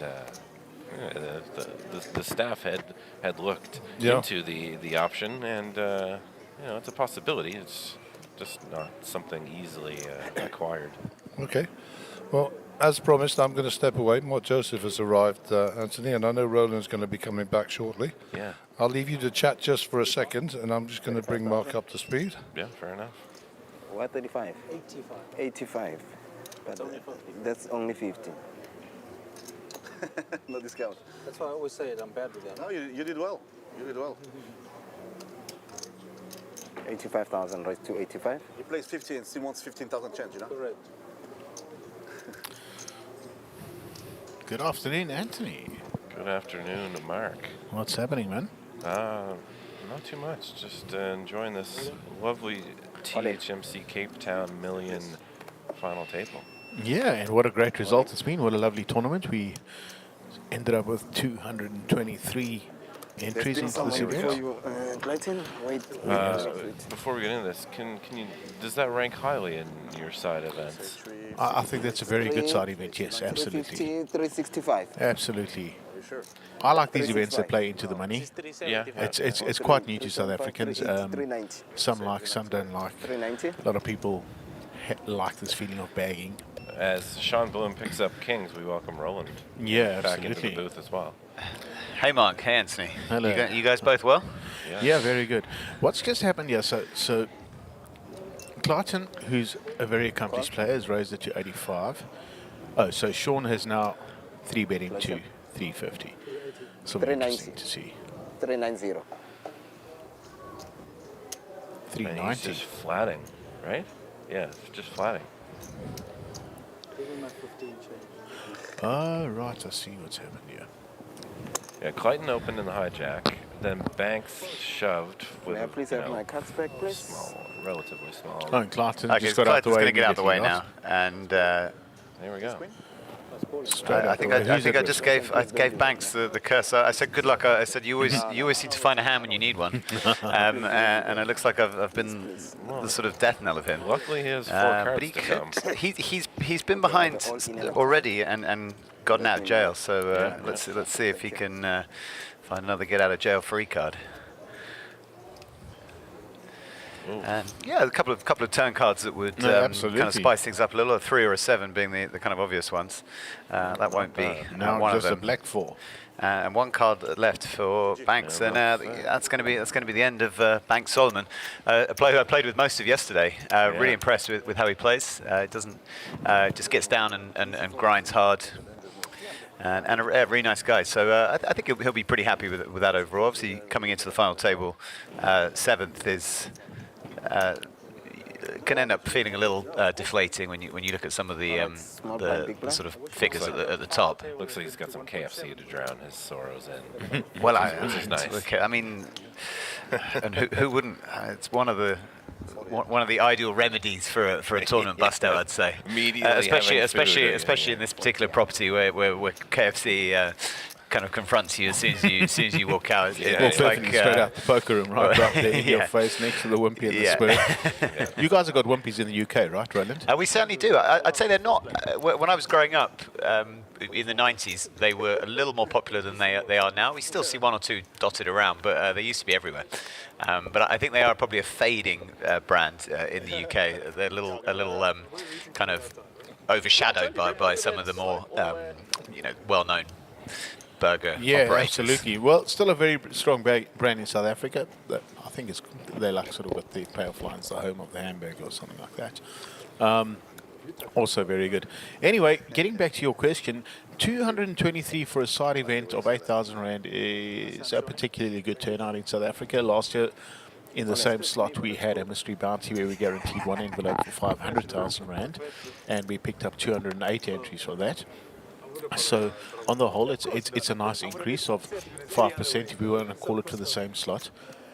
I can also safely say that last year we had a 6-week satellite program leading into the Cape Town series, which obviously gave us a beautiful foundation for all these events that took place. With this 2-week program, because of the issues that we had, we so far have just gone past every single number that we did last year. So it's really a wonderful statistic for us. Bad satellite series. When I say bad satellite series, short satellite series. We're all in a call here. Simon shoved for 5 bigs and was called off by the monster stack of Rashid. Yeah, he's not what he wants to see. Hoping to get that one through with the 3s. Flop. Kind of Simon's still not okay. 4 flips. King 8 or 10. Otherwise, Simon will double up, and it's an 8. Yeah, Simon's going to go on the river there. Slightly nasty way to go.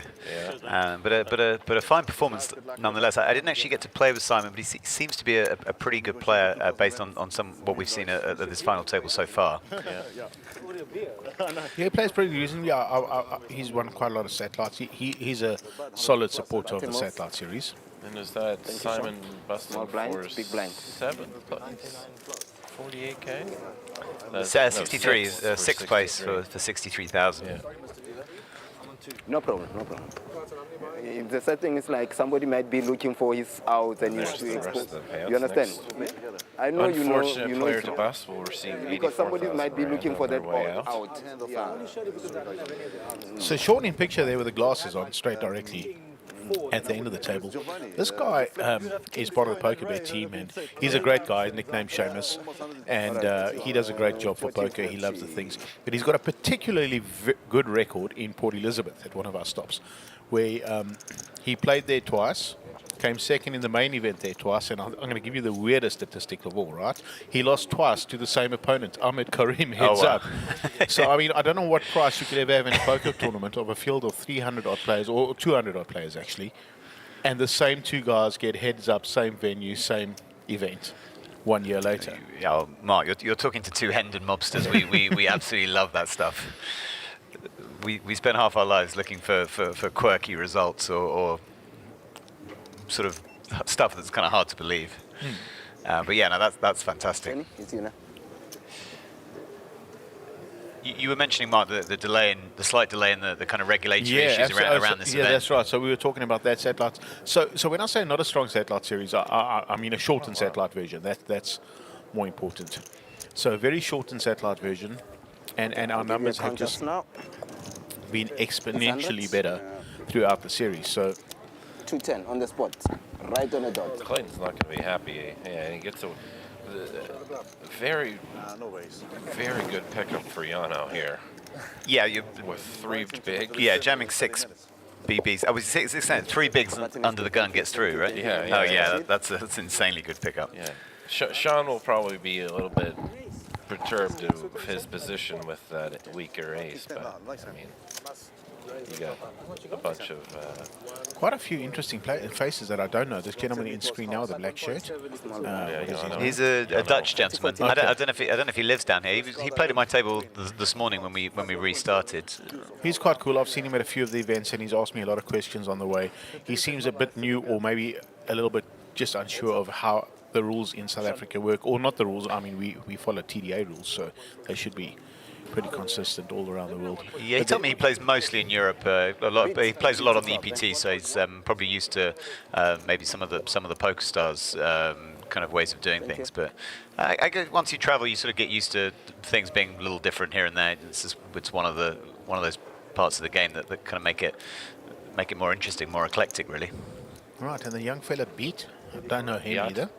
From Switzerland, yeah. No, very go. strong. You see these people, I don't know. Very strong player. Probably has a lot of online kind of grounding. He's very aggressive. He takes aggressive lines, perhaps in spots where others wouldn't.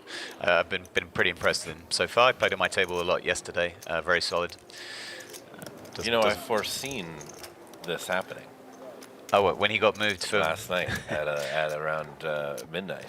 Yeah, it was about to be in the big blind. About to be in the big blind for most of his stack. He got moved to the other table and then came back when we broke to one table with absolutely piles. Yeah. He unfortunately he got moved to the button instead of the big blind. I bet you're sleeping already. And he was able to double up 2 hands later and then double up again. And now he is here. You guys know Rashid? Well, I talked to Rashid at the final table break, yeah. But I hadn't You haven't met him before? No. Travels a lot, representative of Coin Poker, but lives in Angola, came down to South Africa for a long time, pre-COVID. Loves to play the super high-roller events and everything else. Very, very fun guy, got a very good attitude. And he just likes to spin it up. Yeah, he's been hoovering up chips, and he's not afraid to. I've never actually looked at his Hendon mob profile. I love the way that actually just rolls off the tongue, because I've never really. So You know, when I want to look up a player, I Uno just go onto Hendon mob and look him up. But I've never like sort of dubbed it. I've never Hendon mobbed him, right? Well, it's become a verb in most poker circles. We're like very happy about that. No, it's like googling someone or exactly what I wanted to say. It's like the Google, Wikipediaing someone or Hendon mobbing them. Yeah. So Hendon mobbing is like the Google of poker, right? It certainly is. Amazing, right? I mean, it's fantastic. even if you do Google them, Hendon mob's going to be the top list. Absolutely, that's even greater, right? So I go into Google and I put in Roland Boothby Hendon mob, and then that'll pop up for me. You don't even need to put the Hendon mob. Roland Boothby's a pretty unique name. On Facebook. Here we go. Oh, we've got a little action. Right, the Jack 8 at risk. So that's Yano's all in. to the young Swiss gentleman. So there we go. Two Europeans next to each other.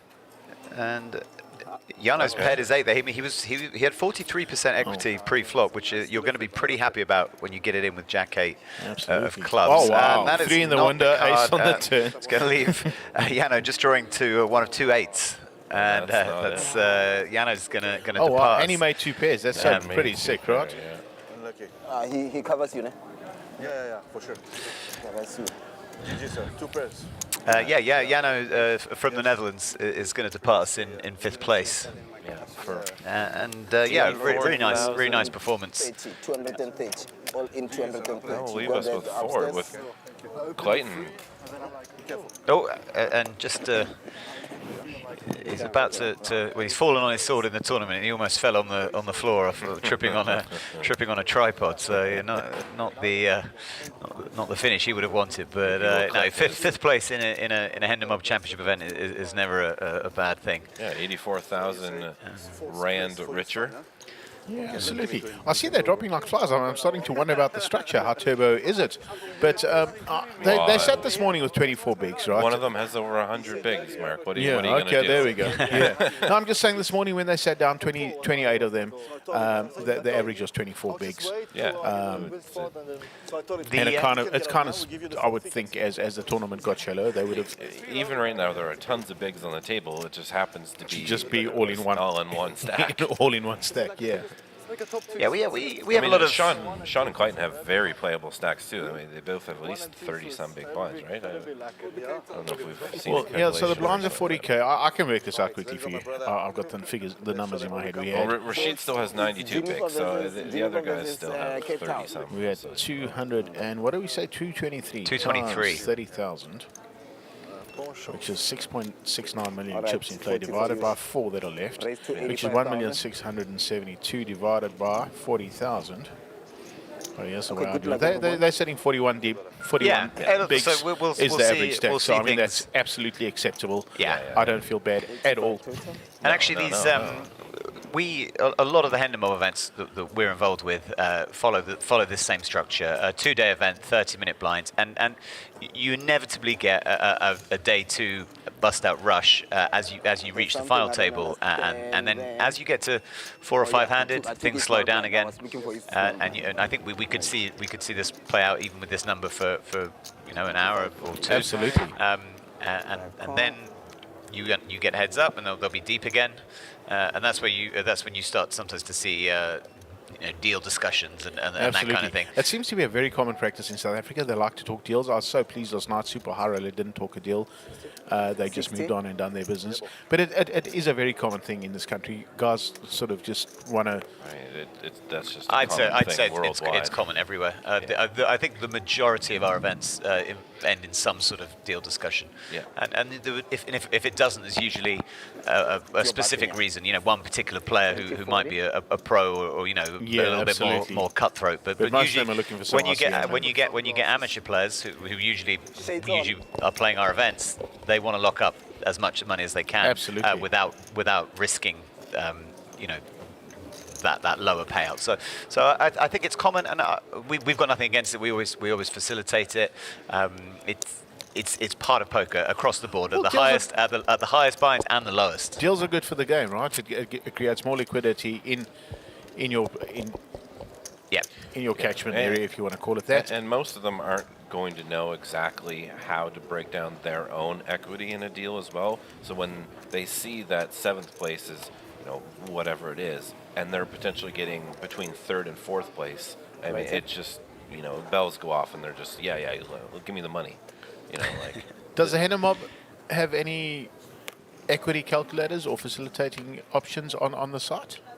We have a hand equity calculator. We don't do ICM. So I think one of our rivals might have an ICM calculator, but I could be wrong about that. But are they actually rivals? Are they competing brands to this? On a very technical level, there are a couple of other sites that attempt to capture results from tournaments around the world. Players speak with their feet. They go to the site which is the most accurate, which has the greatest coverage. Rashid picks up aces again. That's lovely. 50 more. Yeah, it's one of those days, right? It's so mad how cards follow chips when you're this deep in a tournament. Did you see the bust-out hand in the super high roll last night? No, I didn't. Quads. It was so sick, right? It was like heads up, raise. Flop a set. Johnny on the button got 4s. He raised. Imran repopped him with queens, and the board came 4-3 queen, turn queen. Oh no, this is not looking good for Sean Bloom. He's very deep, but it's gonna hurt. He limped. He limped from the small blind in a sense to disguise the strength of his hand. I mean, from the small, Queen Jack is pretty strong. So to a degree, he thinks he's trapping here against the chip leader. He's going to find out that that's actually. Too. It's as if Rashid can see Sean's hand. It's so sick because I looked at the board quickly. You can see I'm a little bit occupied doing something else while I'm chatting to you, and I thought I'd looked at Queen Jack of Spades, and then I just saw this Queen and 2 spades on the board. Oh my! Queen Jack of Spades would be just a foul deck, right? Yeah. So, anyway, Sean's wheels are churning here, deciding what to do. He's not getting away from this hand. Absolutely not. I can see all 37 bigs getting in. Yeah. He wants to know if he can get. If he flats here, it could make future streets very difficult to play. So he's trying to think: do I just raise and look to get the money in now, and give myself potentially an E? He said, yeah, he's going to shove. He's going to be all in with. Rashid's bet was 5 bigs. I mean, what is he to 23% equity. What is he to do with? All in and a call. Can I With please that. have the cards, please? Just like that, we could be down without But a he queen has or a outs. jack. He has running outs, he has running spades. spades. Yeah, he has a jack. He has another queen, obviously. But in the deck. we could be down to 3 players. Let me know when I'm. And a very interesting, Rashid would have very interesting card will be a middle card between the 7 and the jack, right? Can I go? A spade would be the most interesting card. Yeah. That is That not doesn't one of help the more anyone. interesting ones. We could be going 3-handed here in the inaugural. Go with paint, but it wasn't the right was paint. painty, right? and it slid in under the screen pretty low-balled. Rashid's going to have 130 some bigs now. Are they heads up? No, we're down to 3. Oh, they're still We're Clayton, down right? to 3. Clayton's been pretty quiet in the last few moments. Clayton has been quiet, but he's played very well throughout. And actually, we've got 3 very strong players in the final 3 here. 2 of whom I played with a lot yesterday and was very impressed. Especially this Swiss chap, Payouts, seems to know what he's doing. And now you've got 2 good players and 1 good player with a lot of chips. So we could see some poker being played. What time of day is it? We have a dead button, eh? I literally have no idea. When you get trapped inside a casino, it just feels like it's dark all night. It's 25 to 4. Okay. High roller starting in 25 minutes. Yeah, there you go. For a 40K round high roller with a 1.5 million guarantee. Yeah. 3-day tournament? 3-day event, yeah. Pretty good structure. Very good structure. 300,000 starting chips, start with 300 bigs, 9 levels of late registration, 1 hour levels. We play 5 or 6 levels tonight, come back tomorrow for the remainder of the late registration period. We also have day 1A of the main event tomorrow. Yeah. And what we do with our main event is the property that we're on, like, so for example, where we have all satellites that are run on this property are for day 1A. Okay. So unless the player is still in the high roller, they play day 1A. They play day 1A. So it also makes day 1A pretty exciting, pretty full. And, we generally, for these kind of events, would satellite at least 70 or 80 people into it. Okay. Rashid's stack is That's unbelievable.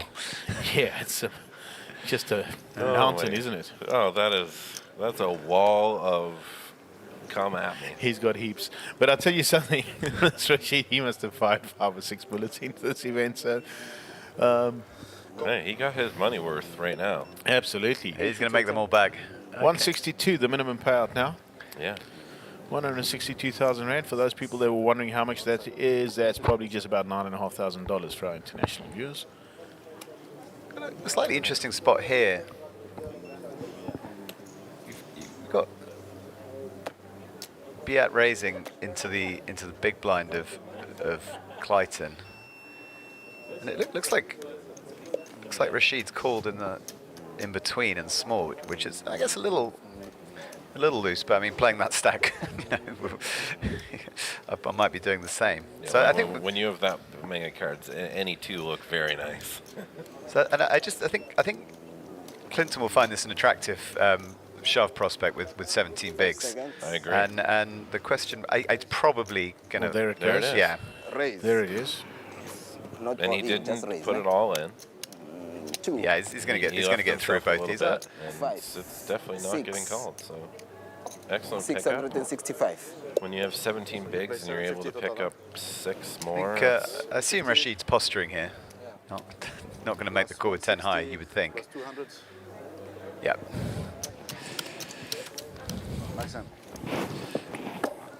In terms of the main event, Mark, Could this one get up to 400 players? I've seen you got. We got there last year. Yeah. Okay. So last year we got it to about 389 or something like that. Around here, I remember our total prize pool year was 4.8 million rand, which was very good, very unexpected. We guaranteed 3.25 million here, and we obviously overshot that by a big number. This year we decided to bravely put up 4 million as opposed to last year's guarantee with a very shortened satellite schedule. We just felt like,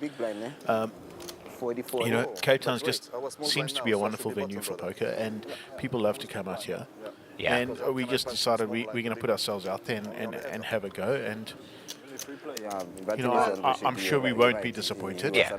Everything, all the trends throughout the series show that the numbers have grown. So players have been turning out, for all the events, and there's been a vibrancy, and we're still a sort of, although you've been here a long time, we've been here a few days, we still feel like we're still getting started a bit. Yeah, I got you. You still feel like you. Yeah. They still feel like the event. There's a lot still to offer. It's a lovely playing environment. I've got to be honest. I wish I could play in more environments like this myself. Yeah, I have FOMO just leaving tomorrow. I don't know who moved the button. Yeah. That's why. Yeah, I'm leaving, not staying for the main. No, I'm going straight. I've got to go straight to another Hendon Mob event in. Which is the next one? Well, I'm heading straight to Bratislava tomorrow, so I'm catching a flight to Munich, and then Munich to Vienna, and then I'll have a car in Vienna going to Bratislava. So a bit of a travel day tomorrow, and then we've got Hendon Mob Championship Bratislava starting on Thursday afternoon. Okay. Now, because we're pretty close, the winner of this event is going to win themselves not only a healthy prize pool and a lovely trophy that you guys have put up, but they're also going to win themselves a trip to a Hendon Mob event of their choice, plus accommodation. Which one would you recommend out of South Africa to go to? Well, this came up we talked about to a degree with Gary, and I actually initially came out and said I would always kind of speak highly of Malta. Malta's our proverbial home. It's where Hendon Mob Championship started. It's just such a great island with beautiful weather. But we got onto the issue of visas, and Gary mentioned that Ireland was somewhere that South African nationals can go visa free. And one of our events is a Hendon Mob Championship with the Irish Open, which is one of the most phenomenal and long-standing and fun festivals on the European calendar for sure. So if someone wanted an easy access event where they wouldn't have to fiddle around with visas, I'd say come and join us in Dublin. It normally runs in the run up to Easter, so I think next year will be at the end of March. I think 24th and 25th of March off the top of my head. I may have to correct that at some point. But there are just some phenomenal locations. I was just going to ask, so let's get rid of the visa thing. Yeah. And just everything's obtainable. Yeah. Visas are obtainable. It's Okay. not like it's difficult to get any European or Schengen visas, etc. Where would you recommend like a cool place for somebody to go enjoy themselves? Decent field, nice environment. I mean, we don't choose bad ones, so they're all good in that sense. That's why you're the PR guy, right? I'm not just saying that. I mean, we don't. If a location was like bad, we just probably wouldn't go back. I think we can show some of the best time possible in Malta. It's our home. Okay, We're fully ingrained and intertwined with the poker infrastructure down there. Yeah. The event that we're a part of is called Malta Poker Festival. A lot of different brands and tours coming together under the umbrella of Malta Poker Festival, and it's just a phenomenal event. Does DSO come to that? DSO powers the main event of that. Oh wow! And we will be looking to do some work ourselves with DSO in 2024. I know they had a partnership with you guys for an event. Lovely gentleman. In fact, Alex Henry, Shelley might be watching actually.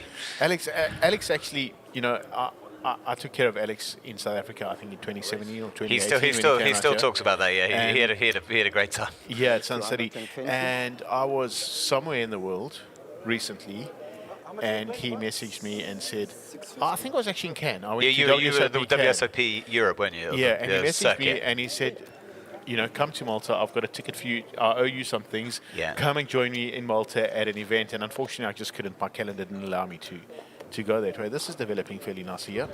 Yeah. I will say, 120, yeah. If you want the biggest bang potential is our event in Thunder Valley in California. As last year we had a 900K USD prize pool, 1,700 entries.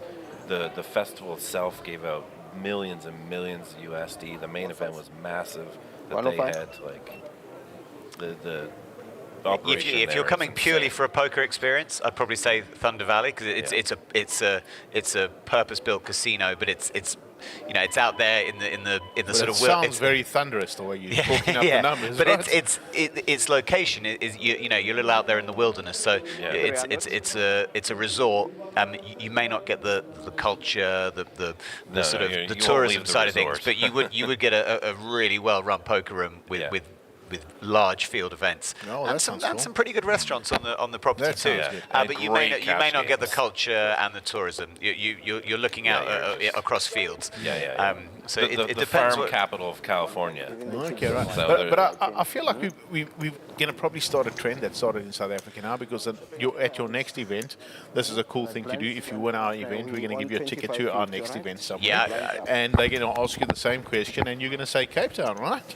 Of course. I mean, it's something I've thought about a lot since arriving here. And we've scratched our heads about the best ways to kind of push your tour around Europe, and I just think eventually it's going to be word of mouth. We've had some of the guys down here, the flag hunters, and me and Anthony have played on just a variety of tables and met so many players. And when you go away from an event down here, you can't help but the first people that we see when we get back to Europe, we'll be telling them about how good the action is at the tables, how friendly the players are, how far your money goes in the restaurants and the bars and the shops, and the beauty of the area surrounding Cape Town and the structures of the event. So for me, the most powerful tool that somewhere like this has is word of mouth. Players having a great experience when they come here, and then just going away and telling everyone they know. And then a few come next year. Then they tell their friends, and then more come the next year. And I'm not going to use the word I used on the. Go for the snowball, because I can see you rolling the fingers there. Let's go. Let's snowball it, because that's what we wanted to do. Roland Snowball Boothby in my white hoodie. We want to snowball into the biggest avalanche of all time, right? So, look. And I've said this 100 times, and I repeat myself, but it is what it is. We know that accessibility is not like Europe. It's not just a quick hour and a half or a flip here or a flip there. It takes something to get down here.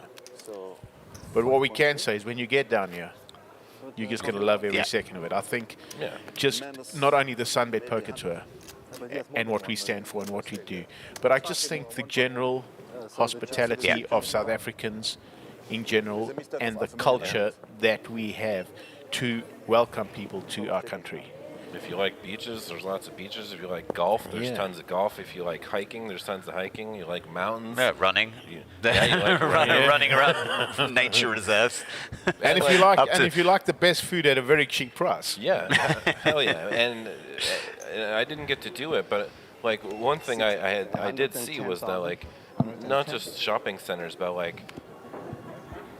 local shopping is really great, down by the water, which is the one thing I regret not being able to get to. But I grew up near a waterfront, and waterfront places always have the best little shops. Yeah. With cool different artsy craft stores and whatnot, which are very cool. And I mean, anyway, Cape Town's just phenomenal. No, it's great. I mean, it's a different experience. You came to Pretoria last time, Roland. You were also sort of first time in South Africa, a little bit rushed as well. Yeah. I've got to tell you, our Pretoria casino is something fantastic. It's a stunning property. It's a stunning property, and the conferencing facility that we use now for the poker room is just top end. It much emulates the one that you've seen here. They've got this most fantastic arena. which hosts international concerts on a regular basis. I've been speaking to the top powers at B to actually use that facility to actually get a poker venue going in there because of the amount of people that actually do end up turning up in Pretoria, and to create like a stadium type event within that space. You know, when I go to WSOP and we, you know, it doesn't matter who says what, and you know, I like to punt all the big brands in poker because I think it's important. Yeah. You know, World Series of Poker is huge. WPT, what they do for poker is fantastic. You know, on the Asian side, my friend Victor that operates the Asian Poker Tour, these guys just do a stunning job. Danny McDonough, yeah, that runs the WPT in Asia. I mean, the man's passion for poker is ridiculous. Yeah. The amount of time he puts into, the amount of effort. You know, you would think he's a South African because he's so hospitable. I mean, he just doesn't stop, right? Danny's just world class. Yeah, and Neil Johnson on the APT as well. He's doing some fine work championing their cause. Yeah. So, you know, when we take these things into account, we just always, as the SunBet Poker Tour, look at everything that's getting done on a global scale, and we try and just use benchmarks. And WSOP is the benchmark. That is the bottom line. If you take the main event in Vegas and that stadium that they build for the feature table, and the people that can sit around that and enjoy it, and that atmosphere is absolutely mind-blowing.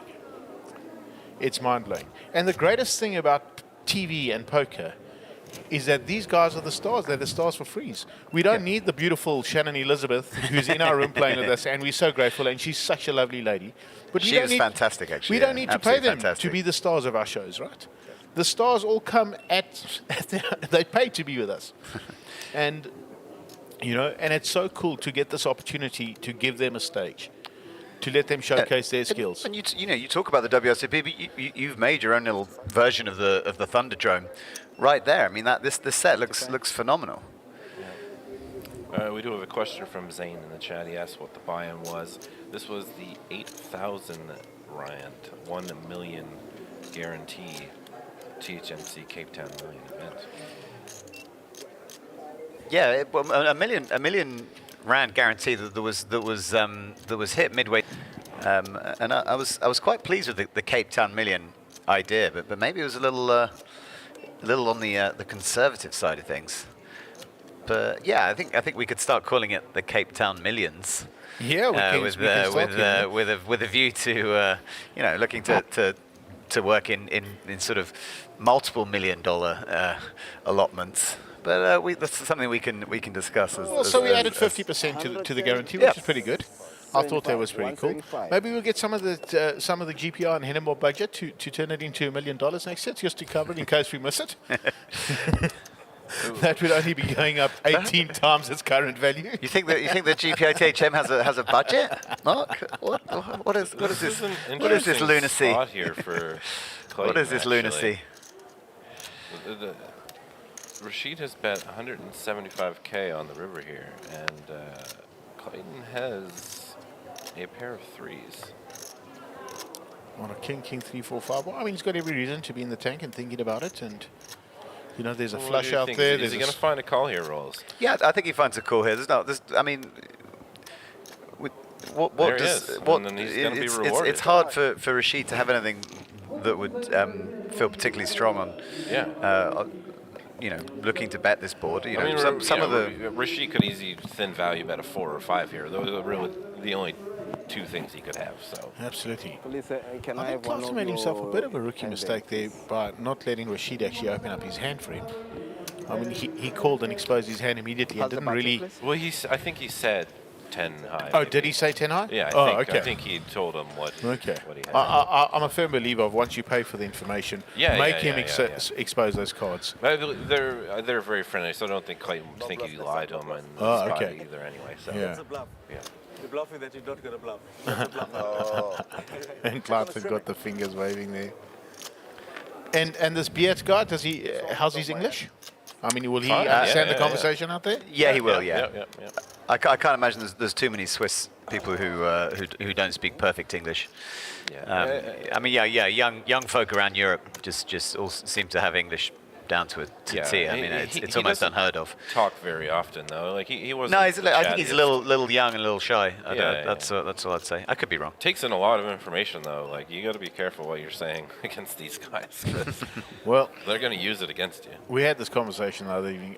You know, Texas Hold'em's probably been solved by the youngsters. And most of the young kids that get into poker will be using solvers and studying GTO and doing this thing, and us old boys will just dog on with Phil and Reed and this, that, the other. Interestingly enough, like, the amount of poker I play, I've decided to put a bit of work into my game now, just because, either I must just pay the monthly installment and let the sharks eat it up, or I must get a bit better. And tell me, Mark, about when your tour's not running, you're traveling around mostly playing, or are you looking to sort of most of these kind of fact-finding, information-gathering missions as well, or are you seeing a little both? You're trying to make some money as a player as well? I never go to try and make some money as a player, because if I try to make some money as a player, I'd definitely be on the streets, okay? I've found some great results in my life, and I've been fortunate enough to do so. And a lot of my trips, I end up finding something that pays for myself. Sorry to interrupt, but look at that trophy. Yeah, you love that, eh? No, we do. We love those pillows, by the way. Those pillows are great. Yeah, we like the pillows too, actually. Yeah, those pillows are wonderful. They're really cool, and you have to win that and to get that and keep that at home. And they're nice and soft and fluffy and very gentle and warming. And however, if you make the final table, you get a different. Yeah. That, on the left of your screen, you'll see that one now there. That's, there it is. I made the final table, and that one that's reversed out in color is who came up with that idea? Caitlin.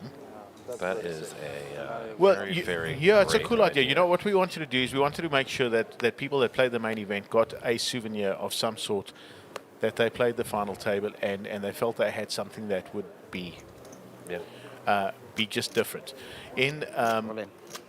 In South Africa, where poker all started, it actually started in Swaziland many years ago, with this series or this casino called Pig's Peak. Pig's Peak Casino in Swaziland. And South Africans used to travel across the border and go play at Pig's Peak. And when you made the final table in Pig's Peak, you were given like a little pig. That was like a fluffy little pig. A live pig? Yeah, and it was pretty cool, And it was right in the beginning days of poker. I mean, the way this game's evolved from rebars and add-ons and to re-entries and big, I mean, the first time we played poker, there weren't antes. The next thing, antes got developed. Then it became a big blind ante. Oh, wow. Payouts moved all in with ace-5, and Rashid's is going to look him up with... Well, Rashid needs to look him up there. I mean, he can't fold for 11 bigs when he's got 100 bigs, right? Well, I mean, I think it's a little it's a little dangerous to give him a sort of an easy double up, so to speak. But he might just catch a 6 or a 7. No, he's not going to catch anything. He needs a 4 or 5 to make this keep this, or running keep 7s, running 6s. Yeah. No. Right, and that's the end of that. And Rashid did double him up. That's the thing. You've watched Payouts play for today. You know he's strong. He could be making that move with a lot of cards, but do you want to give him that influx of chips?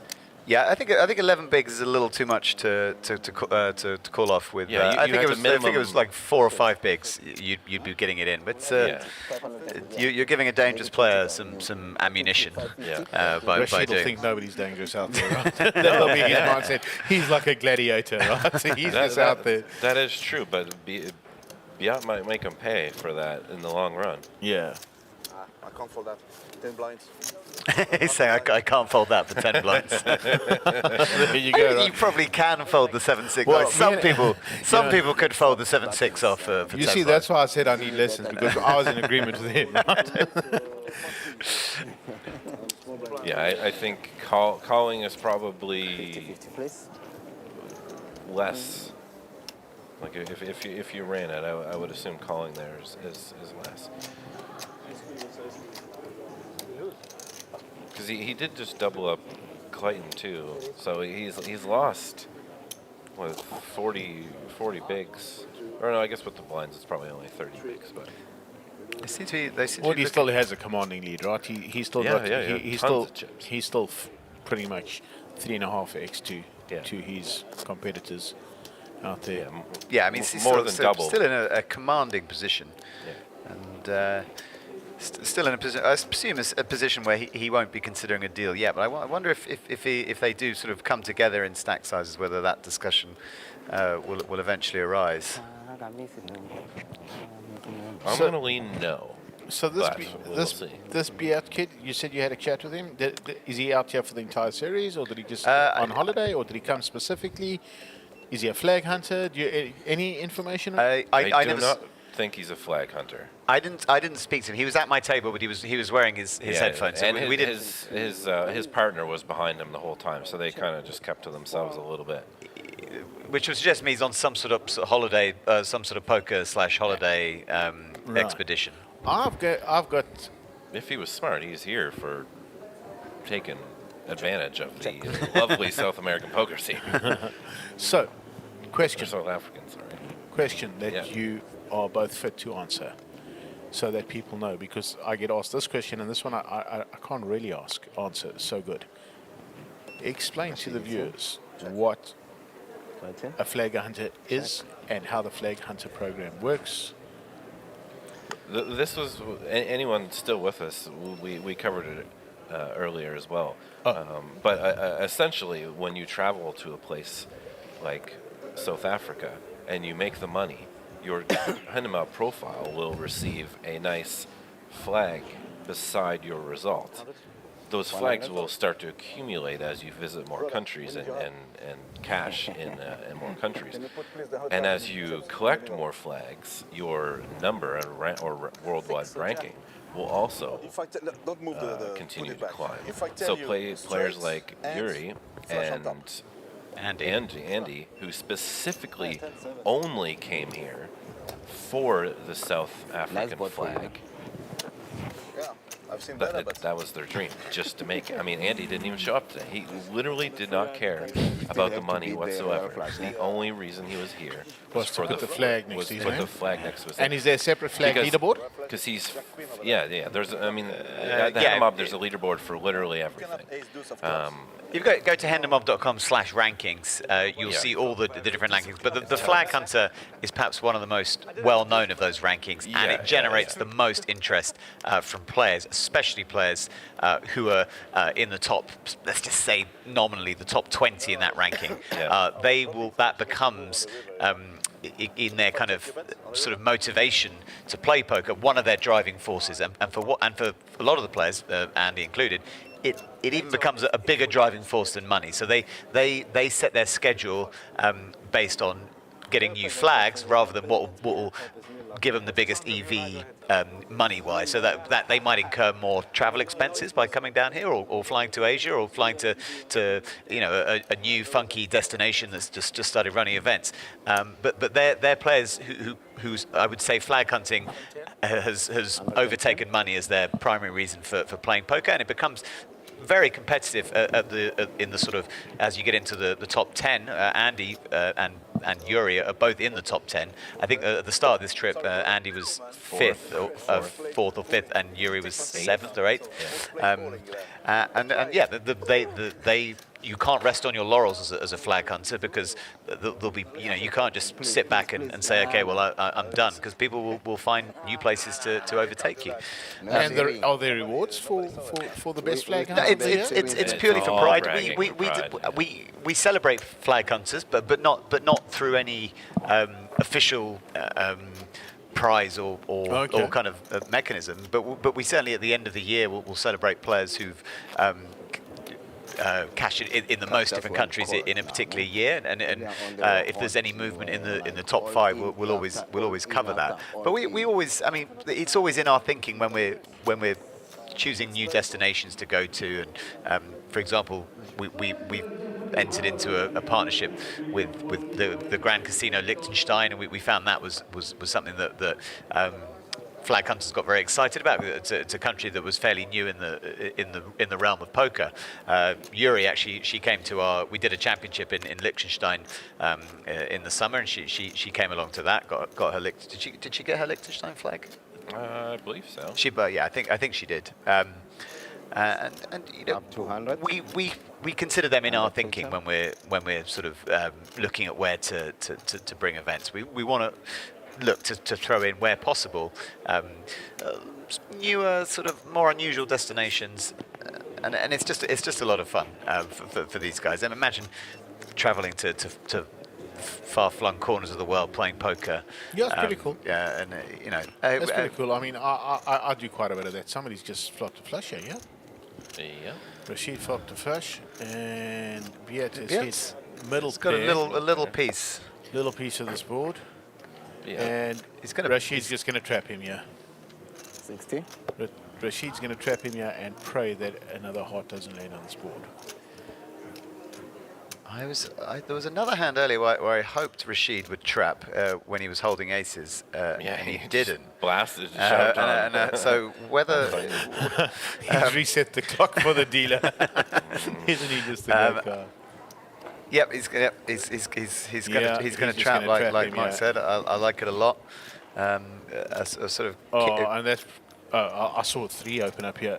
I was confused. So that was I think Biat will probably slow down here. Does he have slow? No, he's not going to slow down. No, this is. I would think right now Biat's thinking that Rashid has got a heart on board and looking for one. Yeah. So the question is, does Rashid announce the strength of his hand now, or does he look to go to? I think he's trapping again. I think he's going for the big trap. No, he's looking at them like. Yeah, I think he's pounding it in. Is he going to slide one of those stack of 100Ks over the line? I don't think so. I really think he's going to trap. Yeah, it's easy to say from this side. I think he's going to trap. The double barrel from Biat does look kind of strong. Yeah. Especially off a shortish stack. Yeah, there we go. Now he's putting the he's doing a good Hollywood. I think he's still going to smooth him and let him bury himself. Yeah, he's going to look for a nice hope that. The one thing you have to be worried about is the potential of Biat having the ace of hearts. Yeah. You don't want to let that, or even if he has a potential set. Like, I believe we just heard call. Yep. 180. And Rashid are the same. We're happy to call off 11 big blinds and happy to trap, right? Yeah, there you go. Right. That's a pretty safe card. And it's this a is trouble card for Biat too. Yeah, well, that doesn't change anything for him. Biat's putting all the chips in here now. I don't think he can stop telling what he was trying to tell. Yeah. And he's left himself with not I too much. think Biat will probably have to slow down. He's got oh wow, he's checked his 13 bigs. Because he was just going for thin value on the flop and turn, eights with a good kicker. I think he now realises that thin value was actually probably betting into a better hand, a jack at worst. Yeah. And if you thought Biat or Rashid probably had, he put in 150. Yeah, he didn't even make him put the whole lot in. Yeah, no, 200. Is that 4 chips or 3? Yeah. 200. This looks very milky. I think Biat gets away here. Yeah. He's bet twice and been called, and now this little milky, and I think it was a limped pot. So I mean, the ace of hearts doesn't really stand to appear in either of their hands really. Biat off 17 bigs, whatever he started the hand with, would probably be looking to jam small to big. Yeah, he's called. Okay, it's called. So a very small, very small bet. Yeah, just acknowledges it. Why is he overpaying him? You got too much in there. Overpaying he'll get a discount and feel bad. Overpaying him. There we go. And that's the dealer's good on it. He knew what he was doing. By the way, that dealer, incredible. That dealer's a legend, actually. Absolute legend. Top drop. I had him a lot of times. He was the most pleasant. And he's just trying to push the pot the wrong way. As we're showering him with praise. he's very good. He's excellent. Yeah. He's excellent. I want to ask, I've got to almost get out of this booth. I've got a few things to get done with the Hara. But I want to ask I couldn't give you a flush if you take Yes. You do tell something else to our viewers out there, because we don't often Button get is these moving to beat. Rashid is small blind. these opportunities to talk. Lighting is big blind. Do you want to explain to the viewers and to the South African public, because we're so far removed from global poker down here, we often miss out on things like the Global Poker Awards and what they stand for and what they mean and how players get opportunities to be recognized at these things. Once again, like I said, we're far removed. Our buy-ins are small in terms of dollar values and euro values.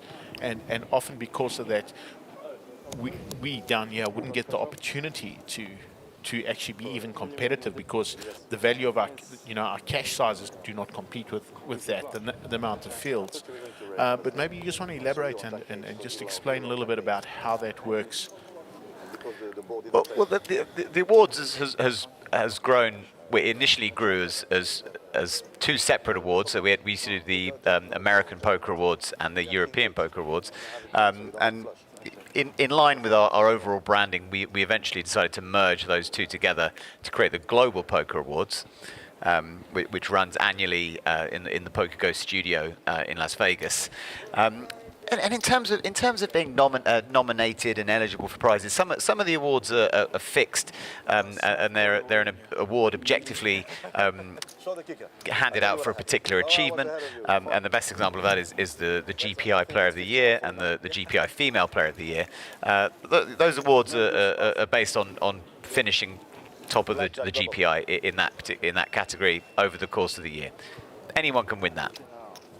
And then on top of that, we have around about 25-ish categories that span the breadth of the poker world, from events to media, to broadcasting, to photography, and everything in between. And we try and put together something that shines a light on every corner of poker, especially the unsung heroes of the game, the live reporters and the people behind the scenes, gathering content. And in terms of being nominated for award or getting noticed or recognised, at the start of the awards process, our team and people that we consult with, experts and people connected to us, we come up with these long lists of eligible or potential winners for that category, and then from there, those lists eventually become short lists. Now, you guys, for example, I'll mention, would be eligible in the category of best mid-major tour, and when it comes to that an award like the mid-major tour, you'll start with a list of 30 or 40 mid-major tours, and then everyone who we consider an expert or having eligibility to vote in that criteria will be able to vote for a tour. So what you're saying is that perhaps a tour like yours perhaps doesn't get noticed by some of the some of the names who eventually receive the email in their inbox. And I think it's a sort of inevitability with awards in general. It becomes a bit of a popularity contest. The most well-known tours tend to end up with the awards, and perhaps more regional tours or tours in outside of the US or Europe where they have the most attention, perhaps are underrepresented. And we're always looking to improve, but there is certainly a degree in any awards of popularity and people voting, not necessarily familiarity, where you tend to see winners that are the most famous tour or the most prestigious in terms of how many people have heard of it. So you don't always necessarily shine a light on. No, so we get that from the set. I mean, I clearly understand that. How could you vote for the SunBet Poker Tour if you haven't been to the SunBet Poker Tour?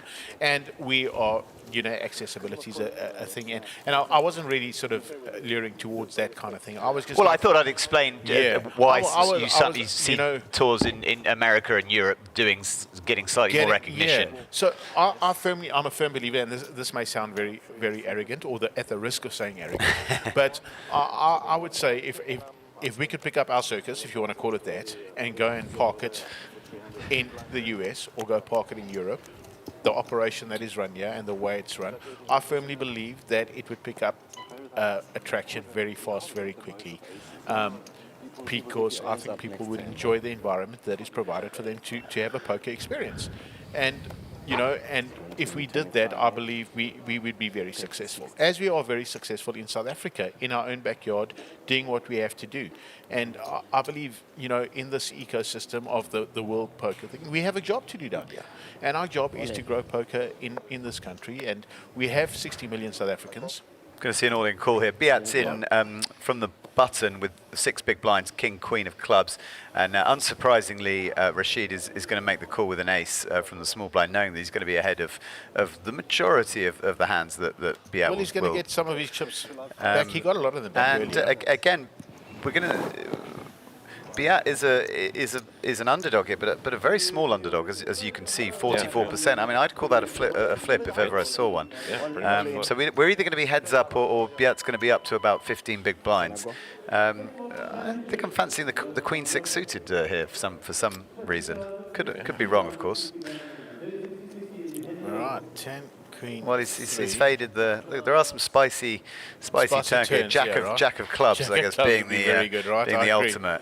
There is a club. That helps. That helps a lot. A club, a queen, or a 6 will keep Payouts alive in this tournament. Otherwise, we're going to get heads up. A lot of outs, and there it is. There's one of them. I did call it if anyone was listening. Going back to your point, Mark. I mean, the American poker scene is just so. It's not even starved because there's plenty of opportunities, but they're just so for poker that any operation that sets up in America, it just instantly becomes a boom. Like, I mean, Moneymaker's Poker Tour already, I mean, of course, like, Chris Moneymaker's name is attached to it, but they just set up shop and boom. Yeah, I get it, and I can understand that. I can understand that if you set up a poker shop anywhere in the US, and you open the doors, people will come, right? And if you make it attractive enough for them, they will continue to come. If you give them a bad experience, they'll go, well, why should I come? So, and that's America. And the thing with America is they're so used to bad experiences anyway that any good experience is going to be fantastic anyway. But the culture there is just so ridiculous. I mean, people grow up playing poker. Poker is a thing, Like when you're 3 years old, you're sitting around the table with your dad, they're all playing poker, and they have home games for poker, and they play for Tupperware and whatever's in the house, and it's really cool, And it's very much part of. It's like almost great. It's part of staple growing up there. Yeah, right? 100%. It's inbred. It's part of life there. Down here, it's pretty different. Yeah. But we're getting there, and that's why we love to forge partnerships with people, because I believe that not only even if the growth is small by our own community, if we just grow internationally, it will grow, because eventually mainstream media in South Africa have to start picking up on this and start realizing, this is something good to report on. Yeah. I really always refer to this as a sport and not a gamble. And even though there's X amount of gamble in this, there's absolutely no doubt that the skills are the skills. Right.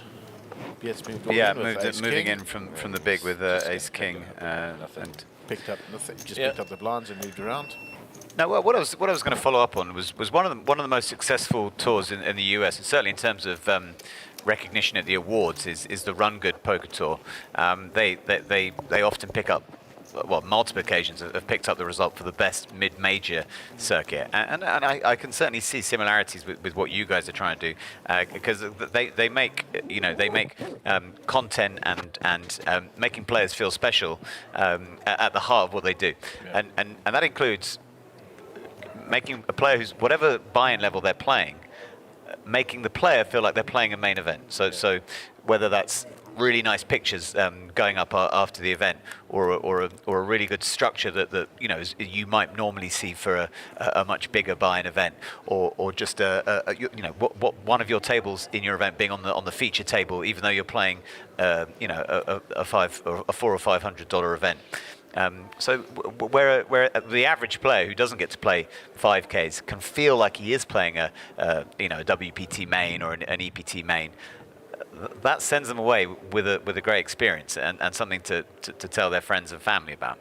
Yeah. And I can see similarities with what you guys are doing. The content, the video, the photos, the updates, they're all part of an overall sense that a player is playing something very prestigious. And Run Good have been, they've been doing that for a long time, same as you guys, and they have been, well. What's wrong? What did he do? What did he do? He went to somehow flip his something with a card card at the table. It's an outside exit, right? Flipped it down to third man quickly there.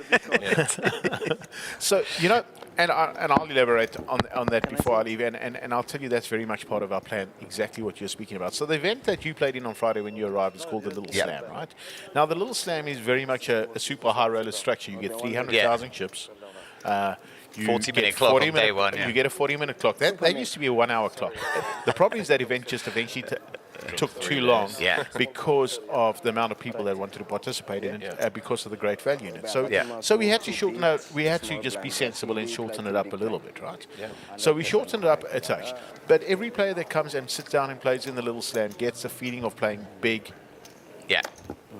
A big hand poker. They get to play in a structure that's a full 2 days, which used to be a 3 days, and they get to sit down and enjoy that. They get the opportunity to go and sit at a table like the one that the people are watching right now and play on a live stream. They get the opportunity to tell their friends, tell their girlfriend, tell their wife, tell their kids, or whoever it is that they want to tell, hey, you can look at me, I'm going to play on this feature table.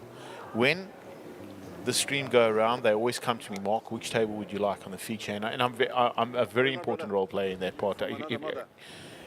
Because I always go and look for players I've never seen in my life to put on the feature table, because that is important. I know the viewers want to watch the best players play. But if you want to watch the best players play, you know what? You can also just turn on any of the other Poker Go channels, and you can go watch Negrano play Helmuth, and there's thousands and thousands of videos. Into the final table. Yeah.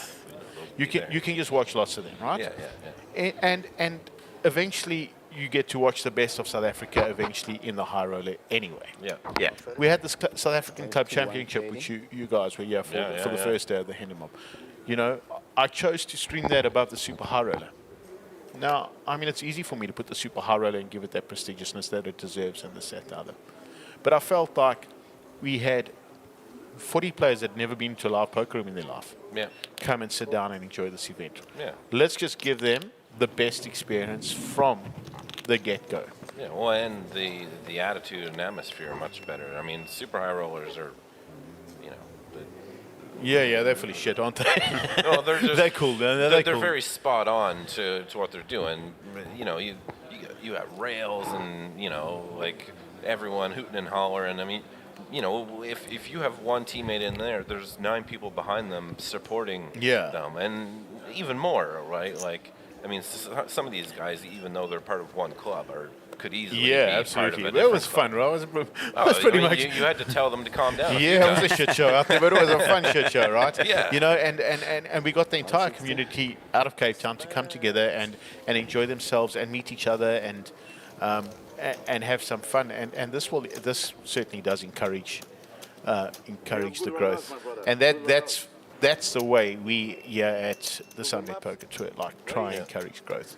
Often I get told, but let's have 500 Rand and 1,000 Rand buy-ins, and I'll say, guys, we save those for the satellites. Unfortunately, a setup of this nature cannot afford to host events that the buy-in doesn't cover the costs. The buy-in doesn't cover the cost, let alone the rake out of the buy-in. So. But in saying that, gents, I'm going to thank you once again so much for your time and coming down to South Africa. What time do you leave tomorrow? Early. I'm out of here 9:30. Lufthansa to Munich. All right. I'm sure everything's been arranged with your transfers and everything.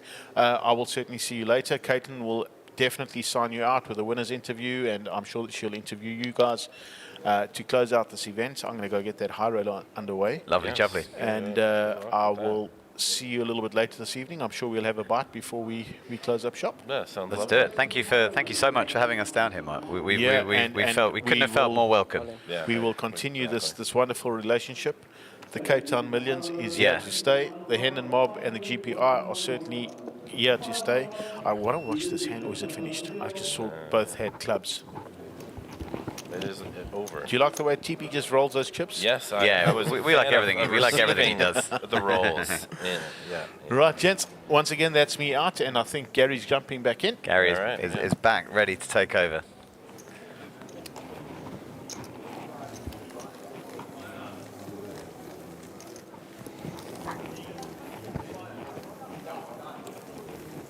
There's less people here. What did you do? Yeah, we cleared them out. So bring me up to speed, guys. I've been wandering around doing some admin and stuff. So where are we? Take a peek at Rashid's stack. That should Oh, tell you. Rashid has a lot of chips, and The other two don't have as many, but they're pretty fundamental. They're sticking around. Payouts has been navigating pretty well. Yeah. With 11 bigs. Oh my word, 30, 60, 60 on the ante. Yeah. He did have 5 bigs shortly ago and got 1 double up through Rashid. Oh my Clayton's had been forced to be pretty quiet, and understandably. Yeah, it just needs to pick a spot, get that spun up a bit. Yeah. But, it's an awkward stack to have 19, 20 bigs too when your opponent has between 5 and 10 for the last while, because I mean you know there's what, the 162 for third, 230k for second right now. Yeah, Clayton's got to play pretty snug actually while Payouts on 11 bigs. I think Payouts. Oh, it's. I thought he might put it in there with 7-5 of hearts in the small blind. He would know better than me what's correct in the small blind with 11 bigs. I can assure you. Yeah. Yeah, you're not in love with 7-6. I feel like Payouts is a guy who knows his 11 big blind ranges from the small blind. And you already know that Rashid's going to snap you off with Queen 4. Yeah. So no, he's calling you with anything. Of course. Yeah. Well, he called 11 bigs with 7-6 off. Yeah. Sounds like a fair fight to me. Had the approval of Mark J. I said it. I called it as a fold. Yeah, I definitely 11 called it bigs, as a fold, 7 high. You do that 5 or 6 times, you're going to find yourself in trouble. Yeah. And that's the point he's making, isn't it? Mark didn't mind it. I wasn't a fan. Yeah, we know that Biat is strong. Mark had never seen Biat play. It was his first time even seeing him. So okay. We knew Biat was obviously very capable. And when someone has 5 bigs and they're like that, you don't really want to feed them too much. No, not at all. Like, it can only end one way. It's going to come back and bite you. Yeah. And Rashid it was just a small blind versus big blind shove type thing. You just gotta let that go. Let him have the blinds. Yeah, I mean, he's just got so many chips. It's not going to hurt him. This is where those magic words of focus and discipline are so applicable. Don't get carried away. Yeah. Well, Clayton picks up top pair here. Yeah, Rashid limping from the small with a pretty nice hand, almost in a sort of slightly trappy way. Not wanting to get jammed on, not wanting to get 3-bet jammed on. Yeah. But he's been out flopped, so I think he'll probably just have to get out of the way here. He has not connected with this board. Good spot for Clayton to pick up a few things. Doesn't seem to be the type of texture He doesn't really like to fold very often, though. I don't know what you feel here. There's not much maneuverability on King 3-4. Well, okay. Yeah, but he's probably lining something up the river. He's 2 moves ahead, He definitely doesn't want to see a queen or a 9 here, but that is a card. Well, no, he would have opened. I mean, Clayton's already got the check mark here, so he can only lose the hand if he folds. So, yeah. Rashid checks it back. He says, it is an interesting card because Clayton is unlikely to have an ace checking in the big blind. Rashid could have one.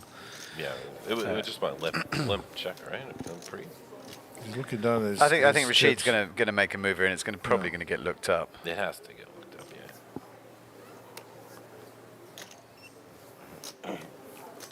yeah. Clayton will know this does not make sense.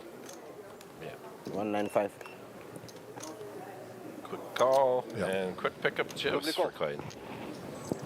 I mean, Rashid's trying to rep like ace deuce or ace five, like just limping from the small and calling with a gut shot. Yeah, on the flop and picking up an ace, but it's not the most credible of lines because Rashid's so aggressive. Yeah, it's the old adage. The story didn't make sense. This will be the high roller getting underway, I would assume. There's a player I played with yesterday. I can't remember. Naeem Lum. Dr. Eben Lottering. This guy is Gareth Hudson and Rudy Faree. Okay. The player I played with was the marathon runner. Okay. This is Joe Boy Rami. Oki Faree, you can't miss him. He's a big unit. Small blind. And there's Yogi, who was on the table with us earlier. And I don't know that fella's face. The nice thing is, I mean, between Mark and I, who helps me with the commentary, we probably know 95% of the players in South Africa. That's helpful. Until you come to Cape Town. Because it's a bit like some of the states in America. People just don't travel outside of Cape Town. They love it so much here. So you come here, and half the community is unknown to the rest of the world. But that's great, you know. You don't know who you're dealing with. It's fun. I just wish I had more time to play myself, but unfortunately not. Yeah, fair enough. Rashid is going to put his chips to work with this off-suited ace on the button. We're at 60, 30, 60, so 150 in the pot. It's going to make it. What do you think he's looking at here? Like Jack 10, Queen 10? 125. I have no idea. I don't know why we haven't got his cards. I assume he folded then? That's that's indicative of how snug Clayton has to play. Really doesn't want to be mucking a7 in the small to an open for Anthony Rashid. pointed out, I mean, there's a hell of a jump between second and third, so, you know, in monetary terms. And, you know, Clayton is just, I don't know. Clayton's just got to hope that Rashid hammers Biat and grinds him down and eventually busts him, because he doesn't want to take the risk of swapping places with Biat. Yeah. So he's relying on Rashid doing the heavy lifting. Yeah. Well, we know he's not going to be scared to make a move. I mean, he's picked up nice. But it suits. But this suits Rashid as well, because Rashid is essentially at the moment only playing against one player. Yeah. Yeah, Clayton has got what I refer to as some waiting chips. Yeah. He's got some space to operate for a little while. Yeah. Whereas the youngster is almost being forced in. Well, he's almost in the danger zone, as Stapes would say. Danger zone. Yeah. Well, that was pretty good. That was pretty good.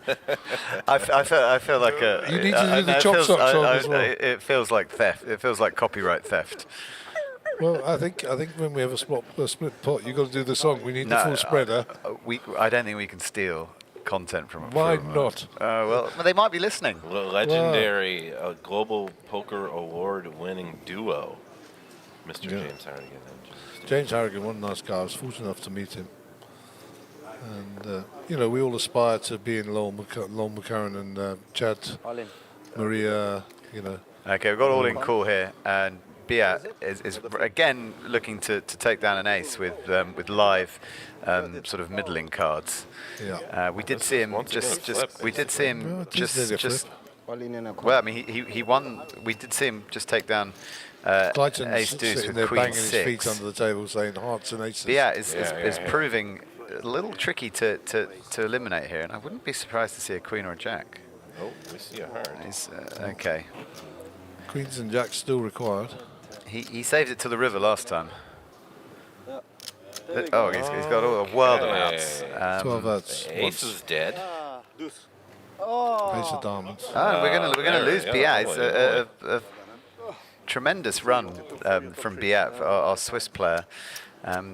Rashid's job just got a lot tougher. He's going to finish in third place for 162,000 rand rolls. 162,000 rand, no less.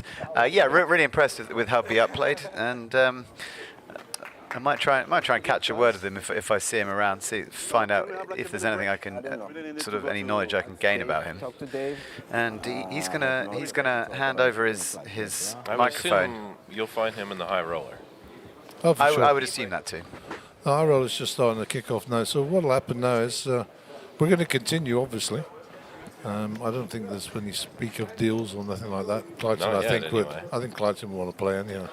Yeah, I mean, we'll have 100 bids versus Clydeton 25 will bids. now We have 40 minutes. I just need to. will now put his chips to work and try and reach some sort of parity with Rashid. I think it will take a very tough and unlucky hand for Clayton to not draw this very, very close. Pico, you can make a decision. Can we go for a pee break? We need 2 minutes, just 2 minutes. That's the heads up. So they're asking if they can go for a natural break. Who would begrudge them these two heroes? If anyone's listening, we approve this for small break. These two heads-up heroes. Well, we're quite fortunate. We just turned right out this door and it's second on the right. It's literally that close. Yeah. Hey, Dave. Please give them the break. There he is. Dave's a softie. The trophy is coming out. Yes, thank you to. So Dave, what must I do? David. Continue dealing. Who David brought Roll. the trophy? Oh, that's Hugo. He's one of my guys. Oh, Yeah, Hugo. Yes, thank you. He does the heavy lifting, literally and metaphorically. I appreciate that. Talking about the commentary teams, I've got to tell you, my particular favourite is Schulman and Ali Najad. They crack me up. Phenomenal. On the Absolutely late night phenomenal. spots. Global Poker Award-winning Nick Shulman, former Broadcaster of the Year. Yeah. Well, what a great attitude. Very smooth on the ears. Yeah, you can listen to those guys talk about any subject going, and it would be a sort of silky, delectable experience. Indeed, but it's almost like the comedy exists, but it's just under the surface, you know. It simmers away. It simmers away.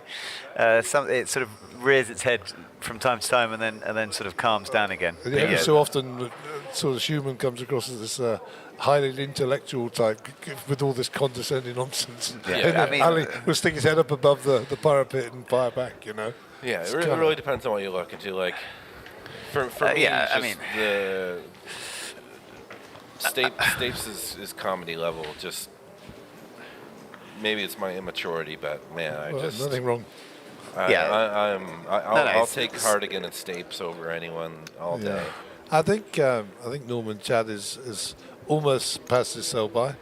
I think he. No, I never. Personally, Absolutely adore Norman. I love Lowell McCarran. I mean, in terms of high level analysis, I mean, a lot of stuff is live nowadays. So they are perhaps a little behind when it comes to hand analysis. But in terms of entertainment value. In terms of entertainment value, it's completely up there. Yeah, I mean, you never go for them. 5 to 6. Aces versus ace, king. This is going to be like level 1, right? They just started. Big double up. Yeah, you hate to see it. It's very unusual on level 1 or high roller. You see people losing all their chips, that's for sure. Aces versus ace king will. Or was it just a big pot? I think Joe Boy Rami, who was in the centre there holding the phone, has still got chips behind, so they didn't spend it all.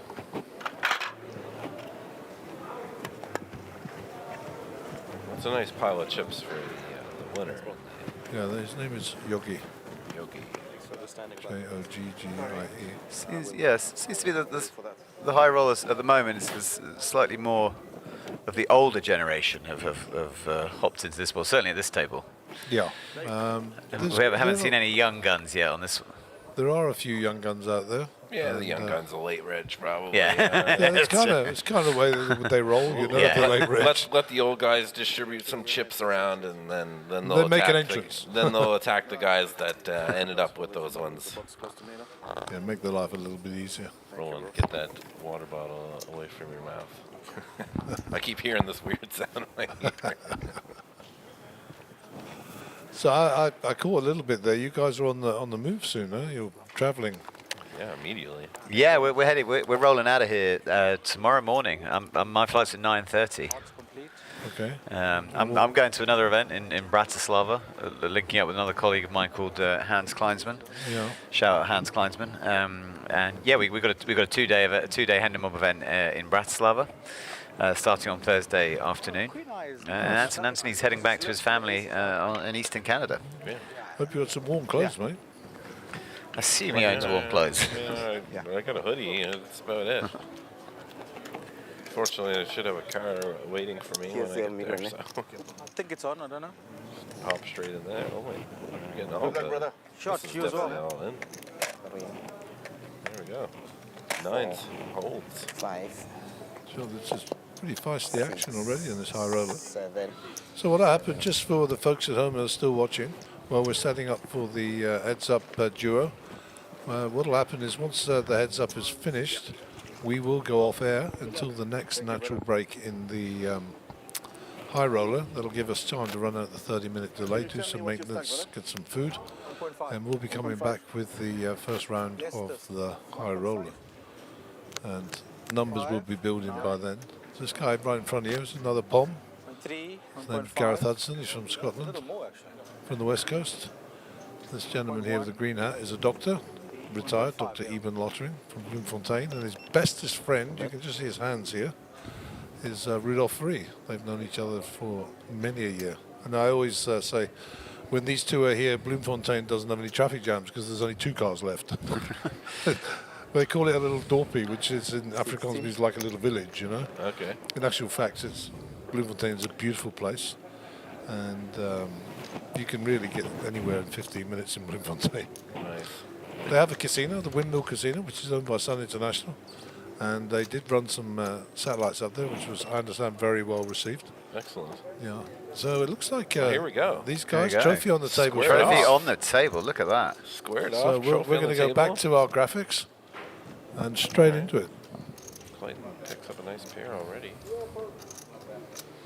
And there's the action on the left-hand side of the screen. You can see it there. Rashid called. Check from Clayton. Check, check. So.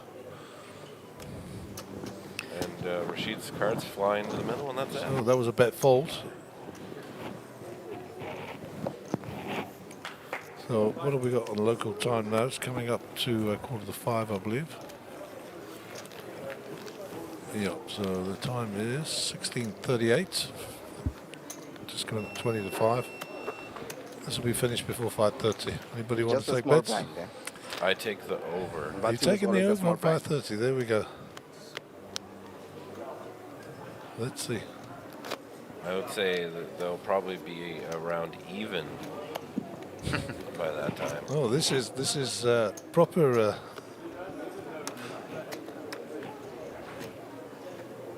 You really think they're going to be even? I'm just thinking.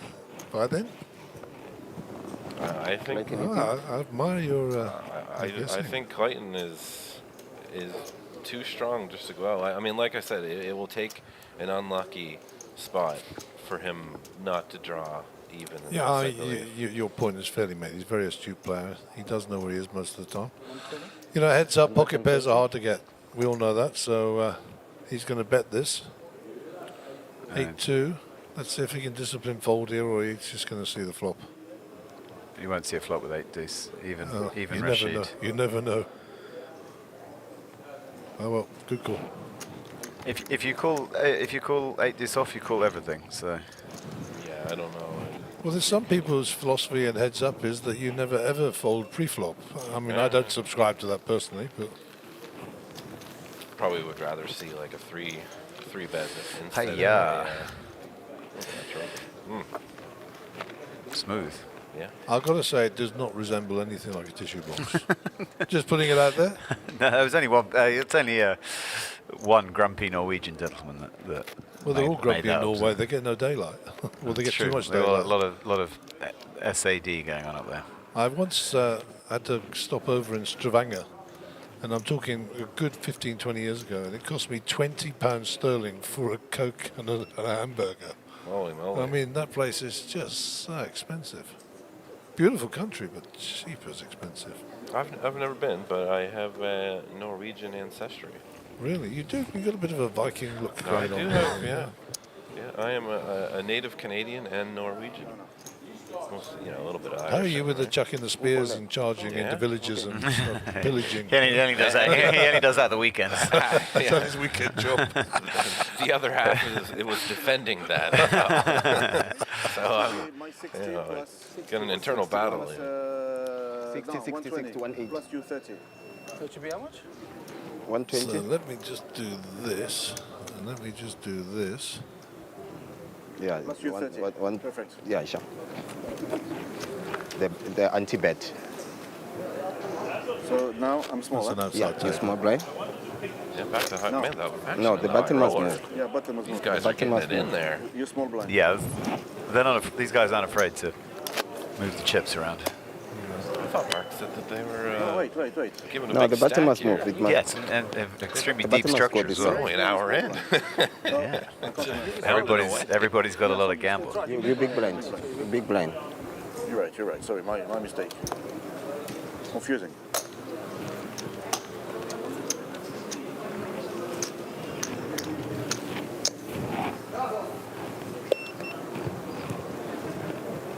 $30 more.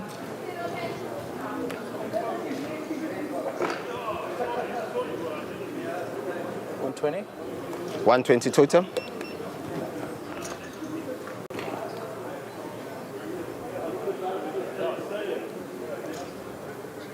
Just try to give us a little bit more volume from the players so we can hear the interactions a bit better. Rashid got a read. Yeah, Rashid, here. and that he's not going to be afraid to go to war with. 360. 360. Yeah, solid race. Like 120 you said, ne? Yeah. Quick fold from Clayton. Yeah, really quick.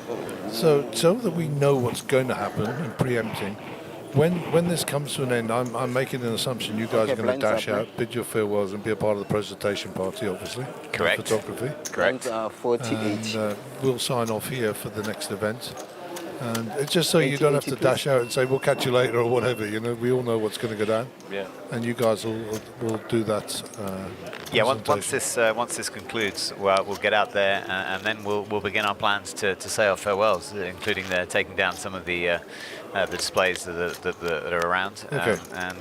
I mean, I'm sure Caitlin will come and do the closing with you guys anyhow. And we'll switch over to that.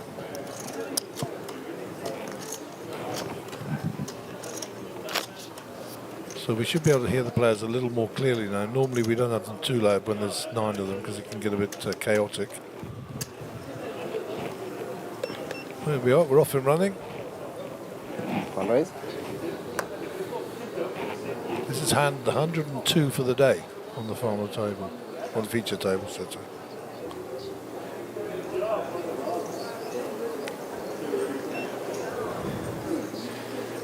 Interesting here. We don't know what Rashid has, but a pretty three bet jammable hand from the big by Clay. He could also call here. He could look to get in his 17 big blinds, depending on kind of cards in the box, please. whether he wants Rashid's hand, to King crank 5. up the variance. He won't get a call. Yeah, he's just gonna 160 total. Just gonna take a flop. 165. 165. So Clayton with the King 6 suited. It's 150, 160, 165. Rashid with the King 5 off.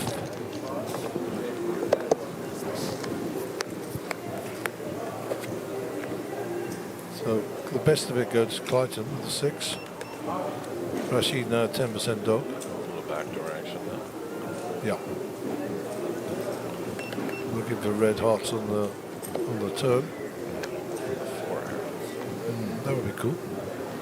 Yeah, there it He'll is. take it, he says. There's a deuce. 9 outs once. Check, check. Okay. No good up. Pretty passively played so far this Yeah, hand. there's only 410 in the pot. You think the size of the blinds, and it's been very about passive. 150 out there or something. At least block or something.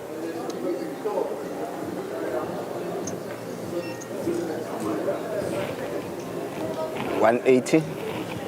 I like it. King High calls it off and Clay gets paid. 6 and 7s. Chipping up, chipping up.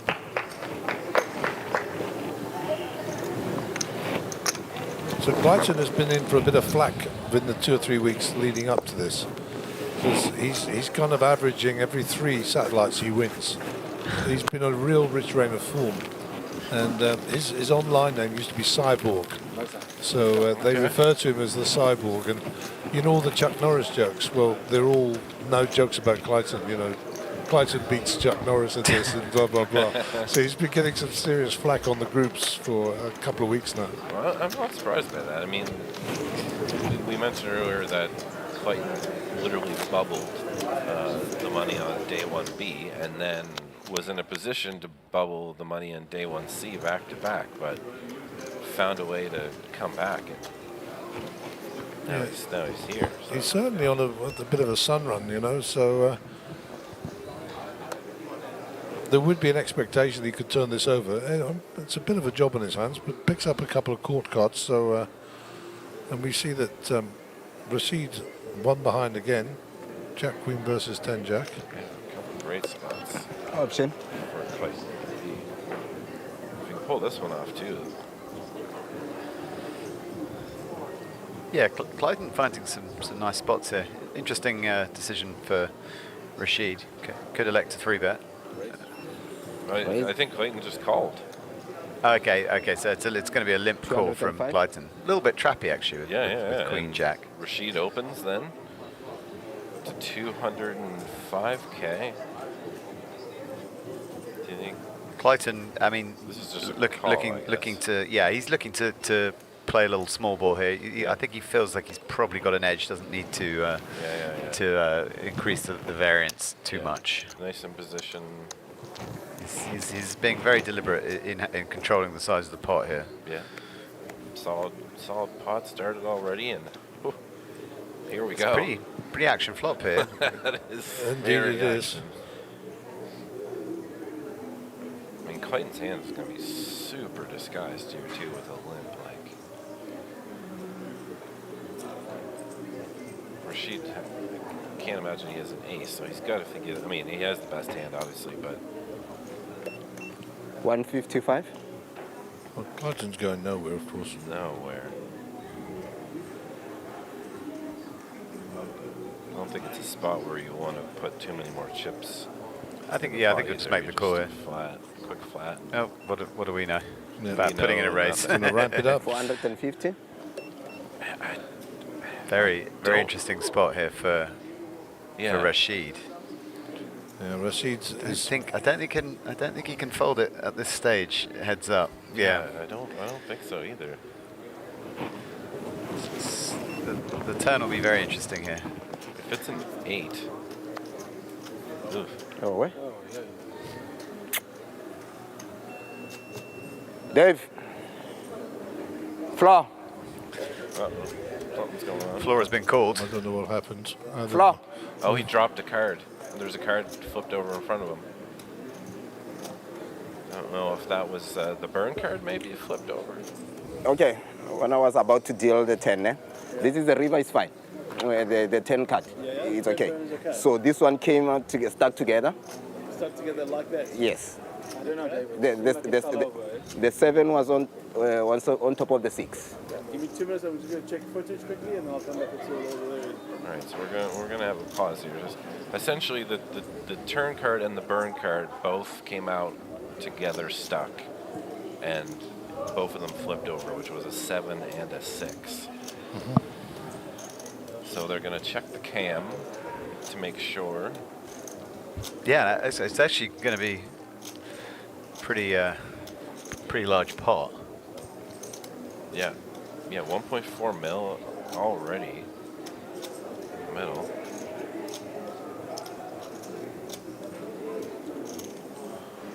What did he say? It was a 7 and a 6? 7 and a 6.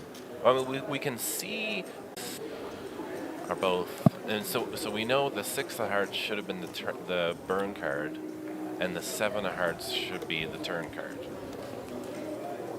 Theory. Yeah, so we know once one of these cards falls, we know Rashid will check when the turn eventually does come down. The question would be whether Clayton will continue his aggressive line here, or whether he'll check back and try and take a free river. 7 was on top like that, right? 7 was on top. Turning that way around. 6 is your turn. Yeah. That's your next So the action will now be on Rashid. It is. 6 hours to the turn, 7 is your next burn who card. will almost certainly check. Check. So far, so good for me. River card's straight off the top, right? Yeah. Will Clayton continue? Check. So the decision was like 6 is a chop. Will be crossing his mind to overbet jam here. Yes, I was thinking he's got a very nice stack to go. Very nice stack to overbet jam. If you thought your hand was good on the turn or on the flop, Rashid's just okay. 7, 1 million. Yeah, I mean it's not the press card. I mean 7-8 gets there, which is the other up and down draw. If there was one guy at this table when you were 900 who I thought could call this, it would be Rashid. Rashid certainly can make this call. He's picked up the chips. He's made the call. Extremely courageous player. He hasn't put him in yet. I think he's just calling it out. Maybe going to get a look at his own stack. 1,255,000. I mean, it's a big bet. Yeah, he's going to check what's left behind. He's just going to go through the process. Remember, we've got time cards being showered away at 30 seconds. I think he might make this call. It just doesn't look like he's in the mood to fold here. I don't think he's in the mood to fold either. I mean, his chips, his cards can't even slide past his chips. I mean, if he could end the tournament right here, he knows that. Yeah. And there's 2 flush draws out there. He could also end up giving Clayton 2.6 million chips. Well, he's already getting 2.6 million. He could 1.9 or 3.9 million. This looks like a man who doesn't want to fold his hand. This will change the chip lead. It'll be 3.9 million to 3 million in Clayton's favor. The longer he takes, the more inclined to fold. I think so too. It's just so tough. Like you have Jack 10. Like what turn cards help you? I mean, like the only improvements of your hand are Jack 10. It's going to lay it down. Well played, Clayton. That was very well done by Clayton. Yeah. Nice. I'll tell you later. Clayton will be up to 2.6. Look, 8, flush draw. Close. You? So let's just quickly bring up the chip counts. 2.6 to 4.3. Yeah, pretty even now. 33.54 big. Rashid could have ended it right there.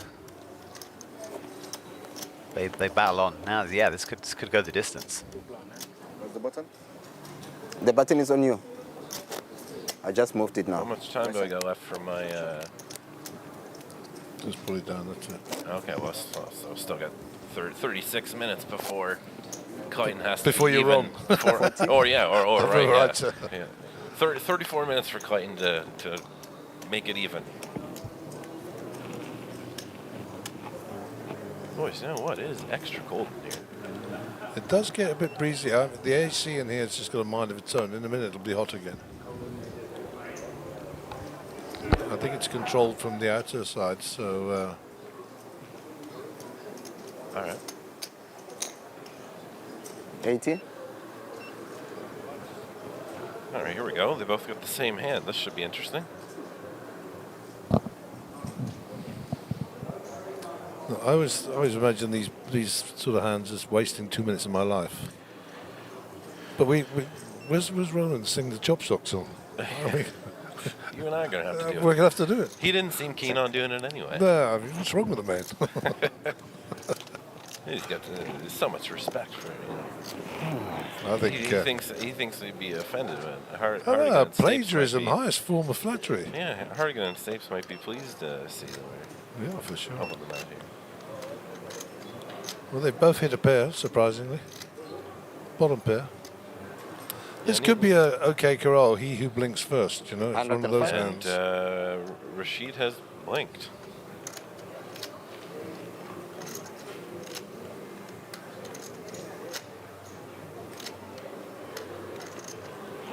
Okay, yep.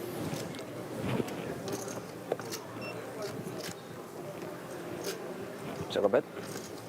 Diamonds. Rashid has picked up a very nice diamond draw. I wouldn't mind seeing it continue here, I guess. But if it went check, I wouldn't be surprised either. But no, he's going to put some chips in. He's going for it. Small ball. It's a very, very tough call now for Clayton. I think you just worked hard to get a bunch of chips. Might be just about time to let this one go. Yep, good call. Good call.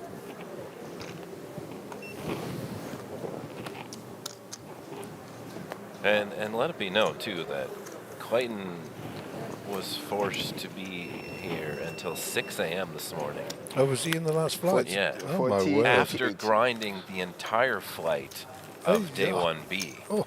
So he's played, let's say, 1, 2, plus 4, 5, 17, plus when they start today, 11, 5 hours, about 20 hours of poker in the last 24 hours or so. That's a bit of stamina as well, eh? Sure. With a 5-hour gap between sessions, because he immediately busted day 1B on the bubble, and then jumped straight into day 1C. Well, he's going to reap the rewards of his commitment. Yeah, if that was me already. If that was me, I think I'd be in the fetal position under the table. Yeah, he might want to be there himself. But, okay, Queen 9 suited versus 8-4. Action on Clayton. I think he limps in here. 160? No. 160? Nice little pop. 8-4 is probably fold. Oh, it's definitely a fold, but this is Rashid we're talking about. Yeah, see a flop. Like you said, you never want to fold any. Oh, I think Mark was that in the camp of you never want to fold pre on when your head's up. Yeah, I'm kind of there. I don't agree wholly, but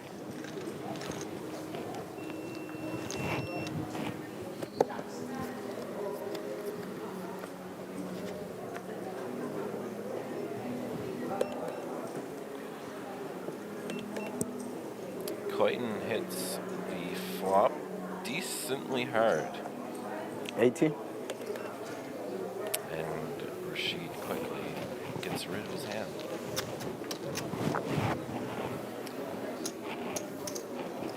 And the gap slightly. what was his pickup there? Did you see? Sorry, I was busy asking the camera guys to give me a new angle. Clayton caught a queen on the flop and just continued with the min bet, and Rashid quickly got rid of it. Okay, so he's. We'll see when the graphics come up in a minute what his total is. Yeah, 2.6 to 4.2 or 4.2, yeah. Yeah, something like that. Yeah, almost 4.3, I guess. There you go. 4.4, 2.6. 40, 80, 80 on the ante. 54 bigs and 32 respectively. So heading in the direction that you predicted, Anthony. Yeah, like I said, just watching Clayton play. I mean, no offense to Rashid, you've sung his praise. I have no doubt he's strong. I just had, didn't have any experience watching Rashid at all. Even when I was sweating Roland. Small blind, yeah. Well, I guess Rashid wasn't even in day 1C. Rashid came from either day 1A or day 1B, so I didn't get a chance to play either of those two flights anyway.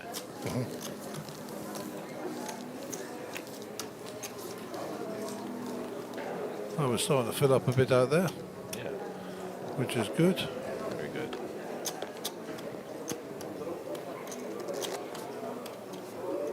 Reza De Bruyne. The gentleman sitting down with a bald head on the right is Harold Brooks, better known as the gentleman of poker of South Africa. Oh, yeah? It's a nice nickname to have. And a very, very apt name. Yeah. I mean, just recently my wife has been unwell. She's okay now, so we'll just finish that story there. But he rang every day. Oh, I love that. For like 2.5 weeks. As a fellow bald man with a beard. Yeah. Well, there you go. Gotta stick together there. I think there's a bit of unity there. Yeah.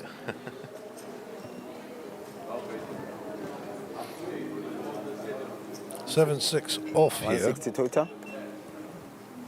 6-5. How often have they had a hand that's like 1 pip apart? A lot. 3-4 times now, maybe more. A lot. Yeah. The 9-8 to the 10-9, the Queen Jack, the Jack 10. Yeah, that's it. They're all there. And Clayton has been the benefactor of every one, I believe. I believe that's certainly the lion's share. Okay, so we're going to see a flop. What kind of juicy flop are we going to get here?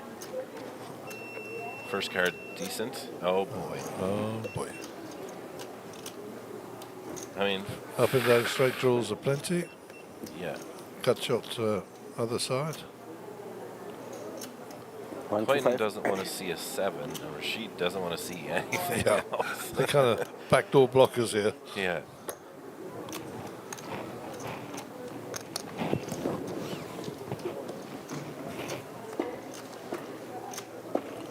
Three of hearts brings on that draw. Clayton with the only heart. Yeah, it's probably a good card for Rashid to not lose any more chips. Yeah.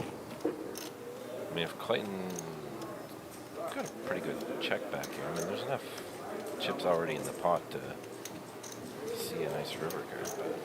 If you're Clayton, though, in his mind, he might think he's still behind. Yeah, fair. I mean, he's sitting there with 7-9. Yeah. So he's buying this pot at the moment. Yeah. 360. And a nice solid bet too. Like yeah. Pot goes up to $1 million. If you're Rashid, you're sitting there with 6-eye. yeah. So you're either building a plan to. Yeah, exactly. To peel one here and That's another pickup for 365,000 for Clayton.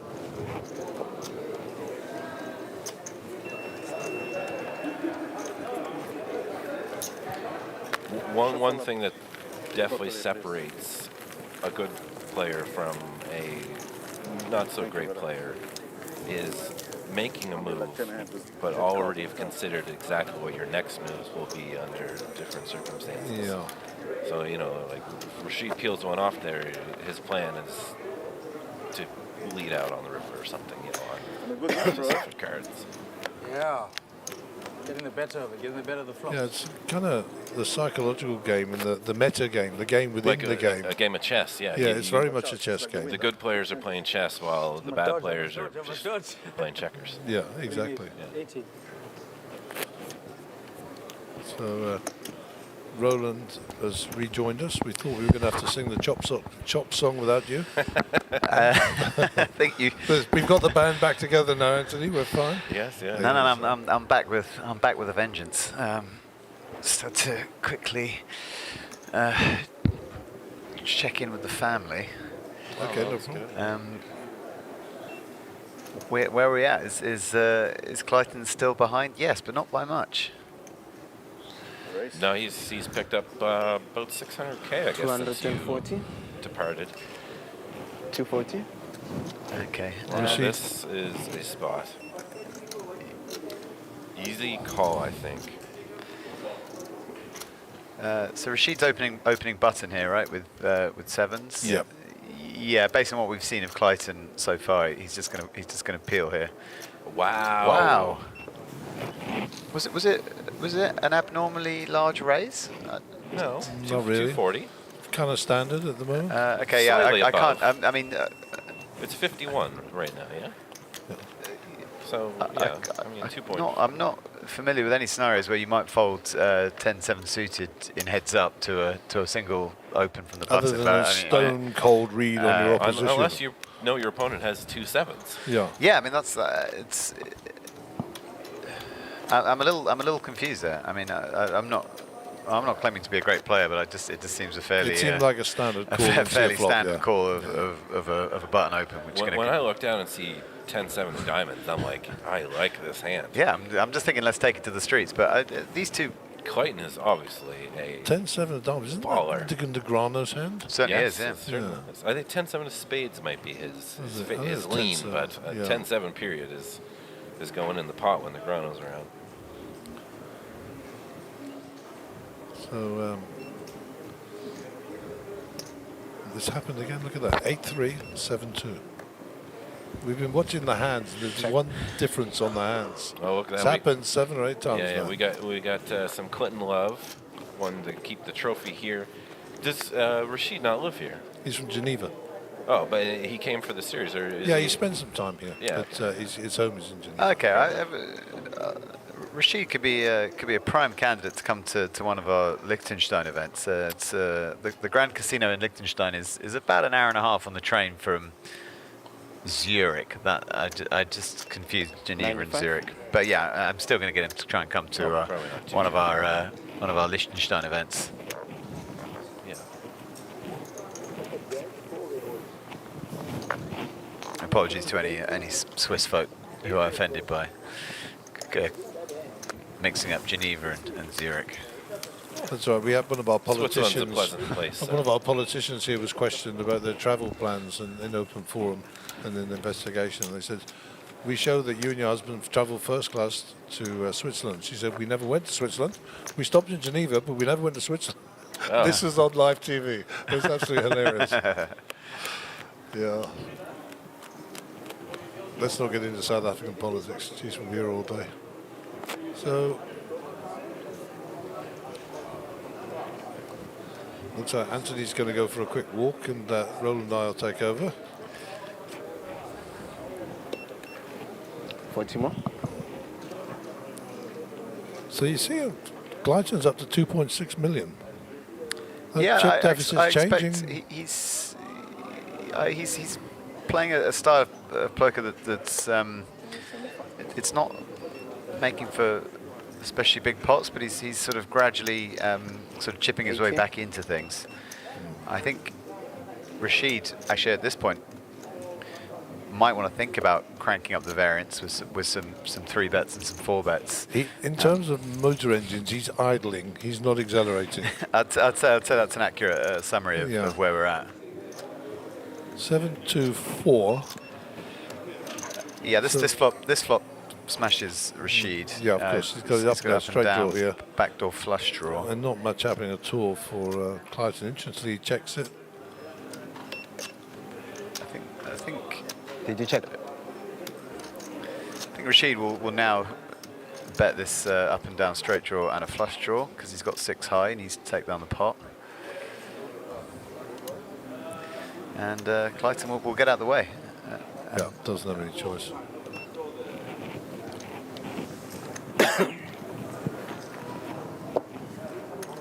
Steady away. Certainly very steady poker from both players. The only hand really that we've seen at Fireworks is the bluff shove or semi-bluff shove by Clyton on the turn with Jack Queen for the up and down. All Rashid had to say there was call, and he was a big favourite to fade the river and take down this event. I think Clyton just had enough fold equity in the stack size and just it was played to perfection by Clyton. It made it very difficult for Rashid to call with just a 10. No, I mean, proportion of the time, Rashid is going to have an ace there, and it's not going to work that bluff particularly well. So it was slightly good timing for Clyton that he just had second pair rather than top pair. Yeah, indeed. Getting some garbage hands here, and the guys are just having to sort of navigate around them and see what the best they can get out of them. Yeah, it's kind of the nature of the beast, really, with heads up. Break will be good. 2 minutes, yeah.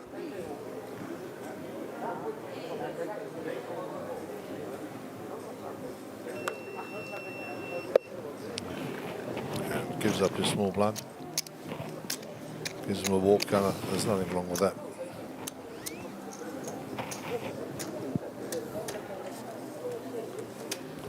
So yeah, you said you're travelling to tomorrow morning, yeah? Yeah. So we got our final event of the year taking place in Bratislava with a group called the Festival, who put on put on brilliant events in various European locations who we've been working with this year to collaborate on Hendon Mob events. So yeah, really looking forward to that one. Joining up with a lot of friends from around Europe and rounding out the year hopefully in style. It's been a pretty busy year for us, so I will be glad to get back to the UK on Saturday. I get back Saturday the 2nd of December, and that's in terms of travel, that will be me done for the year. So you'll be home before me. Well, that's, you've we'll been, not be you've back been putting, to the 4th or the 5th. You've been putting in a hell of a grind in this booth. However, it's actually a rather nice room. I've seen a lot of poker production rooms, much pokier and much more dingy and dark and not quite as salubrious as this. I mean, we've got artwork on the walls. We've got intricate cornices and columns and whatnot. A very cultured team we have. You are very cultured. I mean, they've given you a really nice room. I mean, this could be a room fit for about 6 poker tables if sort of like the Ambassador in Mayfair. It's got that kind of buzz about it. I think it really has. Yeah.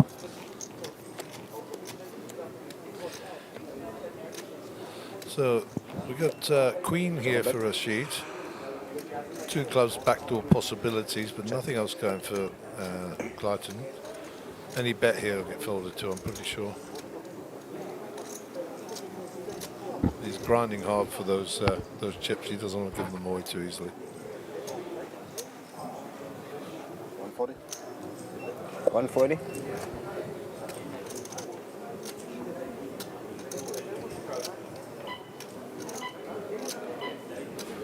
No, I don't know if that's the end of the level for us or for the high roller. We'll find out now.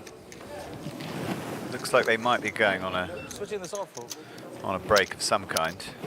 Yeah. I'll just check.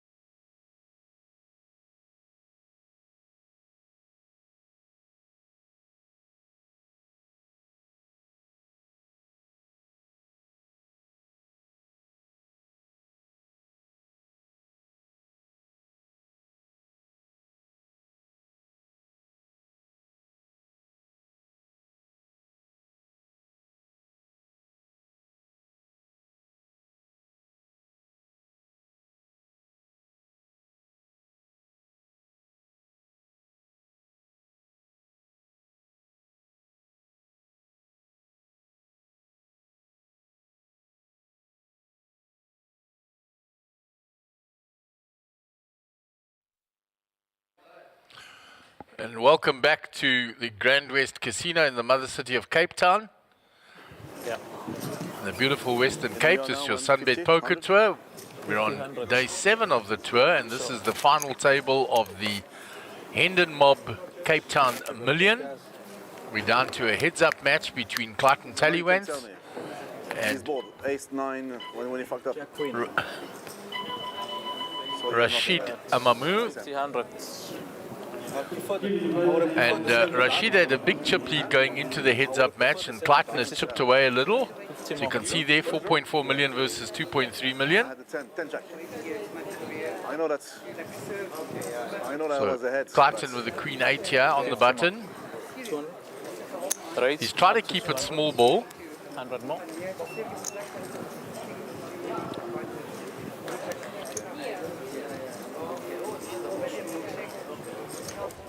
Call. He raises it, and Rashid makes the call.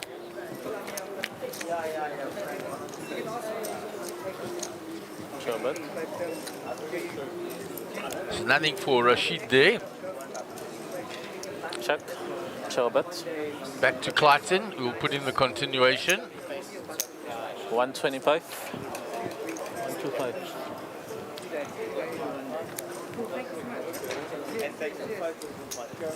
Call. Rashid makes the call. He wants to do something on the turn. Rep maybe the 4 or something like that. This is an ideal card for Rashid. Check. He checks it though. He wants to see if Clayton continues, and then he can take it away on the river. Check. Clayton checks back. Chobet. Ace is a good card for Clayton. He has the check mark with his queen high. Just depends what Rashid's going to do. It looks like Rashid's looking at his chips. 250. And Rashid looking to steal it away, repping those 4s.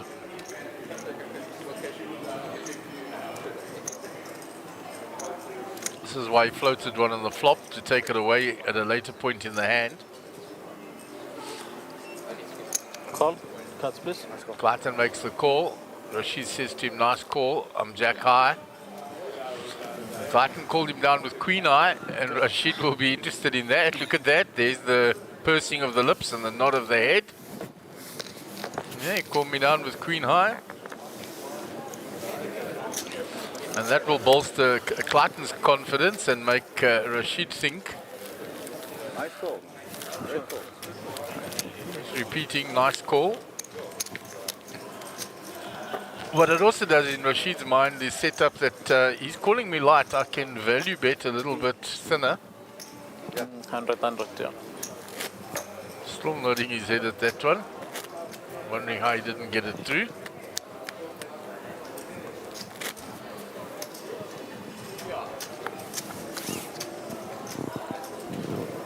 So 2.8 million plays 3.9. 50 more. Rashid, king deuce suited on the button.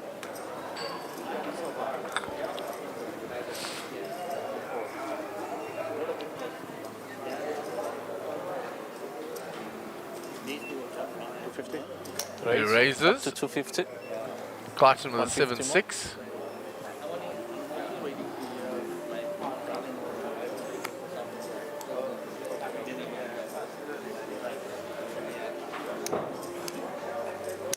Put in the defense.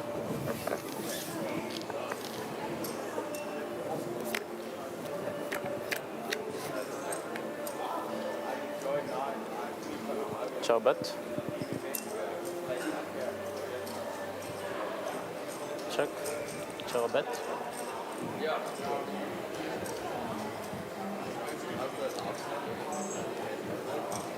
So 2 diamonds here for Rashid. He did open. We'll put in the continuation. Clayton will give that one up quickly.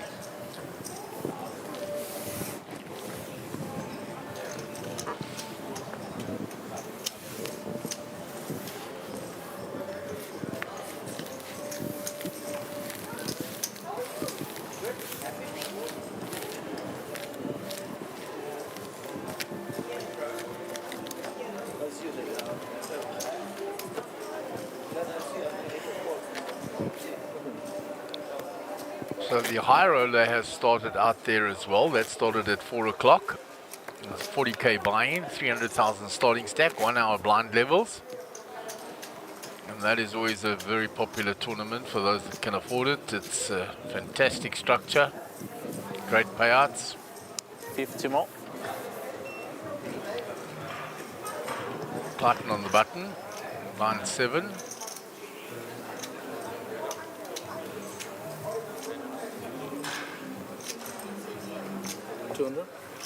Raise. Raises to Up 200. To total. 100 more.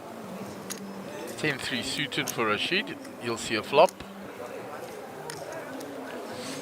At the very least, if he doesn't even 3-bet it, he's capable of. Call. He makes the call.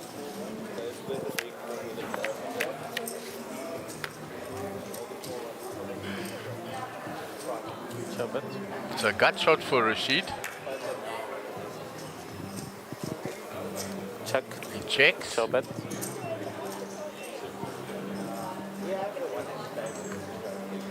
Clayton goes for the continuation. He goes small. 175. 175. He's trying to play small ball poker the whole way. Trying to eliminate as much of the variance as what he can. He's been steadily chipping away. He started 4-1 down in the heads-up match. Call. Rashid calls with his gut shot.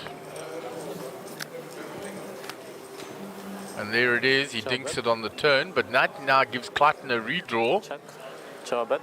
He has an up and down to a higher straight on the top end and to split on the bottom end. Check. It's gone check, check. King no good. Rashid has the check mark with his straight.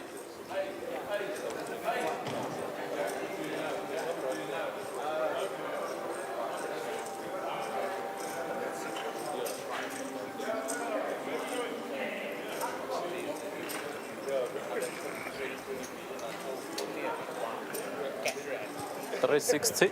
Puts in 360,000. 360.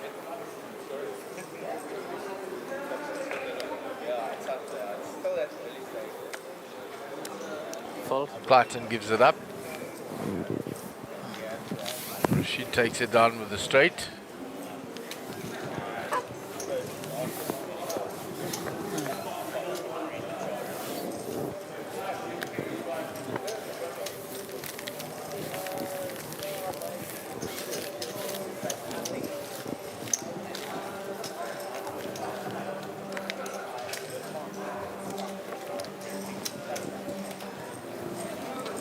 So the blinds are 50,000, 100,000, big blind ante of 100, 250 there in the middle. Swings can be quite significant after a raise and a call. A bet on the turn. A pot's going to be well over $1 million every time.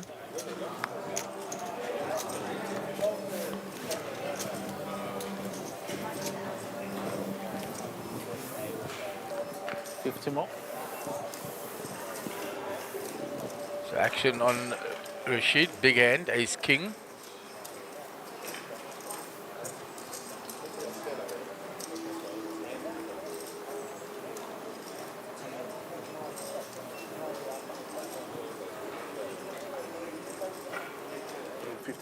Raise up to 250. Makes it 250. 150 more for Clayton with 7-4 off.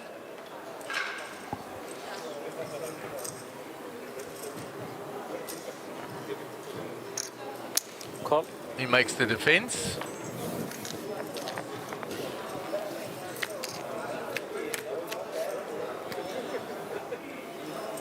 And flops 2 pair for his trouble. So Clayton has 2 pair here now. Check. He'll check.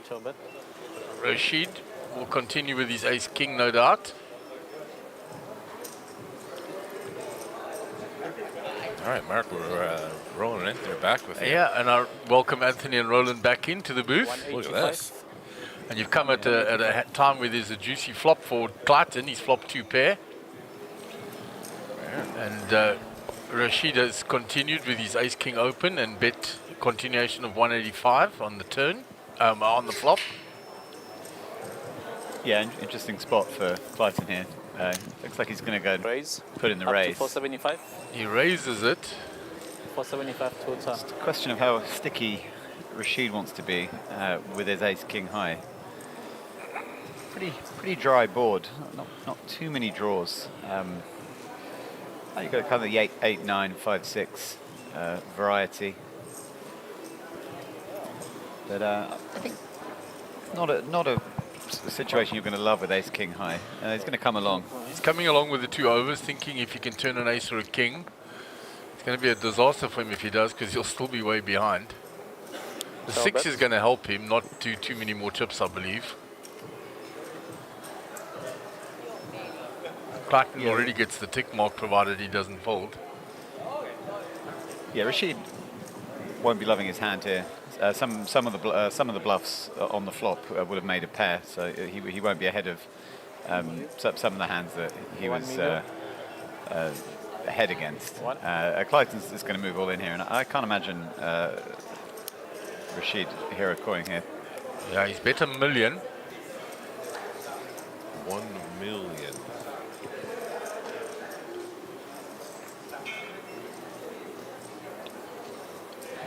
Yeah, and Rashid will give it up. So there's a nice swing there for Clayton. Get some more momentum. That pot was 2.6 million. So Clayton moves up to 3 million. And Rashid's on 4, so the gap has closed again. There's a nice comment for you guys, which I waited for you to read out from Richard Taylor. Yeah, well, Richard said, we have to thank Hendon for joining our tour and giving us a great first tournament here in Cape Town. Thanks, Ronan team. Well, thanks a lot to you, Richard. Those kind of warm sentiments are sort of indicative of what we've experienced pretty much since the moment we set foot in Cape Town. We've been welcomed in a way that we couldn't really have envisaged. It's just been phenomenal.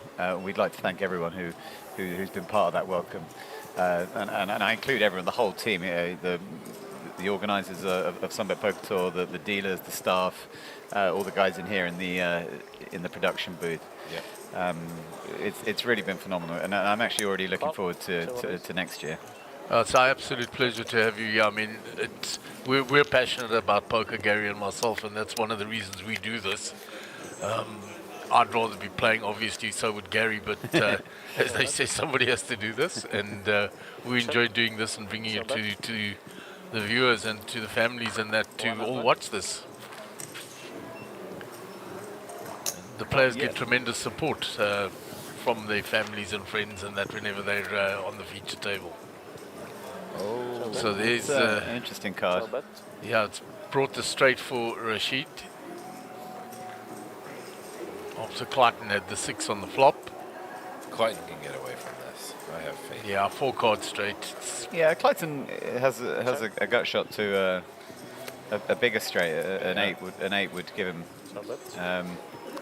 That's an interesting card, actually. It pairs up the board. Might get Rashid paid, yeah. Yeah, I was going to say, might make Clayton feel a little bit better about his pair of 6s. A small bet certainly might get a sort of suspicious look up. It's come with 325. Yeah, it's going to get called here, I think. Call. Nice little pickup for Rashid. Nod of the head by Clayton. Quick mark. And he'll pick that up. 2.5 to 4. So the swings all the time now get bigger and bigger with the blinds where they are currently. I really like how the community, who aren't able to be here today, are watching along on stream. Yeah, Roberto from the couch. Yeah, Roberto can't be here today, but he's supporting his couch. There's a kind of really cool community spirit around the poker scene down here in Cape Town. I'm sure that's replicated across the South African scene. Yeah, it pretty much follows around the country like that. And Roberto is a great supporter of the stream. He stays here in Cape Town. But normally, whenever we're anywhere else, he's always online. He's always putting a comment in. And he came in and saw the back yesterday and was very impressed and happy to see the back here and meet us all because he watches so much of the stream. Oh, great. What a hero. So Rashid on the button with a 4 deuce suited. Call. Limps in. Check raise. Probably going to check his option here. Yeah, Clayton checks back.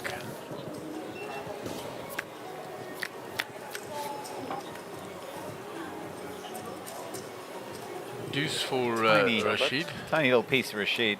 Not much for Clayton. Check. Show bet. I can't see Clayton putting in more chips into this pot.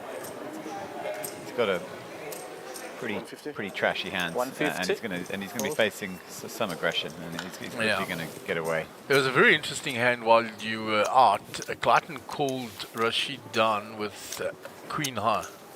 Oh. To a big river bet and was right. Oh, wow. Rashid had Jack High. And Rashid pursed his lips and nodded his head and said, good call, and went on for about a minute nodding his head like this. And I think it was mulling over, all right, if you're going to call me light like that, I'm going to be getting some more value from you on the river. And you saw there when he had the straight, he got the value when Clayton called him with a 6. Yeah. So I think that was an interesting point in the heads-up match. Yeah, Clayton just seems like a player who knows where he's at in a lot of different spots. I did kind of fancy him to win this tournament from a couple of tables out, just having observed his play and playing with him for a number of hours yesterday. Well, more than a number of hours, including the 3-hour bubble. Just an impressive and formidable player, and I'm not surprised to see him making light callbacks because he understands most spots very well, and that includes spots where your opponent's not really telling a story that makes sense. Up to 5/5 fold.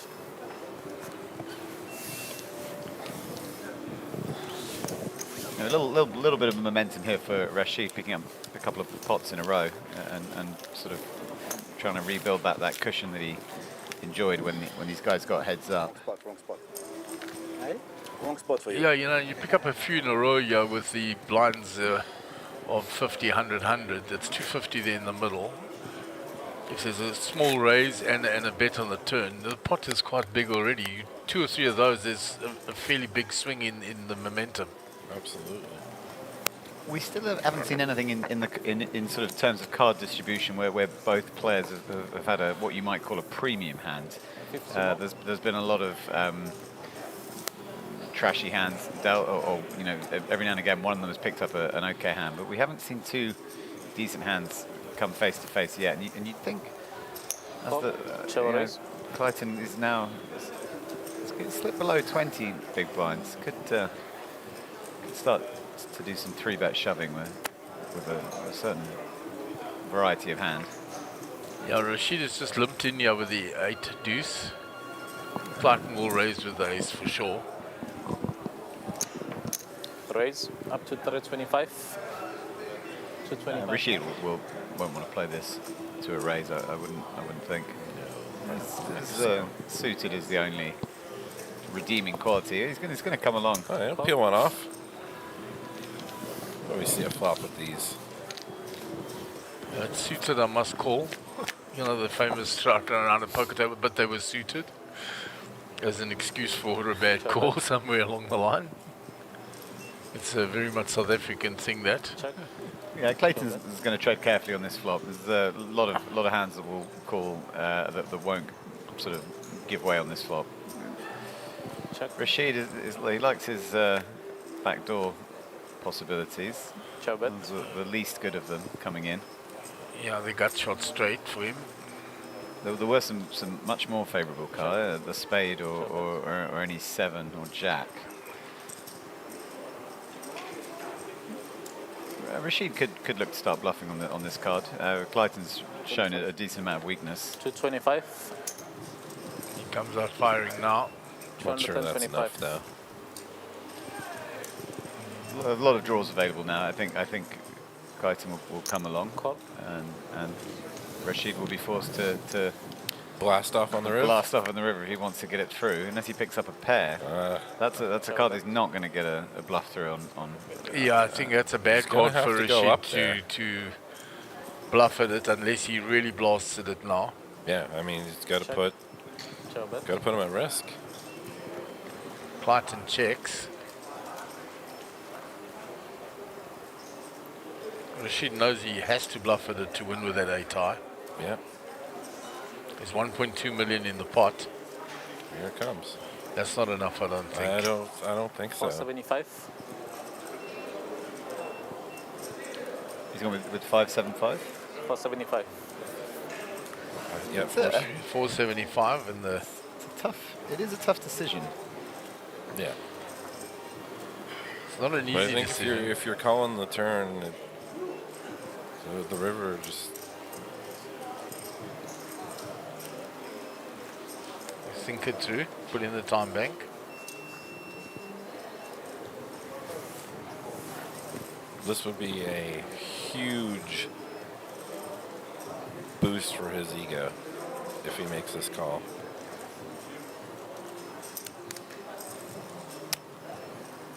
He's going to make it. I love it. And he makes the I call. love it. Brilliant call. Wow. Oh, and Rashid marks. He doesn't even want Clayton to see the hand. Wow. Clayton shows him that I called you down with ace high. You see the nod of the head from Rashid. So, great call from Clayton. And that is a big swing in chips as well. Yes, absolutely. I mean, he was down to 1.4 before the call. Big blind difference now.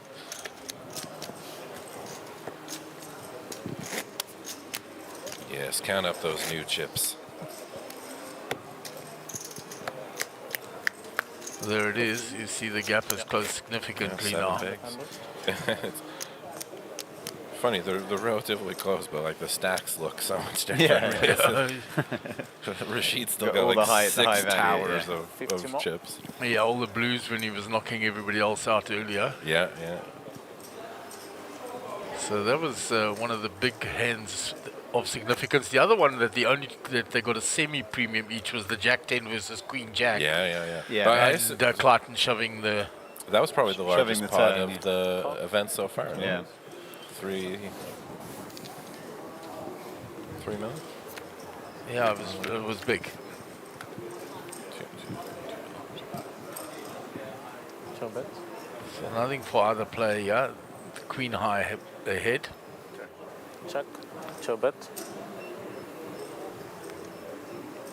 Clayton will bet in check too. 125. Rashid will give it up. You see the momentum swinging a bit. It's one big call like that bolsters the confidence of the one player. The other one's left a bit bemused. Yeah, Clayton will be feeling in the ascendancy now. Yeah, that's exactly why I showed it to Rashid. And he it'd take one more pot for him to take the chip lead, and that'll be a significant moment in this final table, because Rashid has been chip leader for as long as any of us can remember, really. Black tree, Yeah, and he started the heads-up match, what, 4-1? Yep. Yeah. I'll be slightly late, I think, on my prediction of Clayton tying it up, but... I think it's right. It's right. I think so, yeah. Said like 500 was off or something. Yeah, but if you have 3, or I don't know how much you have exactly. So. Just under 3 or something. 50 more. Shall we raise?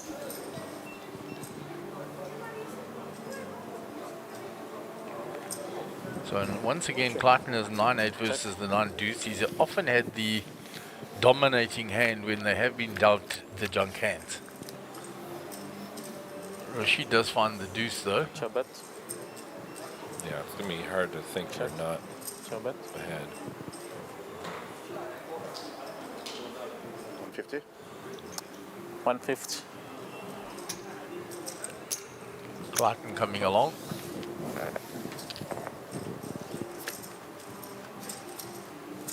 There's a full house now for Rashid.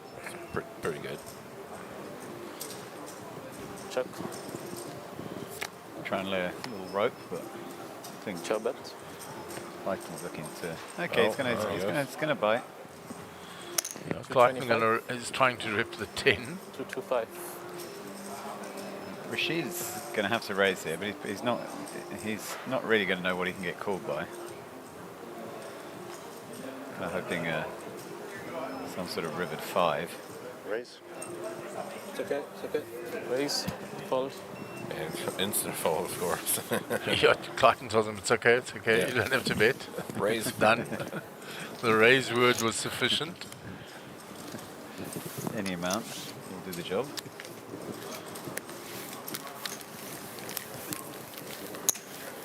So Rashid will feel a little better taking down that hand.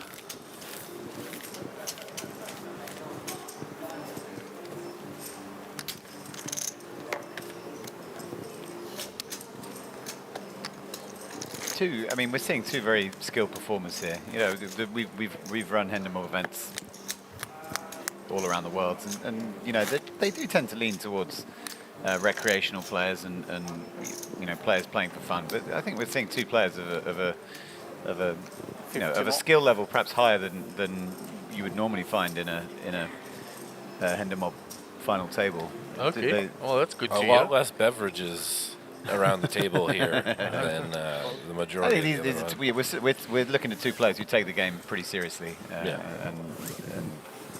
I think in the South African community we've got a big mix of that. You'll get the Nick Gurras who loves to party and orders his brandies and cokes in 4 at a time because otherwise the waitress is too slow. And he'll have fun and drinks, and there are some of those. And then you get the players that like Clayton and Rashid that take the game very seriously. So there is a big mix of that, and I'm sure you encountered that. We certainly did. In your stay here, the big swing between them. Yeah, absolutely. Nice to have a good balance like that. And overall, how have you found the standard of poker down here? Well, I've enjoyed it a lot. I've said it to anyone who's asked me. There is just a lot more action. Players here give a lot more action, and it's obviously helped by the fact that Mark and the guys put some very good structures into their schedules. So a lot of the tournaments you start with a lot of chips and you get a lot of play, and I think that causes players to feel quite relaxed and quite comfortable in seeing flops with a lot of different holdings and very sticky players. You know, they don't like to fold their hands here. So if you can make a few hands, there's opportunities to pick up a lot of chips. And I played 2 tournaments, and on both occasions I was able to kind of run up a big stack by virtue of getting, you know, making some hands and running into players who don't like folding. And it just makes for fun poker, really. It's certainly at the more casual buy-in levels. It's how you want the game to be. Absolutely. I mean, we always joke that there's certain players that their model came without a fold button installed. It's just 0 fold button installed. They're not folding for much, and there's also a large section of the poker community that likes a little punt. And you can see it in the style of poker. Yeah, there's some very sticky players around. It can be a little tilting when you bet 2 streets and they can show up with a hand that you don't expect, or you don't expect to call that light. But you know, you got to love that action. Yeah, absolutely. Look, I think the Mega Million and the High Roller and main event, main event's a little different because you have a lot of people setting in. But definitely your High Roller and your Mega Million and the Super High Roller, you'll find the standards a little different. Yeah, I mean there are some really good players who are, you know, even many of whom I've played with, but there are some very fun players, some very sticky players, and some very gambly players, and it's just a great melting pot of styles, and it's a little more fun than you know, on the European continent. It's still playing anywhere is great because it's such a brilliant game, and it brings together people from all walks of life, and there's no barrier to you know, sitting at the table with you know, people from around the world on any given day. But Yeah, there's something about the action down here that I found quite captivating. So I'm really looking forward to coming back and trying it out this time next year, or sooner, man. Yeah, well, it's great to hear because twos are being very good to Rashid. That's the second time in the last while that twos are treating him extremely well. Nice tricky check too.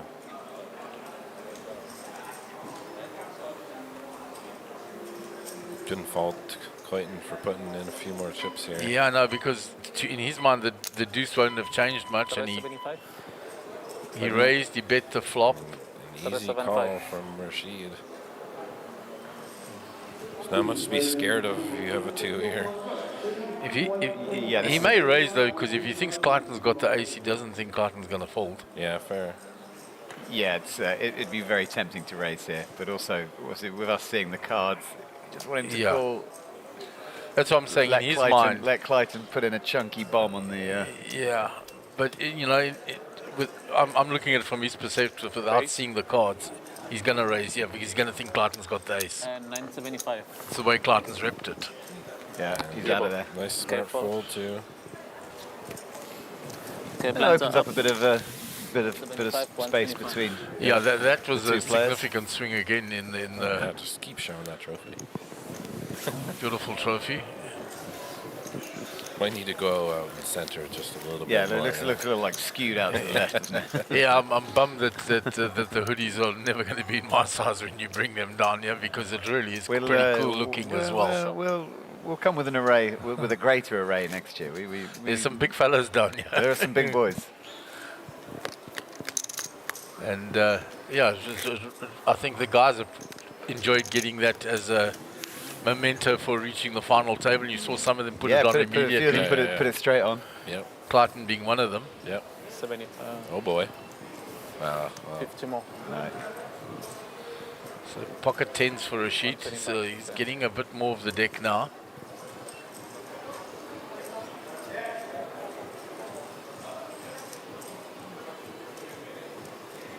So the blinds had gone up to 75, 125, big blind ante 125. So 325 in the pot. Let's see where he raises it to. Raise.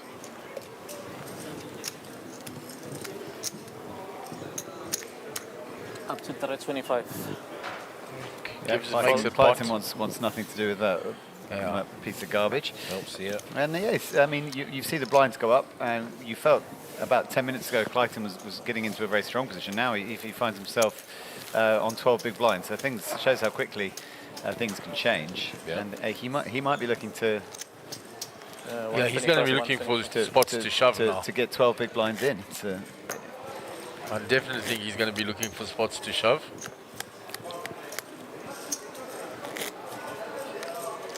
I think especially he's going to look for 3-bet shoving spots. Yeah, it's a nice, 12 bigs, very nice, especially with the button opening very, very wide. You can shove quite liberally from the big blind. 50 more. So 10-8 suited.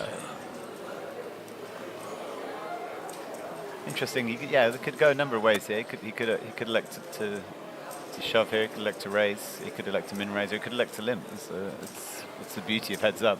Yeah, knowing Clayton and watched him for a long while, he won't shove 12 bigs. He'll still elect to raise and play at post. Okay, and Rashid, so we very rarely do we see two players with a playable hand. Okay, Rashid, what do I know? Rashid, 10-4. Rashid's on a swing now, so now he won't fold much. He'll like to see the flops, which is his style anyway. It's a pretty nice flop for Clinton. Decent flop for Clayton to continue on. Yeah. Check. There's one check.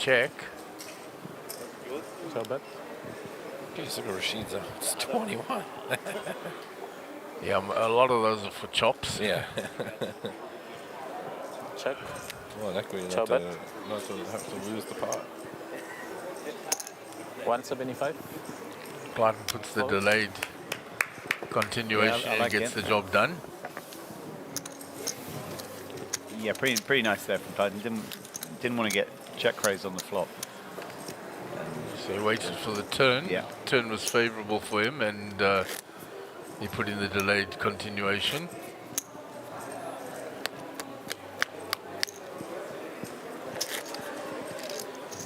And the other thing that we've enjoyed as poker players is the setting. If you look at the stage and the warning around, and it's got your GPI on and the Hendon Mob logo, and that's been happening now since Times Square last year. Yeah, and it's made it look and feel as poker players here that you're walking into a big event, that you're playing a big event. Yeah, we had Mark in an hour or two ago, and he told him that the Thunderdrome of the WSOP was a big inspiration of his for a televised setup, and he's done a really good job of getting it looking like a proper theatre of poker. Yeah, it looks nice. Only be you. Oh, can you only be me? Yeah. No, I mean when I folded, I don't know. Yeah. I think it's just now when I folded. When you bet.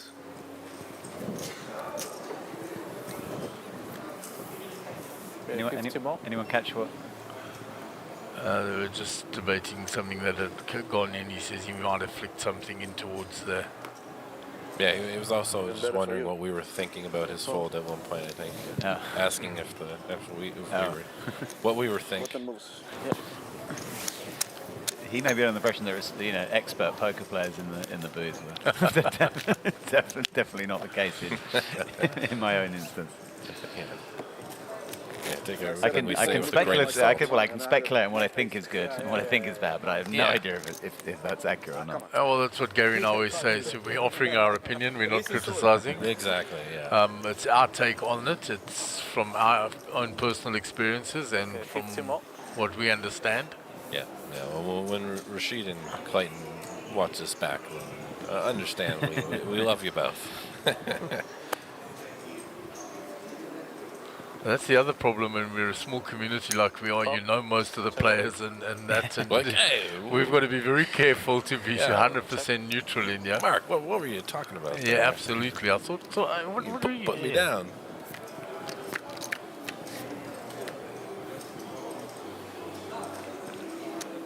So the only... A little bit for everyone here. Yeah, heart for Rashid.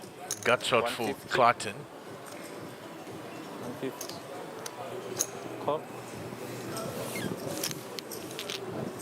Rashid will call because he realized that heart will often be good there. Chill bet. Checks now.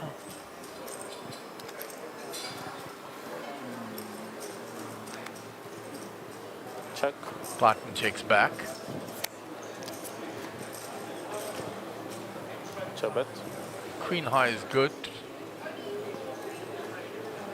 So let's see if Rashid will lead out here. Now he will. You got to give a lot of credit to Rashid. He's been called late twice. Clayton likes his queen highs. Fold. He'll fold this one. So he gets one through. Clayton, he must have been a little hesitant there after getting called down with ace high a few moments ago. But to his credit, as you said, Rashid's fearless. He'll put the bet in there. And if you call me, you call me. But he's not going to be put off by previous experiences of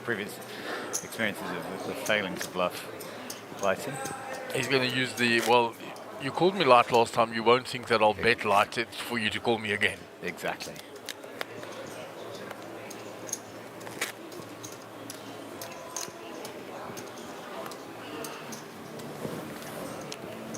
Tom Fryer says Clayton has like 90% of the winning hands at Showdown. Tough to play against that.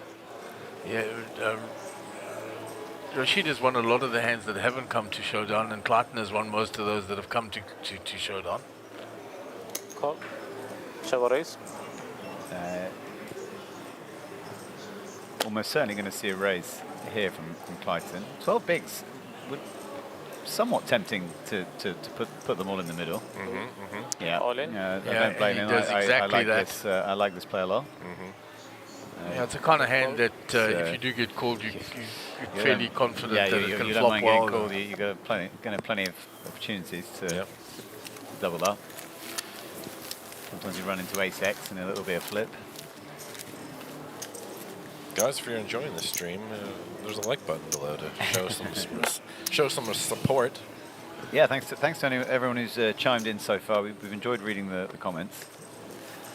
And we're pretty excited for future events down here. Yeah. Looking forward to making it an annual thing, and even potentially seeing you guys at maybe some of the other stops if circumstances find it possible. But we'll see. Yeah, no, we've got some great stops along the way. I mean, Times Square is lovely, and we're going to have 2 stops there. Sun City is always a great family destination. People take their families and make a whole week or 2 of it. Boardwalk in the Eastern Cape is absolutely lovely. Just a much smaller scale of poker in that area, the poker economy, etc. Yep. And then there's the Sabaya Casino in KwaZulu-Natal, which is lovely. Also coastal. So some great stops on the calendar. Yeah, well, I've had such a good time. I kind of want to do more of it, and it's obviously helped by the fact that I've played 2 tournaments and cashed them both.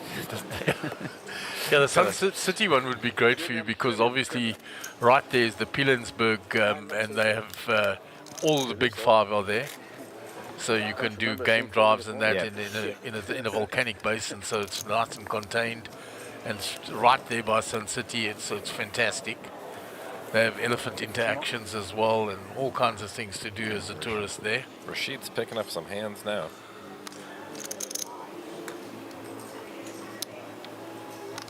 Good time to limp here. He does. Yeah, a little sneaky limp. Don't think Clayton's going to take the bait with 9-4. No. But I mean, he's not. It's a nice, it's a very nice tricky play. Yeah. Yeah, he says last time I limped you jammed. Let's see you do it again. Yeah. Oh boy. There's a piece for Clayton. A little piece. I think some chips may go in. I would expect so. So I think Clayton will come along here. He'll come for 1 street at least. 250's a lot though. It's too big though. That's the problem now. It's too big. Oh boy. Clayton needs some help. Yeah, I mean, you only got 10 bigs. 2 bigs is a lot. Nice, pretty safe card for Rashid. Interesting to see whether he thinks he can go for a 2nd street or whether he elects to show a little pot control. He might come a little check back here. A check back would be sneaky too. And yeah, that's a pretty good card for Rashid if he's hoping to eke out a little more value. It's certainly all in. That's it. Oh, all in. This is don't see him folding. Yeah, this is a slightly suspicious and strange play. Though, I mean, an 8, a random 8 and a king are definitely going to play the hand the same way. But he's going to call. I called him, and Number 4. yeah, we have a champion in the Hendon Mob Championship Cape Town Million. All right. And then there you have it. Congratulations, Rashid and Clayton. I mean, yeah, well congratulations played to both of them. It's been a really epic heads-up battle and really enjoyable and to they watch. give one another good embrace and hug because I think there's mutual respect there. Yeah, a lot of mutual respect. And I believe you two will have to run out there to go and be part of the presentations, but it was a pleasure to have you in here. Well, it was an absolute pleasure to be here. And, yeah, we're going to bid our farewells to you guys in here, but thank you so much for having us. We've been treated incredibly well, and we look forward to coming back in next year. Awesome stuff. Thank you very much. Thanks, Roland. All the best, Roland.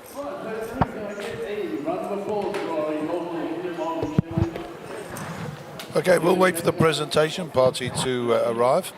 They're leaving here, so they're on their way. Cheers, Anthony.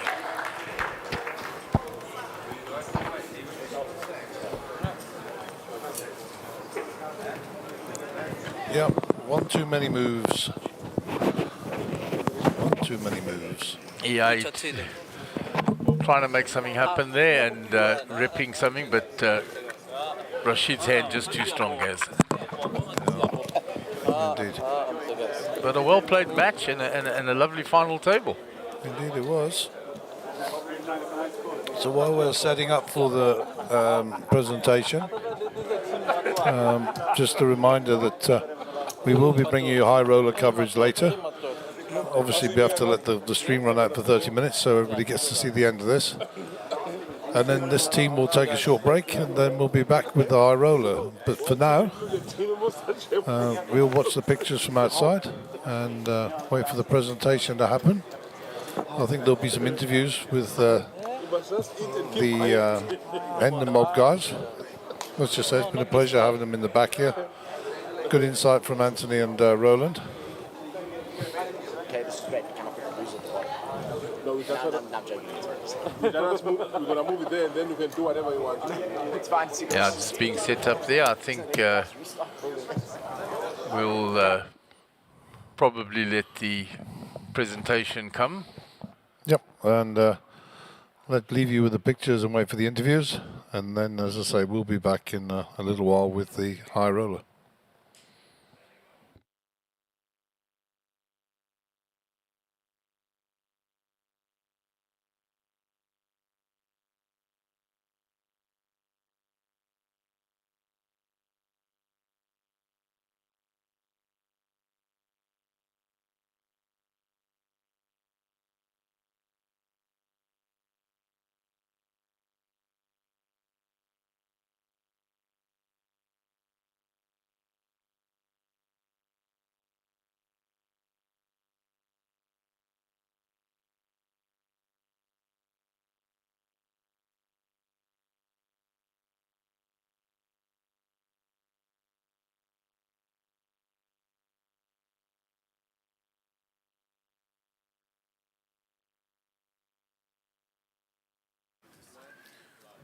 Good evening and welcome back to the GrandWest Casino, to the SunBet Poker Tour, and we have concluded the Hendon Mob Championship, the Cape Town Millions, and it's been a wonderful, wonderful heads-up session. They've been going for about an hour, and Clarkson Tallywanth, congratulations. I mean, you just don't stop getting in the money here in Cape Town, buddy.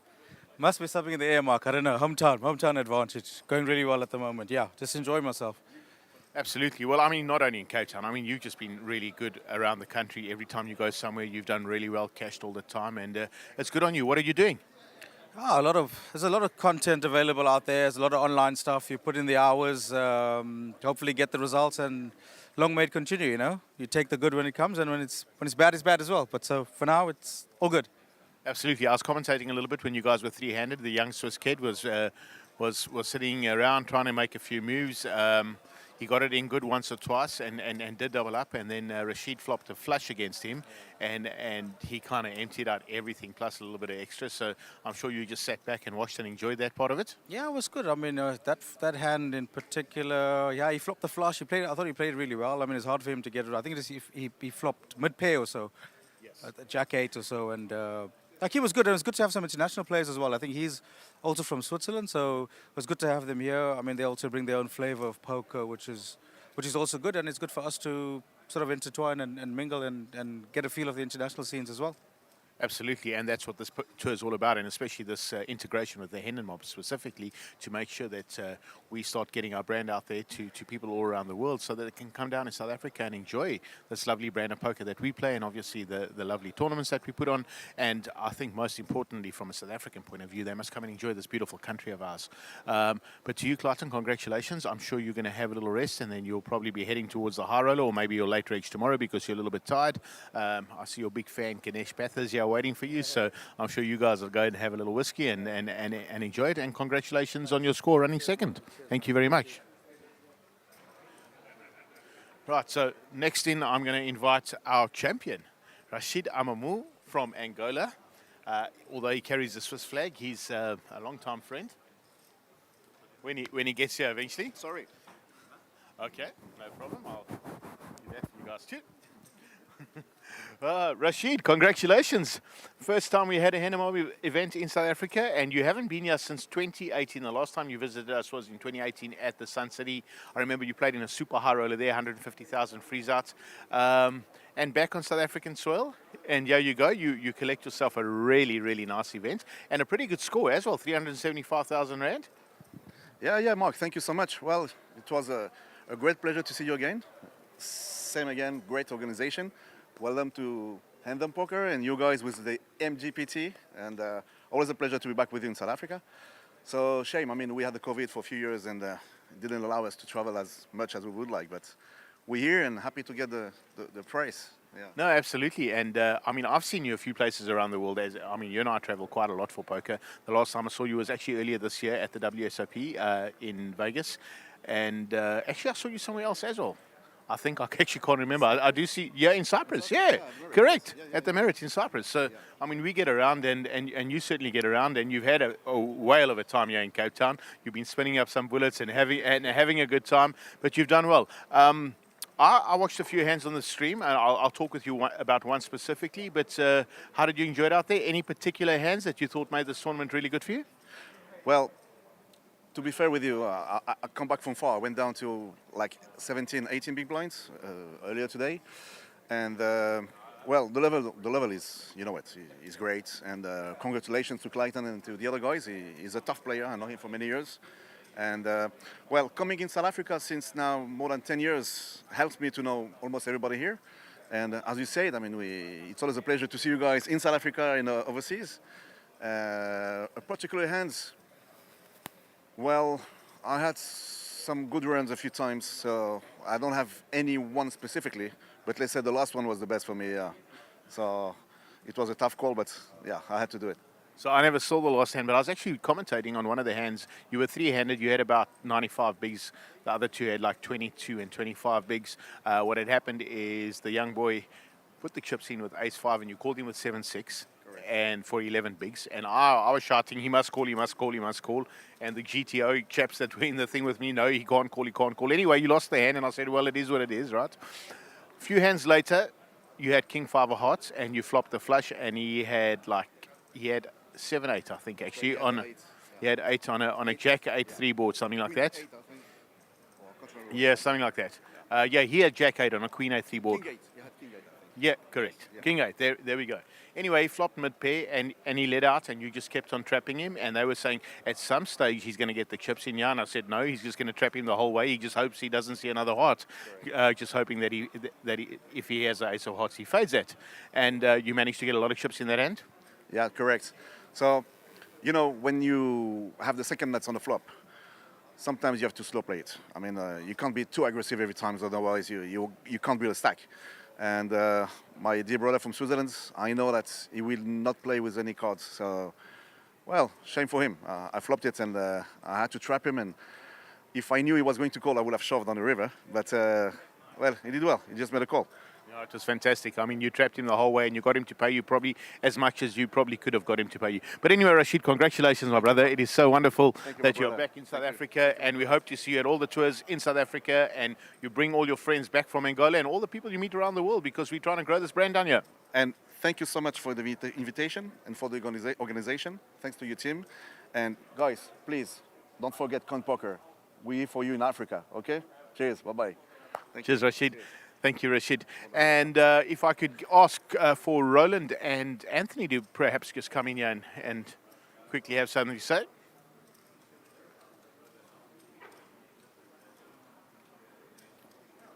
You want us on both sides? Yeah. That's a good idea. That's a good idea. Come in. So I'll stand in the middle amongst my colleagues. I look like the hooker, yeah, but you're the two props because I'm just like the low guy, yeah. And Roland knows what I mean. I'm not quite sure. It's a rugby term. Oh, okay. Not that kind of hooker, right? But it is an adult show, so it's cool. It's cool. So on my left-hand side here, I'm standing with Roland with me from the Hendon mob, and on my right-hand side, Anthony Chartwell from Canada, and both have just had a fantastic time in South Africa, bringing the Hendon Mob Championship down here. And, you know, what a wonderful success. 223 entries into this event. And I'm going to start with the PR manager. Blown away. You guys have been great. We want to thank you guys and thank all the players. The welcome was awesome. The support's been fantastic. Super happy. The journey here is so worth it, and can't wait to come back next year. Fantastic, thank you, Anthony. And my mate, Roland. We've just come such a long way over all the years, and we've spoken about this occasion on so many phone calls and Zoom meetings and what have you, and finally it got together, and and I think we're locking it up. Well, the thing is, you know, me and you have had many calls about this, many backs and forth, but what really brings an event like this together is the players. If they don't buy into the idea, then the event doesn't exist. So the players have come out in big numbers and they've welcomed us with open arms. They've welcomed the idea. Even on the when me and Anthony were doing a bit of commentary, we were getting a lot of support through the YouTube chat, and just a great outpouring of support from the community here in South Africa. So this gives us a real energy and a real desire to really build this concept, the Cape Town Million. Maybe we grow it a bit more. We smashed the guarantee midway through day 1B, so maybe it's the Cape Town Millions next time. Or maybe the Cape Town Billion. Cape Town Billion. Let's see. But we really look forward to building this together with you guys. You've got so much energy and so many ideas, and we just want to connect with you to bring great events to your players.